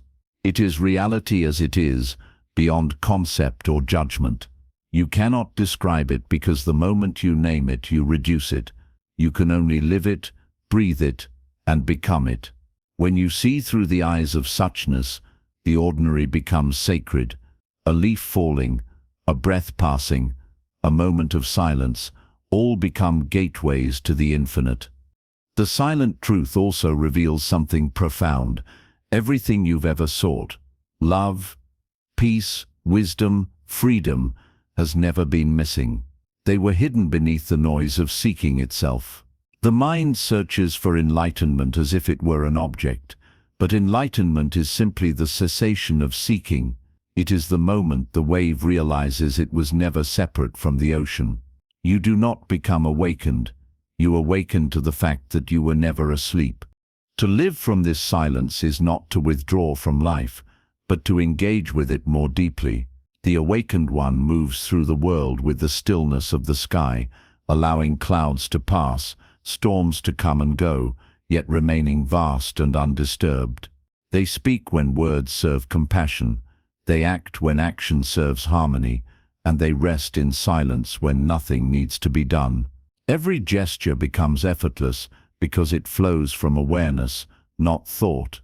This silence also transforms your relationship with death. To the mind, death is an ending to silence. It is simply another form of stillness. The body fades, the thoughts cease, but awareness remains. It was here before birth, and it will remain after death. You begin to see that you never truly came and will never truly go. You are the space in which life and death appear, eternal, unchanging, free. The silent truth cannot be taught, but it can be remembered. Every time you pause between thoughts, it is there. Every time you listen deeply and hear the hum beneath sound, it is there. Every time you breathe and notice the space between inhalation and exhalation, it is there. These gaps, small, fleeting, are glimpses of the infinite. With practice they widen, until one day you realize the gaps were never between thoughts, they were always the background of everything. When you live from this realization, words no longer hold you captive. You use them, but you are not used by them. You understand their beauty and their limitation. You can read scriptures and see their essence, not their letter. You can listen to others and hear not just their words, but the silence behind them. Conversation becomes communion. Listening becomes meditation. The silent truth is not found only in meditation halls or mountains. It whispers in every moment of daily life. In the pause between raindrops, in the space before a smile, in the quiet breath before speaking, there it is, waiting to be noticed. You don't have to retreat from the world to find it. You only have to listen. Over time, as your awareness deepens, the division between silence and sound fades.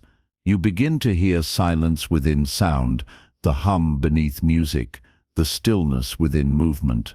Everything becomes an expression of the same reality. The bird's song, the laughter of a child, the rustle of leaves, all are notes of one eternal silence. This silence also gives birth to compassion. When the noise of the ego fades, you feel the heartbeat of all beings. You sense their struggles as your own because, in truth, they are your own. The awakened heart does not speak from pity, but from unity. Its silence holds the world tenderly, without judgment. It does not need to fix or control. It simply understands, and that understanding itself is healing. The greatest acts of love often happen in silence. Sitting beside someone who is grieving, without advice, without words, only presence can heal more than 1,000 sermons. Because in that silence, the illusion of separation dissolves. Two souls meet in the stillness beneath speech. That stillness is the silent truth, recognizing itself through another. In the end, every teaching, every path, every word points back to this, to what cannot be said. The scriptures exist not to trap you in belief, but to lead you into silence. The Buddha's words were rafts to cross the river of confusion, not treasures to be worshipped. Once you reach the other shore, you leave the raft behind. You no longer need concepts to support what you have directly experienced. The Zen masters understood this deeply. When asked, "What is truth?" they often replied with a gesture, a flower, a raised finger, a smile, or sometimes nothing at all. Because what can be spoken of truth, except the space it leaves behind? The silence between master and student was the real teaching. It said, "Look not to my words, but to the space from which they come." As you live more from this silence, even suffering becomes a teacher. You no longer fight pain, you listen to it, you allow it to speak its message, and in listening it dissolves. Silence is not indifference, it is deep receptivity. It hears the cries of the world without being overwhelmed, because it knows that beneath every cry, there is the same stillness longing to be remembered. This realization changes how you see everything. The world is no longer divided into sacred and profane, spiritual and worldly, right and wrong. You see that everything, joy and sorrow, birth and death, light and shadow, arises from the same silence, and so you stop running. You stop seeking perfection in form and find it in formlessness. The divine is no longer somewhere else. It is in the space between moments, within the heartbeat of now. Eventually, even the idea of silence dissolves, because when you fully awaken, there is no longer silence versus sound, being versus non-being, self versus world. There is only the seamless whole, awareness being aware of itself through infinite expressions. Words may arise, actions may unfold, yet all of it happens effortlessly, like wind moving through the open sky. The sky does not resist. It does not claim. It simply is. This is the final gift of the silent truth. It frees you from the tyranny of meaning. You no longer need life to make sense. You no longer need to name, label, or explain. You live in wonder, not knowing, yet completely at peace. The mystery ceases to be something to solve. It becomes something to celebrate. And in that celebration, you rediscover the childlike simplicity that was lost in thought. The joy of existence itself, pure, wordless, and whole. You laugh not because you have found answers, but because you have realized there were never any questions. You have returned to the state before words, before division, before I and you. You have returned home. So when all words fade, and all thoughts dissolve, and all searching ends, do not fear the silence that remains. That silence is not nothingness. It is everything. It is the womb of creation, the mirror of the infinite, the heart of awakening. Sit with it, breathe it, live it, for in that silence you will find what all sages, all seekers, all hearts have been searching for since the beginning of time, yourself. And when you finally see that, you will understand why the Buddha smiled in silence beneath the Bodhi tree, because in that silence he had found the only truth that could never be spoken, the truth that was always there, patiently waiting beneath every word. The eternal return, becoming one with the rhythm of the universe. There is a hidden rhythm that beats beneath all of existence, a pulse that connects every birth, every death, every beginning and ending. The Buddha called it dependent arising, the great cycle of becoming and passing, the dance of impermanence that moves through all forms.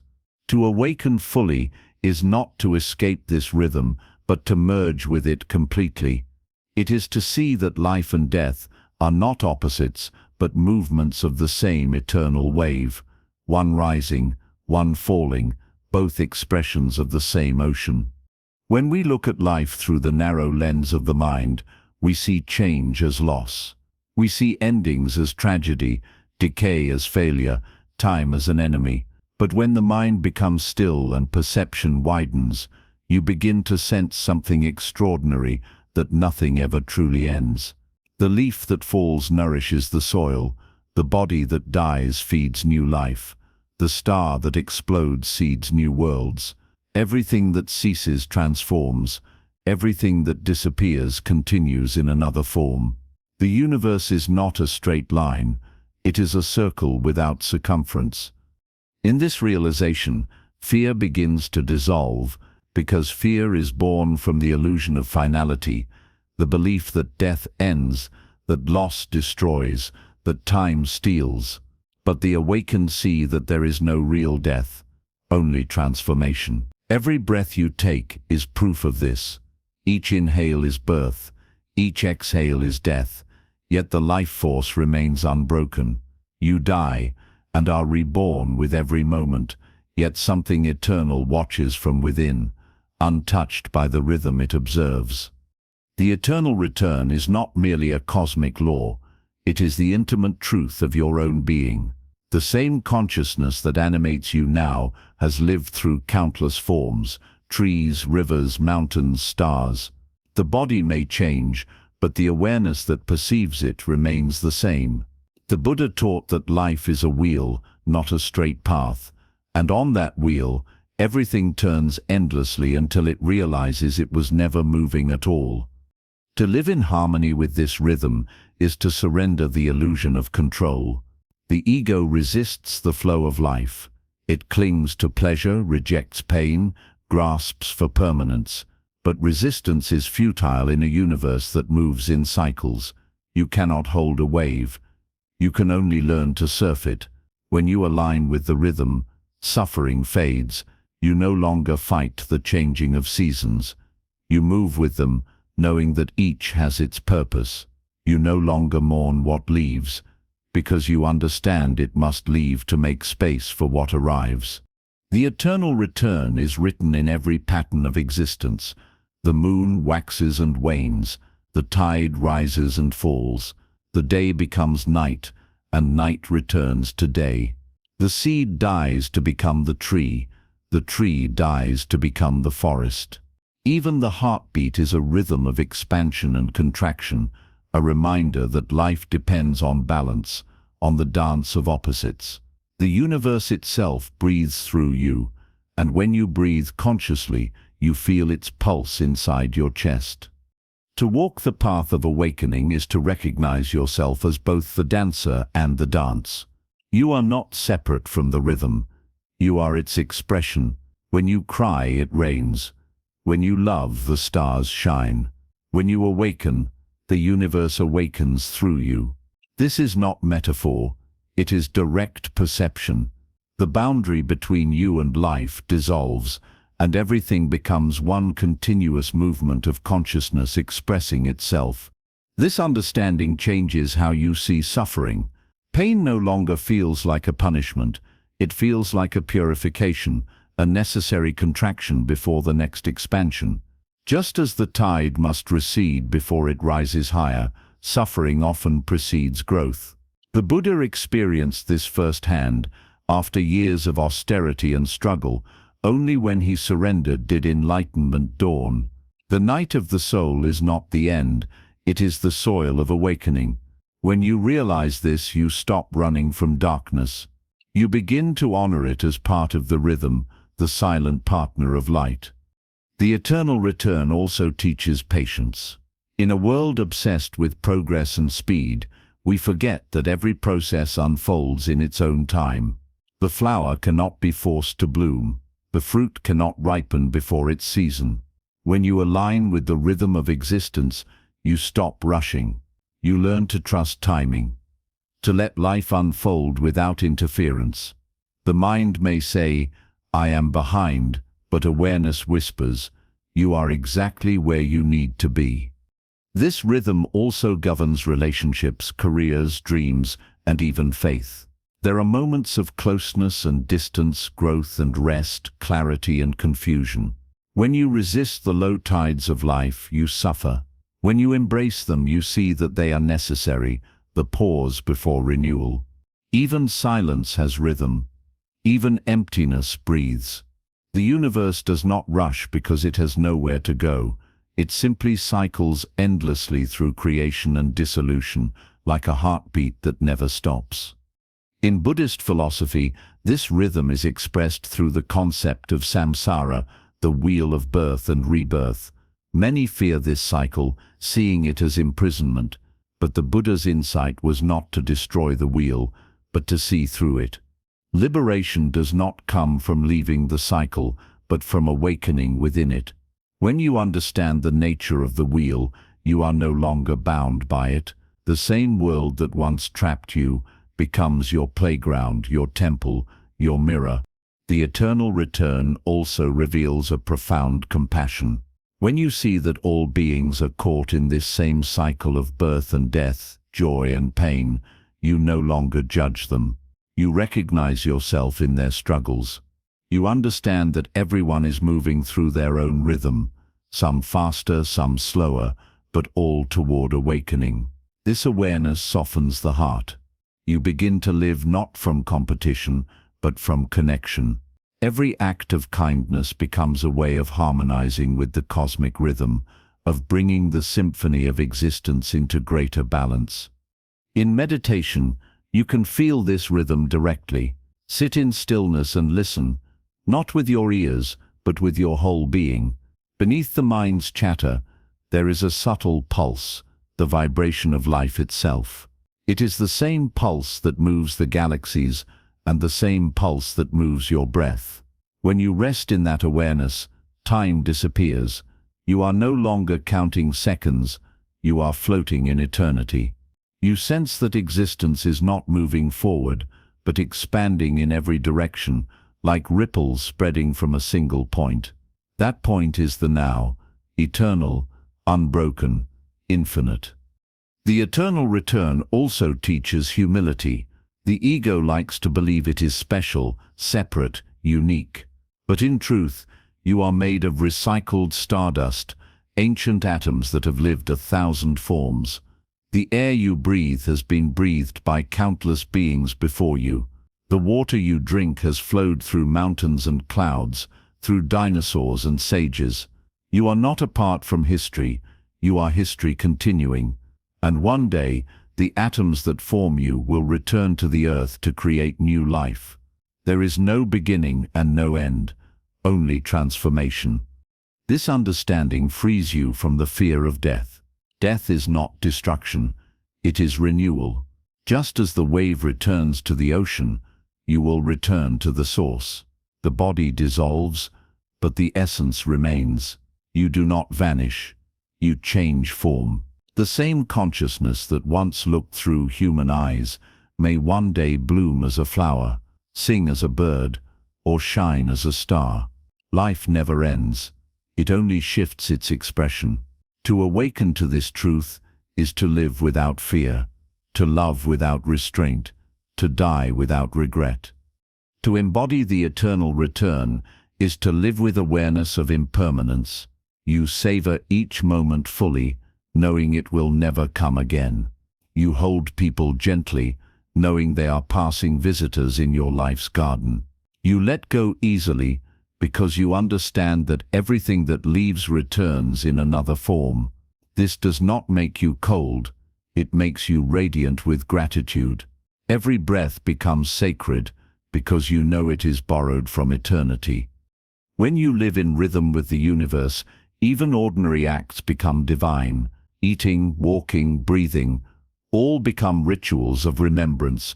You begin to see that every motion, no matter how small, contributes to the harmony of the whole. The universe plays through you like a great instrument, and your thoughts, words, and actions are its notes. When you act with mindfulness, you play in tune.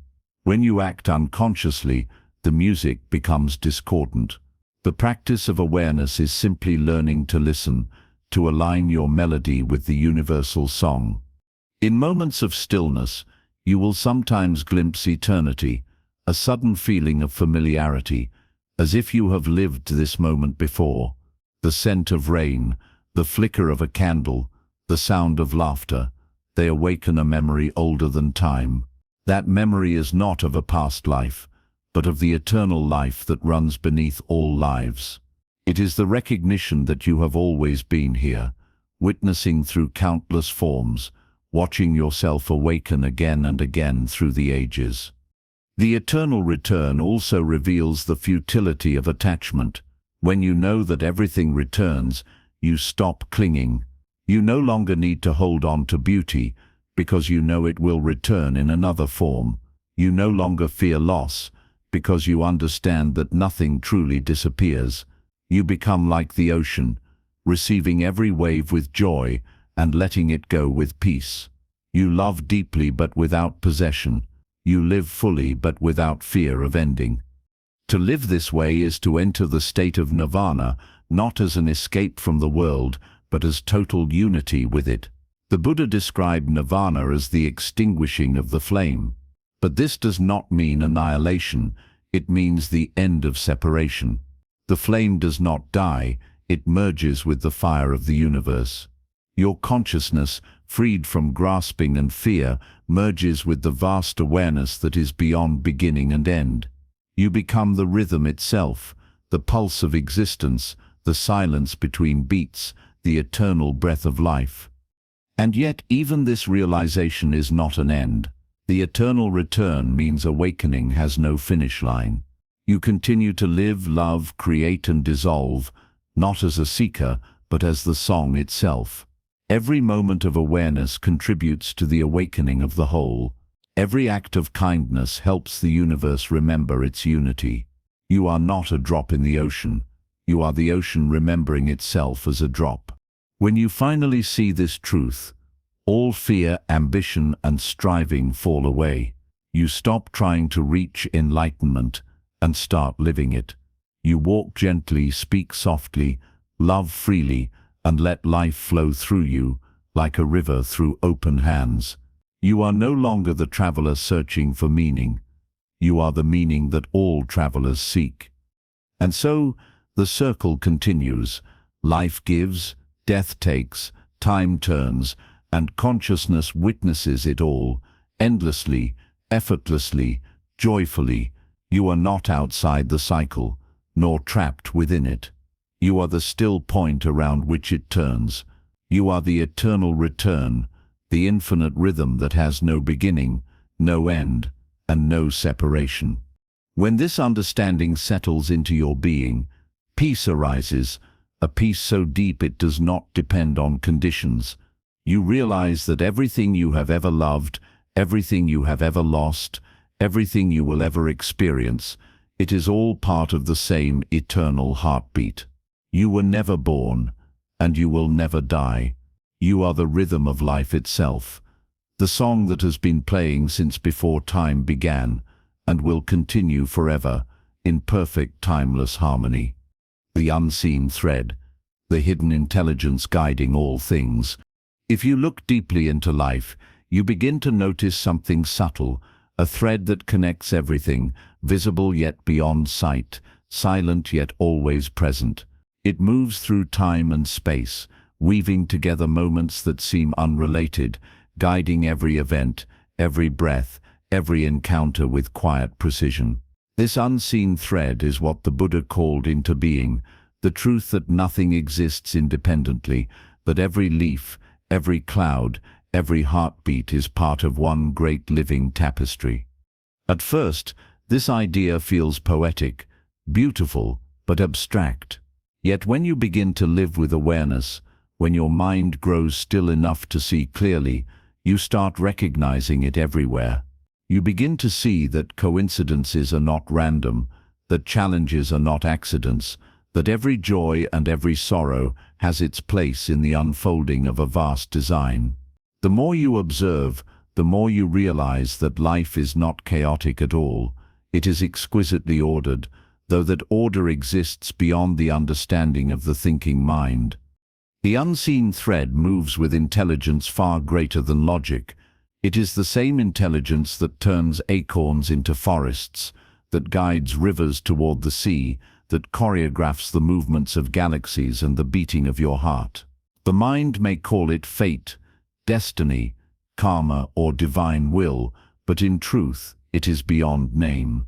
It is the inherent wisdom of existence itself, expressing through every form, shaping every path. When you awaken to this truth, life stops feeling like a struggle. You begin to trust. You realize that even when things don't go according to your plans, they are still going according to life's plan, a plan too vast to see from the limited vantage point of the ego. The events that once felt unfair or meaningless start to reveal their hidden purpose. The closed door that broke your heart may have saved you from a path that wasn't meant for you. The failure that wounded your pride may have been the soil from which your greatest wisdom would grow. The unseen thread never stops weaving. Every person you meet, every word you speak, every decision you make, all become part of the infinite pattern of existence. You are not a separate entity moving through life. You are a thread in the fabric of the cosmos, influencing and being influenced by everything around you. When you hurt another, you pull on the same thread that connects you. When you love another, you strengthen the entire web. This truth is what Buddhism calls pratya samutpada, dependent origination. It means that nothing arises on its own. Everything is born from causes and conditions. The rain depends on the cloud depends on the sea depends on the wind, and so on, endlessly. Even you are not a separate being but a meeting point of countless elements. The food you eat, the air you breathe, the thoughts you inherit, the genes of your ancestors, the dreams of your parents. You are a convergence of infinite causes, and through you, new causes are set in motion. When you begin to understand this, judgment falls away. You stop blaming others for their actions, because you see that they too are caught in this web of causes and effects. You stop blaming yourself for the past, because you realize that every choice you made arose from conditions you could not yet see clearly. This doesn't mean you deny responsibility. It means you take responsibility with compassion, knowing that growth happens through awareness, not punishment. The unseen thread also reveals the illusion of control. The ego wants to believe it can plan, predict, and dominate life. But life is too vast to be managed by thought. The awakened ones act, but they do not cling to outcomes. They trust the flow. They move like water, guided not by resistance, but by awareness of the current. This doesn't mean passivity, it means alignment. When your intentions are pure and your actions come from presence, you automatically move in harmony with the unseen thread. You stop fighting the river and learn to float. There will be times when the pattern of life seems cruel, when loss or pain strikes without warning. In those moments, trust is tested, but even pain serves the rhythm. A seed must break to grow. A fire must burn to clear the forest. A heart must crack to let the light in. The thread never weaves without purpose. It simply moves in ways we do not always understand. When you look back years later, you often see that the darkest chapters were necessary. They shaped your soul into something capable of greater love. When you walk through life with this understanding, gratitude arises naturally. You begin to thank even the difficulties because you see their hidden gifts. The people who hurt you become teachers of forgiveness. The failures that humbled you become teachers of resilience. The moments of emptiness become teachers of stillness. Life itself becomes your guru. Every experience, sacred or painful, part of the same divine curriculum. You also begin to notice how synchronicities, those mysterious coincidences, start happening more often. You think of a friend, and they call. You need guidance, and a book falls open to the right page. You feel lost, and a stranger says something that awakens you. These are not accidents. They are the universe whispering through the fabric of time. The more you live in awareness, the more you align with this subtle intelligence, and the more effortlessly life unfolds. The unseen thread is not only around you, it is within you. It is the intuition that gently nudges you toward what is right, the quiet voice that whispers when the world is loud. The more you trust it, the clearer it becomes. This is why the Buddha taught the practice of mindfulness, to help you hear the thread's voice beneath the noise of the mind. Meditation is not an escape from life. It is a tuning of your inner instrument to the universal frequency. When your awareness deepens, you begin to see the thread not just in events, but in emotions, thoughts, and relationships. You realize that even conflict has purpose. The people who challenge you are not obstacles, they are mirrors showing you what still needs to be healed. The anger they awaken in you reveals your own attachment. The pain they cause reveals where you still hold on. In this way, even suffering becomes a form of grace. A sculptor carving away what is false so that your true self can shine. And as you grow, your relationship with others transforms. You stop trying to change them. You stop demanding that they understand you or behave as you wish. Instead, you begin to love them as they are, knowing that they too are walking the path that the thread has woven for them. Some may cross your path for a season, others for a lifetime, but all are part of your awakening. Even those who leave do not truly go, they remain connected through the unseen web of being. This realization brings profound peace, because once you see the thread, loneliness disappears. You understand that you are never truly alone. Every breath you take connects you to the trees that release oxygen. Every heartbeat is synchronized with the rhythm of the cosmos. Every thought, every action ripples across the web of existence, touching countless lives you will never meet. You are part of everything, and everything is part of you. To live in awareness of this interconnection is to live in harmony with the law of cause and effect. Karma. Karma is not punishment or reward. It is the echo of your own vibration. Whatever energy you send into the web, through thoughts, words, or actions, returns to you in time. When you understand this, you naturally become more mindful. You choose kindness, not out of morality, but out of wisdom. Because to harm another is to harm yourself. To love another is to heal yourself. This unseen thread also guides humanity as a whole. The rise and fall of civilizations, the birth of ideas, the awakening of compassion, all are part of the grand pattern. Sometimes the world seems to move backward, lost in greed and conflict, but even that is part of its learning. The darkness that surfaces is not new, it is what was hidden, now being brought to light for healing. The thread never loses its way.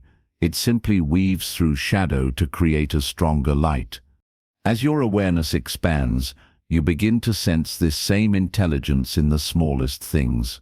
The way a flower turns towards sunlight, the way the rain arrives just when the earth is thirsty, the way your breath and heartbeat move in perfect balance without any conscious control. You realize that life has always known how to live. It does not need your interference. The universe has been evolving for billions of years without your permission, and yet it unfolds with effortless perfection. In the quiet of meditation, you may even feel this thread as vibration, a hum that fills your entire being. It is the sound of life itself, the echo of creation that never ceases. The ancient sages called it the sound that is not a sound, the vibration of the cosmos.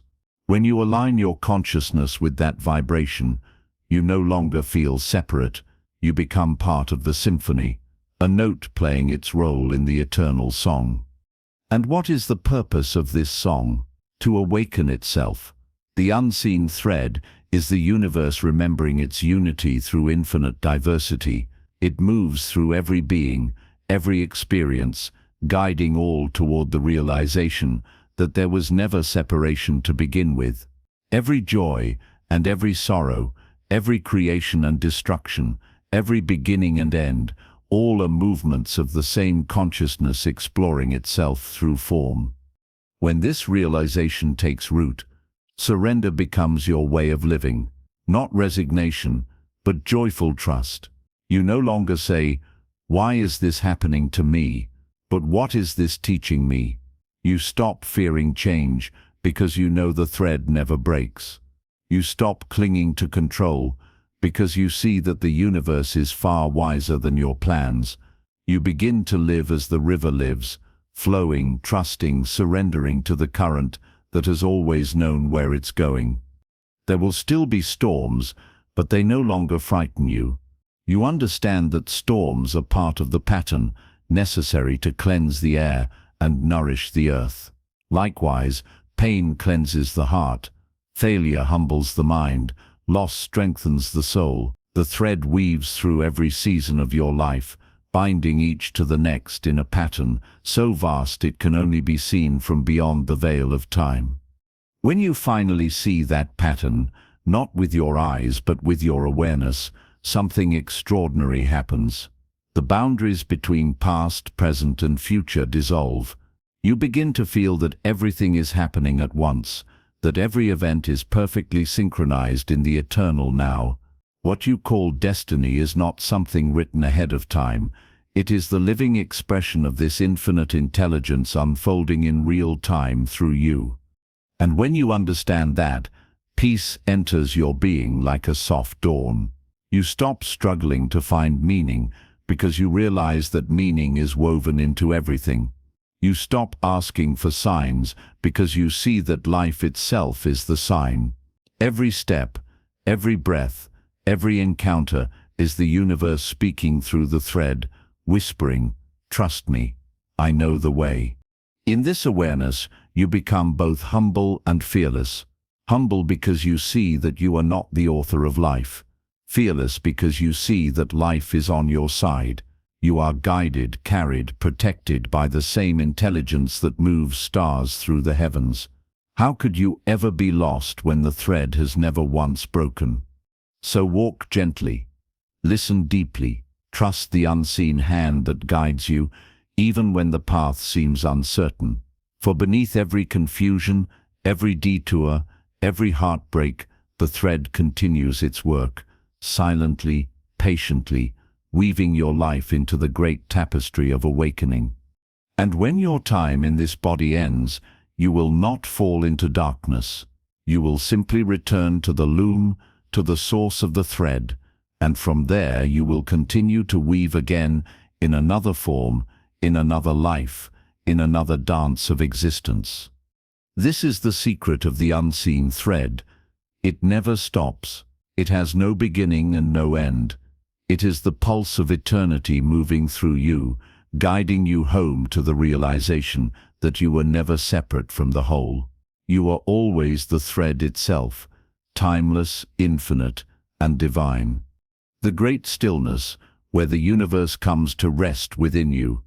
There comes a moment on the path of awakening when all striving, all seeking, all effort simply stops. The mind, once restless like an ocean in a storm, becomes still, not because it has found all the answers, but because it finally understands that it doesn't need to. In that great stillness, something extraordinary happens. You discover that the peace you were chasing was never somewhere else. It was here all along, waiting beneath the noise. This stillness is not lifeless or dull. It is not the absence of movement. It is movement's source. It is the silent ground upon which all experience dances. It is the space between thoughts, the pause between breaths, the awareness that watches everything yet remains untouched by anything. The Buddha often spoke of this state not as an achievement, but as a remembrance. He called it nibbana, the unbinding, the cooling of the flame of craving, the return to one's true nature. In the beginning, the mind resists stillness. It fears silence because silence feels like death to the ego. The ego thrives on motion, on planning, judging, labeling, and controlling. When you sit in stillness, all of that begins to fade, and the ego panics. It whispers, "You must do something. You must fix something. You must become something." But if you stay, if you breathe, if you keep watching without reacting, the storm begins to lose its power. One by one, the waves fall quiet, until finally there is only calm. The great stillness is not something you can create. It reveals itself when you stop interfering. Imagine a muddy pond. When you stir it, the water becomes cloudy, but if you let it rest, the mud settles on its own and clarity returns. In the same way, your mind becomes clear when you stop stirring it with thought and reaction. Stillness is not made, it is uncovered. When you rest in that clarity, everything changes. You begin to see life not as chaos, but as harmony. You realize that existence has always been whole. It was only your mind that divided it. The judgments, the fears, the endless mental commentary, all of it was noise layered over the song of being. When the noise fades, you can finally hear that song again. It is simple, timeless, and profoundly beautiful. The great stillness is not passive, it is intensely alive. Within it, every sound, every color, every breath shines with perfect clarity. A bird's call becomes sacred. The movement of wind through leaves feels like a conversation with eternity. You begin to live as though the universe is breathing through you, because it is. The boundary between you and life dissolves. There is only the moment, radiant and complete. The Buddha once said, "There is an unborn, unbecome, unmade, unfabricated." If there were not this unborn, there would be no escape from what is born, become, made, and fabricated. This unborn reality is the stillness within you. It is the part of you that was never touched by pain or time, the eternal presence that watches every rise and fall of experience. When you rest in that awareness, you become free, even as the body lives and breathes within the world. In this great stillness, duality ceases. You no longer see life as divided into good and bad, success and failure, joy and sorrow.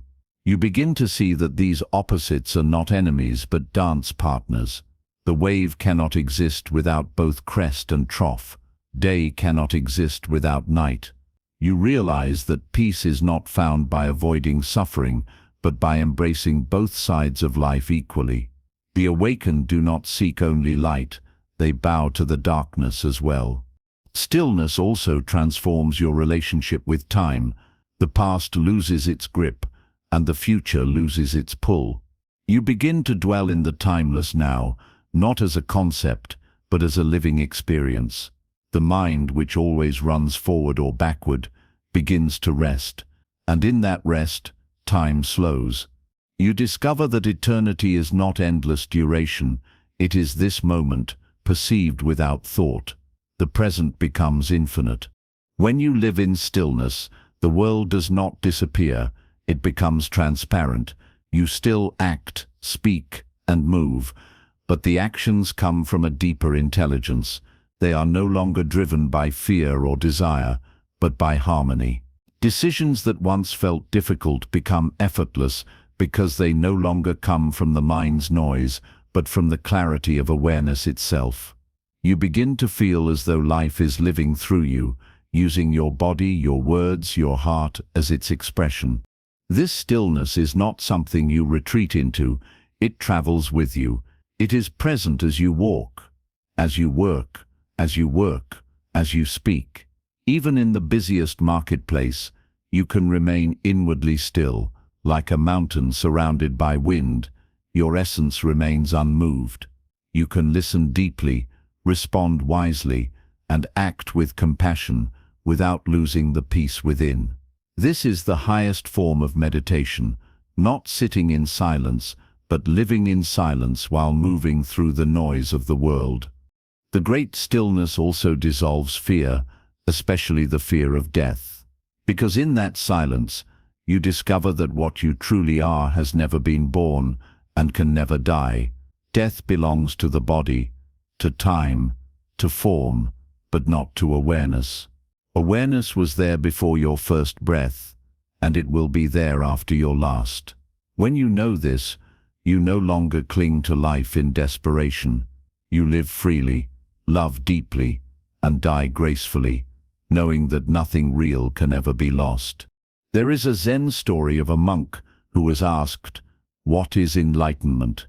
He replied, "When hungry, eat. When tired, sleep." That simplicity is the essence of stillness. It means living without inner conflict, doing what is needed, fully, without resistance. When the mind stops dividing life into this is good and this is bad, every act becomes sacred. Washing a dish, walking in the rain, breathing, all become complete expressions of the divine.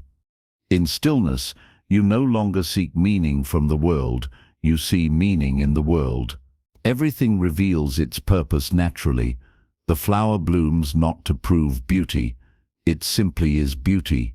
The sun shines not to be worshipped, it shines because shining is its nature. Likewise, when you awaken, you live not to achieve, not to impress, not to prove, but because living itself is the expression of truth.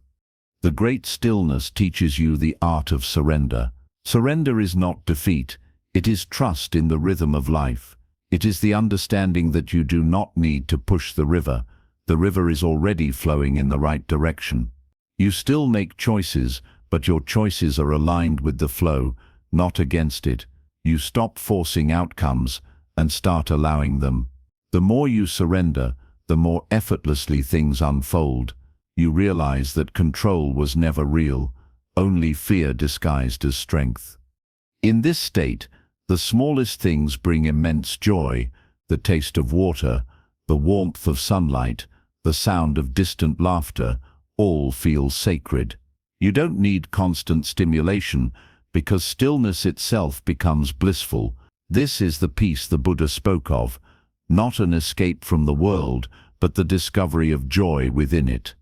But reaching this stillness does not mean life becomes free of pain. Pain continues, but it no longer defines you. You can feel sorrow deeply without drowning in it. You can face uncertainty without panic. You can meet loss without despair. Because in the background you know that nothing real can be taken away. The waves of emotion rise and fall, but the ocean remains. This is the difference between peace of mind and peace beyond mind. Peace of mind depends on circumstances. It comes when things go your way. Peace beyond mind remains, no matter what happens. It is not fragile, it is not temporary. It is your natural state, obscured only by thought. When you rest in this, you are unshakable. To cultivate stillness, you must learn to listen, not to the words of the world, but to the silence beneath them. Listen when the wind passes through trees. Listen when your breath enters and leaves your body. Listen when you are surrounded by noise, the hum of life, the rhythm of existence, and notice the quiet awareness that holds it all. That awareness is the gateway to stillness. There will be moments when you forget, when life pulls you back into its drama. The mind will start chasing problems again, trying to control, to analyze, to fix. That is natural, but each time you remember, each time you pause and breathe, you return home to stillness. Awakening is not about never leaving that peace. It is about remembering how to return again and again until you realize you never truly left.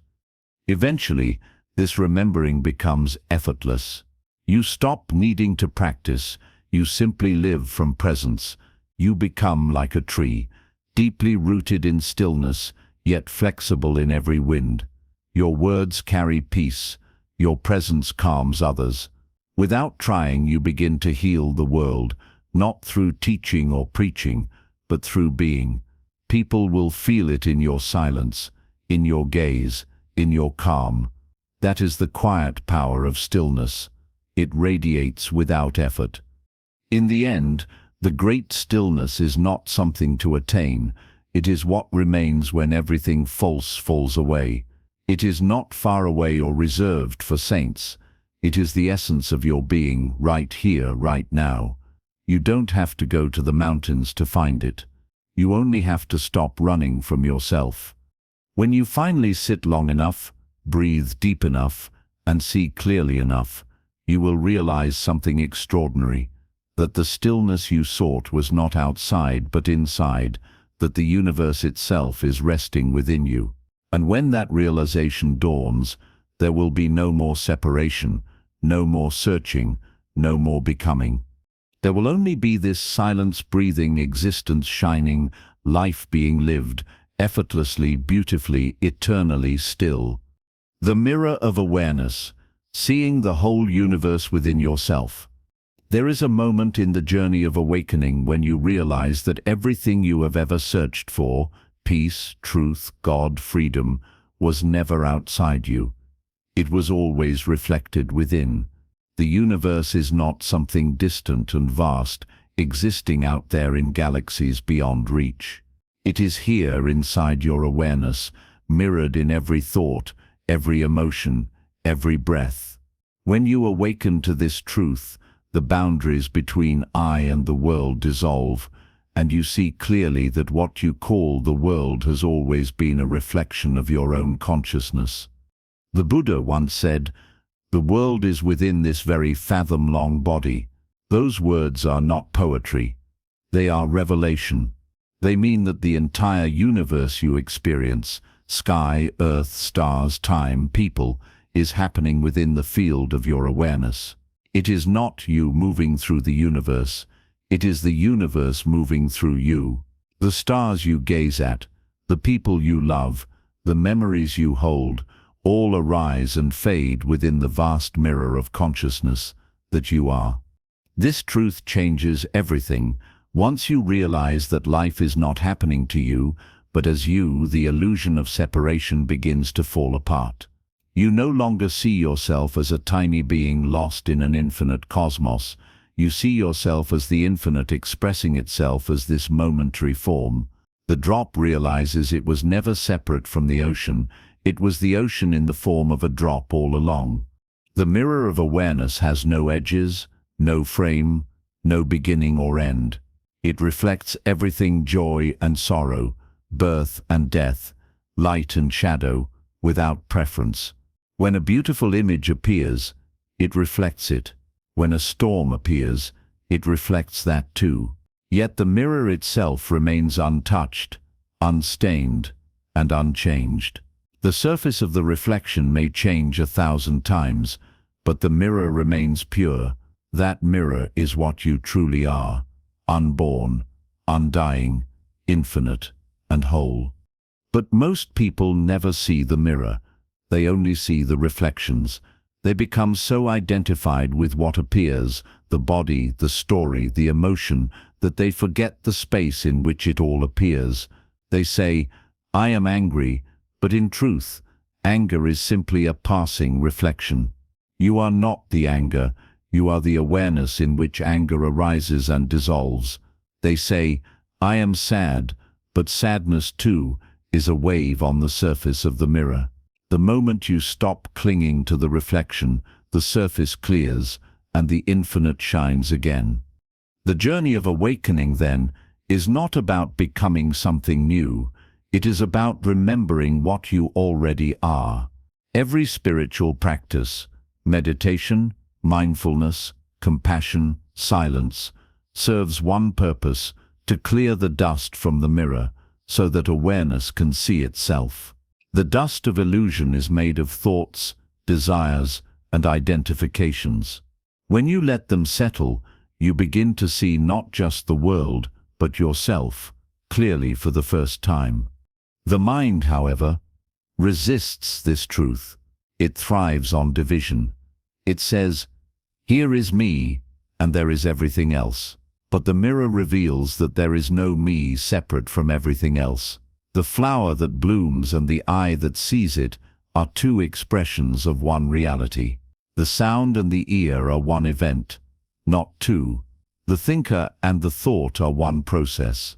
The seer and the seen are inseparable. When you realize this, the entire structure of duality collapses. You stop living in opposition to life and begin to live as life. This recognition is not an idea, it is a direct experience, a seeing beyond words. It may come quietly, in a moment of stillness when the mind pauses, and suddenly you feel the vastness within. You see the world shining inside your awareness, not as an object, but as a reflection of the same light that animates you. The boundaries dissolve. You feel as though the trees, the stars, the oceans are breathing with you, and in that timeless moment, you understand what the sages meant when they said, "Tat tvamac, thou art that." When you live from this understanding, everything changes, though nothing outwardly changes. The same world remains, but your perception becomes infinite. You no longer move through life as a person reacting to circumstances. You move as awareness observing its own play. The mirror reflects both joy and suffering, but you no longer get lost in the reflections.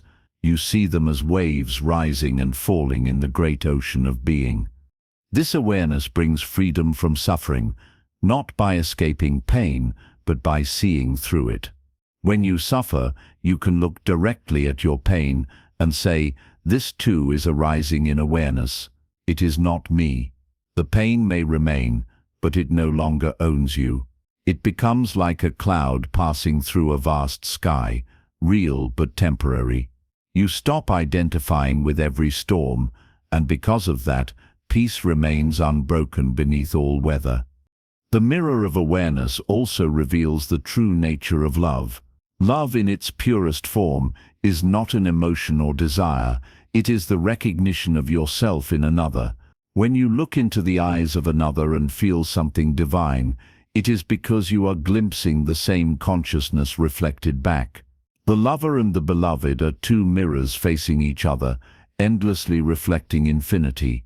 That is why love feels eternal, because it is. It is the universe recognizing itself in form. Compassion too arises naturally from this seeing. When you know that all beings are reflections of the same awareness, harming another becomes unthinkable. You understand that to cause pain to another is to shatter your own reflection. The Buddha's compassion was not born of morality, it was born of understanding. He saw that no one is separate, that all suffering arises from the illusion of division. The more you see through the mirror of awareness, the more naturally kindness flows. To live in awareness is to live beyond resistance.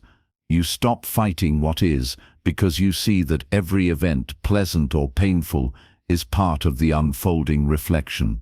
When sorrow appears in the mirror, you let it be. When joy appears, you let it be. You no longer grasp or reject, you simply witness. This does not make you passive, it makes you wise. Action still happens, but it arises from clarity, not reaction. You move in harmony with life's rhythm because you see that life's rhythm is your own. The mirror also reveals the illusion of time.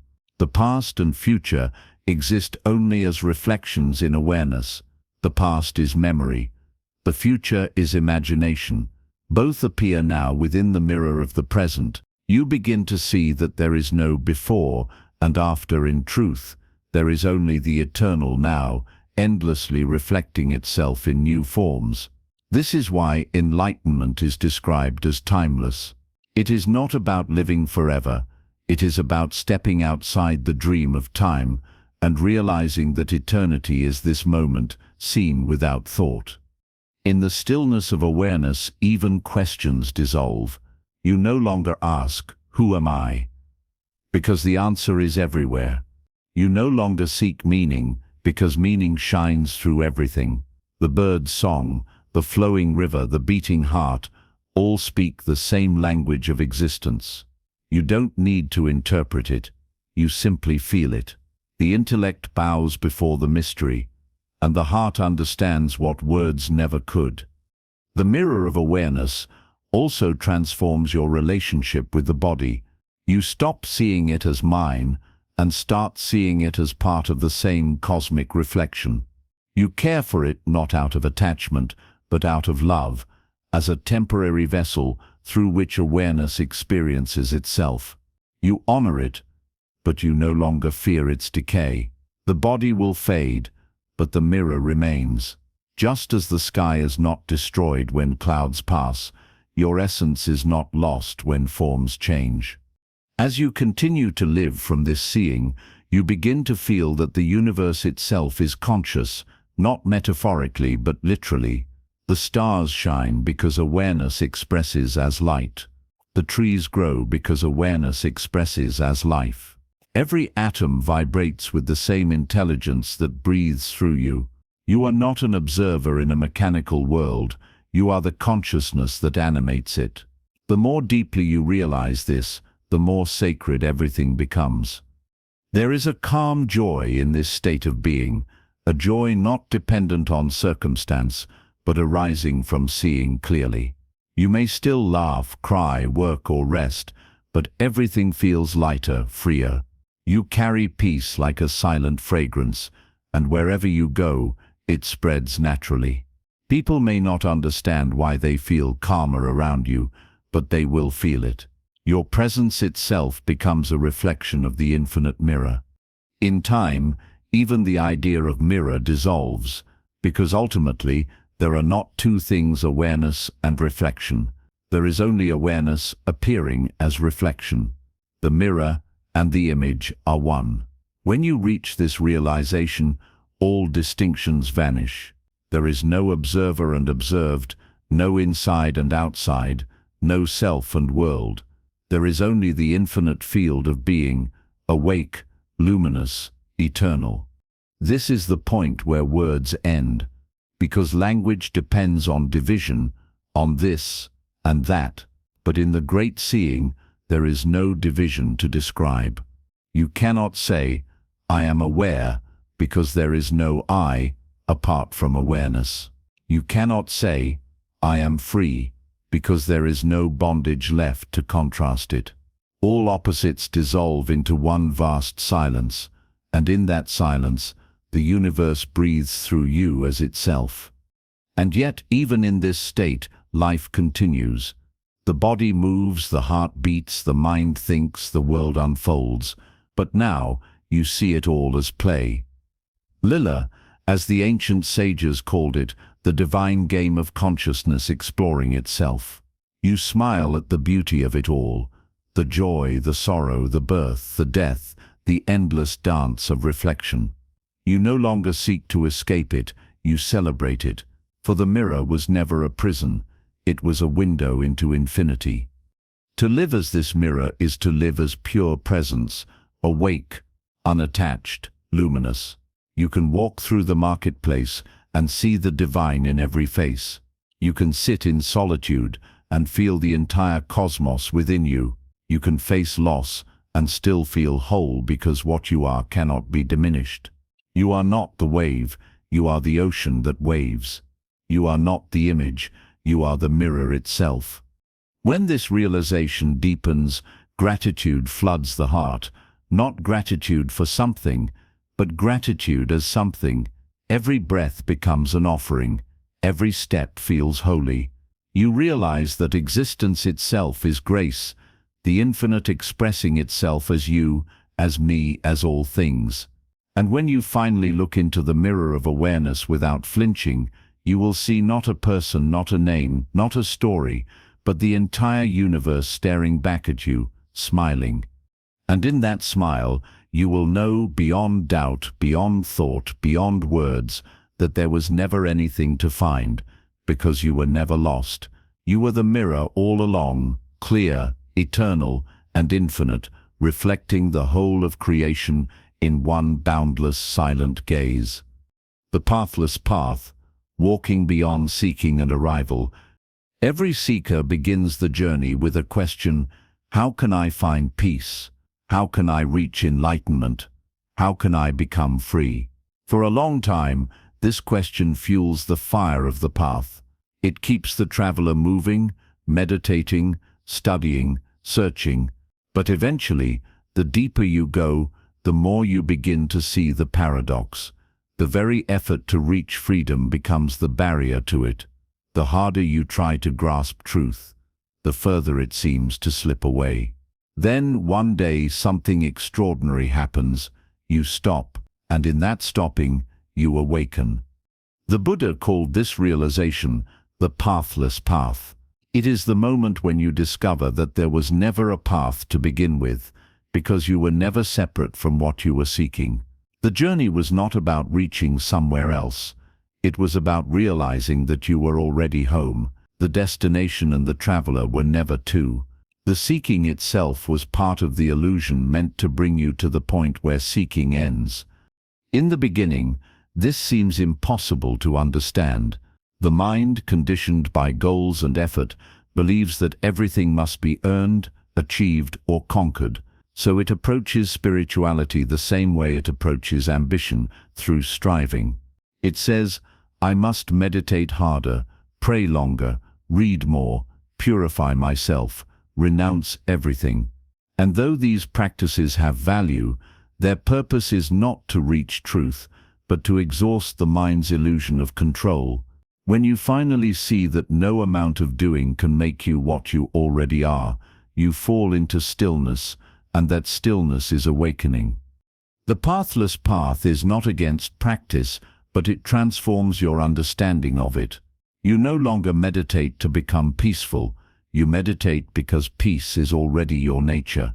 You no longer seek enlightenment as a reward. You sit in silence to remember what was never lost. You stop running toward the light because you realize the light was always inside you, waiting for you to stop running. The pathless path begins when effort ends. This does not mean laziness or apathy. It means the end of inner conflict. It means walking without a destination, loving without demand, and living without trying to control the rhythm of existence. It is the art of moving in harmony with the unfolding of life, instead of against it. When you no longer try to force awakening, awakening unfolds on its own, quietly, naturally, like a flower opening to the morning sun. In this way, the pathless path is not really about progress, it is about surrender. You learn to let go of your expectations, your timelines, your need to understand everything. You realize that life cannot be conquered by intellect, it can only be lived in awareness. The great masters understood this. Lao said, "The way that can be walked is not the eternal way," meaning the moment you think you can find truth through method or control, you have already lost it. The Tao is not discovered through maps. It reveals itself when the traveler stops drawing them. The pathless path also reveals the subtle arrogance hidden in seeking. When you chase enlightenment, you assume that you, the separate self, will attain something called awakening. But the truth is that awakening happens only when the seeker dissolves. The self that wants enlightenment cannot enter the state of enlightenment because it is the very illusion that must vanish. It's like a shadow trying to chase the light. The closer it gets, the more it disappears. To walk the pathless path, therefore, is to live without the weight of becoming. You begin to appreciate the beauty of what is. You realize that life was never a problem to solve, but a mystery to experience. You stop asking, "How can I get there?" and start asking, "Can I be here, fully now?" Because there and here were never separate. The path was simply your mind moving through time, while awareness remained still, silently watching. This realization brings immense freedom. When you stop seeking, you stop comparing. You no longer measure your worth by progress or achievement. You don't think, "I should be more spiritual," or "I'm not awakened enough." You begin to live lightly. You laugh more. You forgive faster. You understand that the path was never about perfection, but about presence.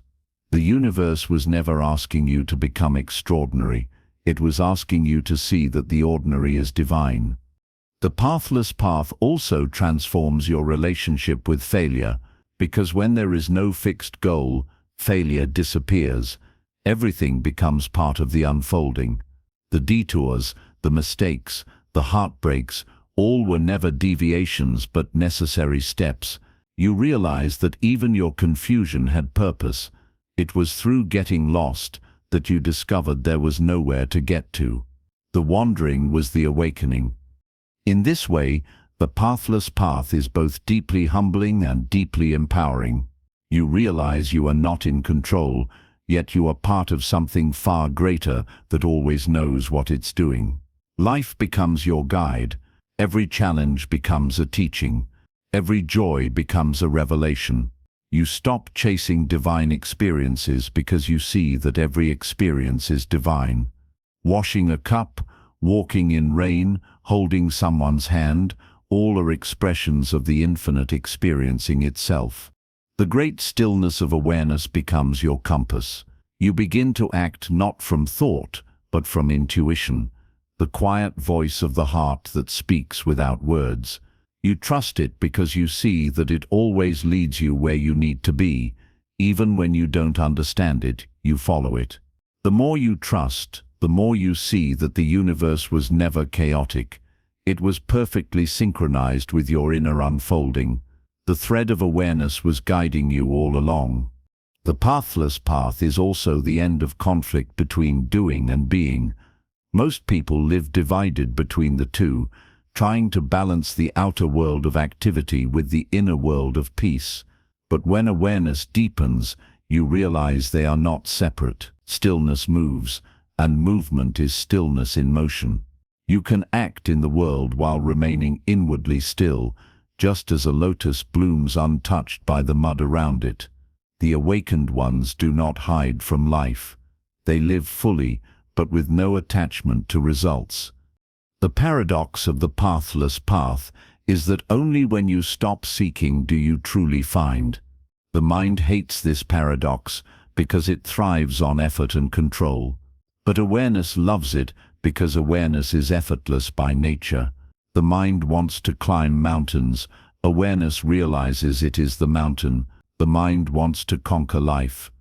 Awareness simply flows with it. When you understand this, the burden of becoming dissolves, and all that remains is the ease of being. This realization also transforms your understanding of enlightenment. You stop imagining it as a final destination, a moment when everything becomes perfect. You see it instead as a continuous unfolding, a deepening of presence.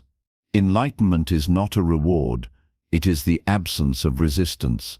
It is not about leaving the world, it is about seeing the world clearly, without distortion. It is not about transcending humanity, it is about living it fully, with awareness.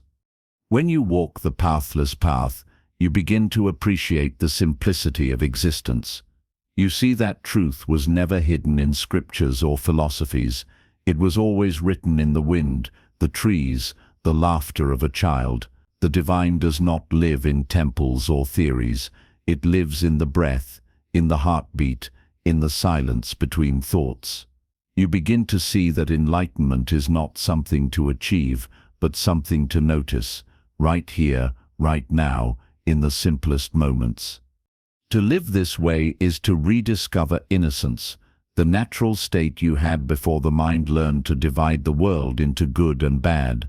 The child does not seek truth. The child is truth, unfiltered. The awakened one is not someone who has gained knowledge, but someone who has shed all illusions. They return to the simplicity of being, to the effortless wonder of presence. The pathless path also reveals that awakening is not personal. It is not you who awakens.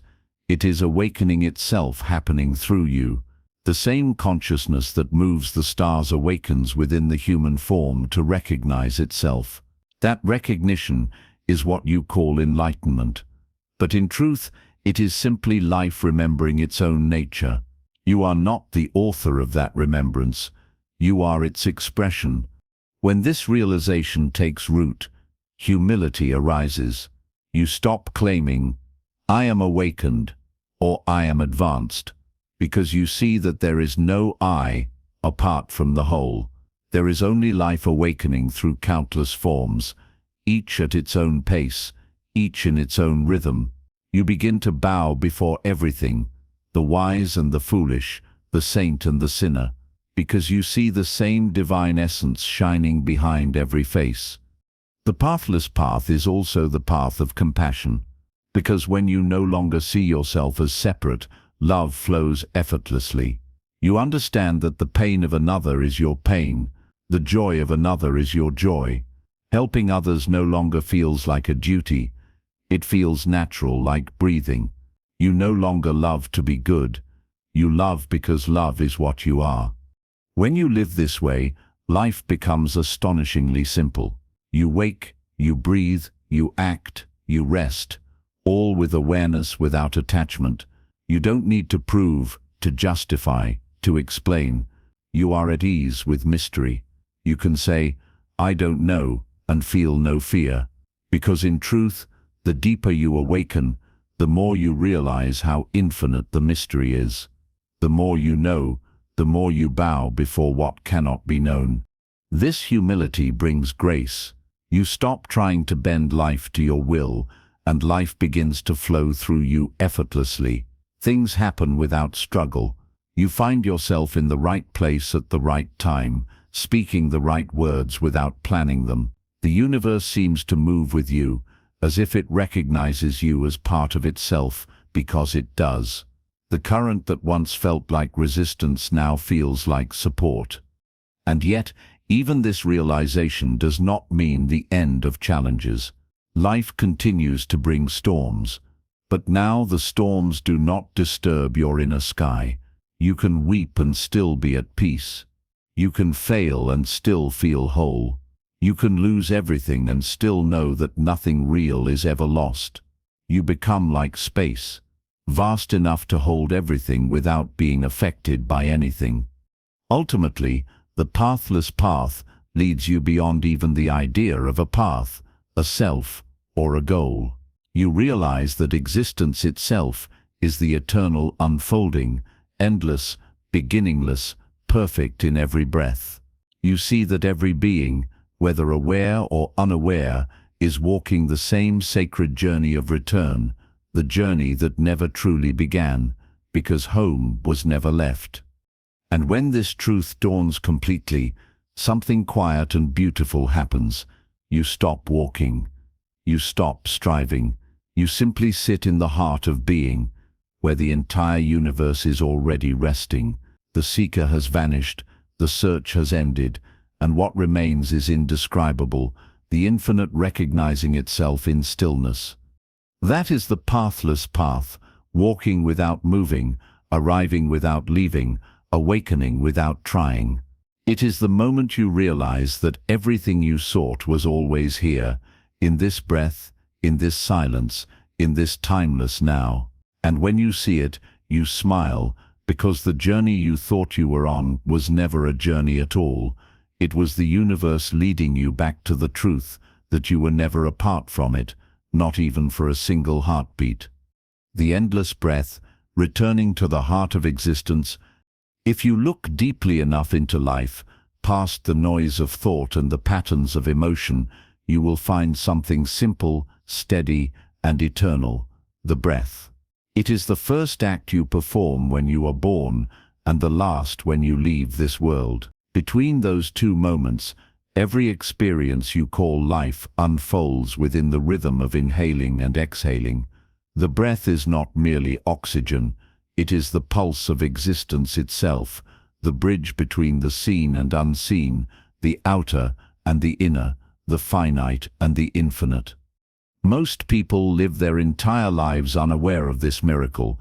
They breathe unconsciously, as if life were something happening to them rather than through them.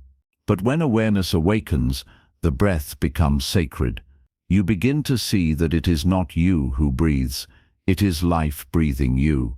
Every inhale is the universe entering form, and every exhale is form returning to the universe. Between these two movements, all creation happens. The Buddha once said, "To breathe in, I know I am breathing in. To breathe out, I know I am breathing out." This simple awareness, so ordinary it seems almost trivial, is the key to enlightenment. Because in that moment of pure attention, you are no longer lost in thought, no longer trapped in the illusion of time or identity. You are simply being. The breath becomes the doorway to the eternal now. When you truly observe the breath, you begin to notice its intelligence. It adjusts itself without your command. When you are anxious, it becomes shallow and fast. When you are peaceful, it slows and deepens. It responds to every emotion, every movement, every thought, like a mirror reflecting your inner state. And when you consciously calm the breath, the mind follows. The breath and the mind are like twins. To still one is to still the other. In the great stillness of awareness, you realize that the breath is not just air moving in and out of lungs. It is the direct expression of the universal rhythm. Every star that burns, every ocean wave that rises and falls, every leaf that trembles in the wind, all follow the same pattern of expansion and contraction. The universe itself breathes. Galaxies expand, collapse and are reborn, just as your chest rises and falls. To breathe consciously is to align yourself with this cosmic rhythm, to become one with the pulse of creation. The breath also teaches you the law of balance. Every inhale must be followed by an exhale. To hold your breath is to suffer. The same is true of life. When you cling to what you love or resist what you fear, you suffocate spiritually. Life's flow demands giving and receiving, holding and releasing, birth and death. The more you learn to breathe freely, the more you learn to live freely. When you inhale deeply, you take in not just air but life itself. You welcome existence into your being, and when you exhale, you release control.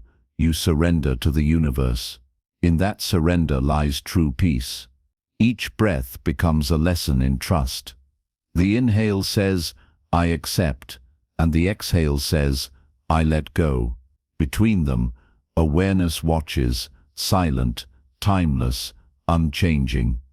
As your mindfulness deepens, the breath becomes your anchor in every storm. When anger arises, you return to the breath. When sadness overwhelms you, you return to the breath. When joy lifts you, you still return to the breath. It is always here, neutral, constant, patient, teaching you that beneath every wave of emotion lies the same still ocean of awareness. The Buddha compared the mindful breath to a thread, connecting beads on a string. Each bead is a moment, one of joy, one of sorrow, one of uncertainty, but the breath keeps them aligned in continuity. It reminds you that no single moment defines you, all are held together in the same flow of being. When you live with this awareness, even pain loses its sharpness, because you see that nothing lasts, not the inhale, not the exhale, not even the emotion between them. In deep meditation, the breath begins to slow naturally until it becomes almost invisible. You feel as though you are not breathing, yet you are completely alive. This is not suppression but harmony, the body, mind, and awareness moving as one. In this silence, you begin to feel that the breath is not yours at all. It is the universe breathing through you. Your body is no longer separate. It becomes a wave in the infinite ocean of life. This realization changes the way you live. You begin to see that every moment of existence is the universe inhaling and exhaling itself into form. The tree that releases oxygen is part of your breath. The air you exhale becomes nourishment for another life. The wind that moves across the earth carries the breath of ancestors, of stars that burned long ago. You are literally breathing the cosmos. The separation between you and the world dissolves in every inhale. Breathing consciously also reveals the illusion of control. You cannot force the next breath. You can only receive it. You cannot hold the last one. You must let it go. Every breath is a lesson in impermanence, an invitation to trust the flow of life. The ego wants to grasp, to plan, to ensure safety, but the breath whispers, surrender. Life knows what it's doing. The more you surrender, the lighter you become. The weight of worry, fear, and desire begins to fall away, replaced by a quiet joy in simply being alive. In the ancient Buddhist texts, the breath is described as anapanasati, the mindfulness of breathing. But its essence is beyond religion or philosophy. It is the direct experience of the sacred in the ordinary. You don't need temples or scriptures to find it. You only need a moment of attention. Wherever you are, standing in a crowded street, sitting beneath a tree, lying awake at night, the breath is with you. It asks nothing, demands nothing, yet gives everything. Over time, you begin to feel that the breath carries wisdom. It teaches patience, because it moves at its own pace. It teaches compassion, because every being shares the same breath. It teaches humility, because it reminds you that you are sustained by forces beyond your control. And it teaches love, because to breathe deeply is to participate in the same life that animates all creation. When you breathe with awareness, you also begin to heal. Each mindful breath releases tension stored in the body. Each exhale dissolves the residue of old emotions. The nervous system, long held hostage by stress and fear, begins to relax. You discover that healing is not something you do. It is something that happens when you stop resisting the natural rhythm of life. The breath does the work, quietly, steadily, perfectly. In the deepest stages of awareness, the breath becomes not just a teacher but a revelation. You begin to sense that it is the thread connecting the physical and the eternal, the movement that bridges form and emptiness. The inhale is creation, the exhale is dissolution, and the pause between them is the stillness of eternity. In that pause, you glimpse the unchanging, the silent witness that was never born and will never die. This realization dissolves the fear of death, because you see that every exhale is a small death, a surrender, and yet it is always followed by another inhale. Life renews itself endlessly. Even when the final exhale comes for the body, awareness remains. The universe continues to breathe through new forms, new worlds, new lives. Death, too, is part of the great rhythm, not an end, but a return. To live in awareness of this truth is to live in grace. You stop chasing perfection because you see that perfection was already woven into every breath. You stop fearing change because you see that change is the breath of the universe. You stop clinging to identity because you see that every moment, every inhale makes you new. The breath becomes a living scripture, silent, profound, endless. In moments of stillness, you may begin to feel that each breath carries not just air but light, a subtle energy that nourishes not only the body but the soul. Ancient sages called it prana, chi, life force. It moves through you like wind through a flute, creating the music of existence. When you breathe consciously, you align yourself with that divine melody. Your thoughts become quieter, your actions more graceful, your presence more radiant. Eventually, even the practice of watching the breath fades. The watcher and the breath become one. Breathing happens, awareness happens, life happens, without you doing anything. You realize that existence was never asking for effort. It was asking for openness. You are not the breather. You are the breath itself. You are not a being living life. You are life expressing itself as being. This is the final lesson of the breath, that all separation is illusion. Just as each breath you take is inseparable from the air that surrounds you, your consciousness is inseparable from the vast field of being. The universe is not something you are in, it is something you are, and just as the breath continues, even when you are unaware of it, awareness continues even when you forget it. So whenever life feels heavy, whenever the mind grows noisy, return to the simplest truth, breathe. Feel the inhale, life entering you. Feel the exhale, you returning to life. Between them, feel the stillness, the eternal presence watching both. The breath will not promise you answers, it will not erase pain or grant miracles. But if you stay with it, it will reveal something far greater, the realization that you were never separate from the miracle of existence. You were never apart from peace. You were never lost. The universe has been breathing you since before you were born, and it will continue to breathe through you long after this form is gone. This is the endless breath, the great unseen current that carries stars and souls alike. To live in harmony with it is to live in truth. To be aware of it is to awaken. And when at last you rest completely in its rhythm, without resistance, you will feel what the Buddha felt beneath the Bodhi tree, the infinite exhale of the universe, whispering through every breath, "You are home." At the end of all searching, after all teachings have been heard, and every illusion has fallen away, there is only silence, vast, unbroken, and alive. It is not the silence of absence, but of completion. It is the quiet that comes when the heart no longer struggles to understand, when the mind no longer tries to grasp, when the soul finally remembers what it has always been. In that silence, you see clearly that there was never a path, only life unfolding. There was never a seeker, only awareness discovering itself. There was never a destination, only this, the eternal now breathing through you. All the lessons, all the meditations, all the words were stepping stones, leading back to what was always here, the stillness that contains all movement, the peace that exists even within chaos, the love that never needed an object. When you rest in that stillness, you realize that awakening is not the end of the journey, it is the beginning of living fully.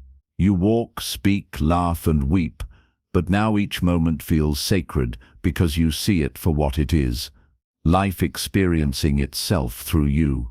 You no longer seek permanence in a world of change because you've found the unchanging within yourself. You no longer cling to form because you know you are the space that holds all forms. The Buddha called this state the end of suffering, but it is also the beginning of freedom. It is not an escape from life, but a full embrace of it, the freedom to live without fear, to love without condition, to be without needing to become. And as you breathe in that infinite silence, you understand you were never separate. You were never lost. You were always home. The journey ends where it began, in the heart of stillness, where the universe rests inside you, whispering softly through every breath. You are the light. You are the truth. You are the peace you have been seeking.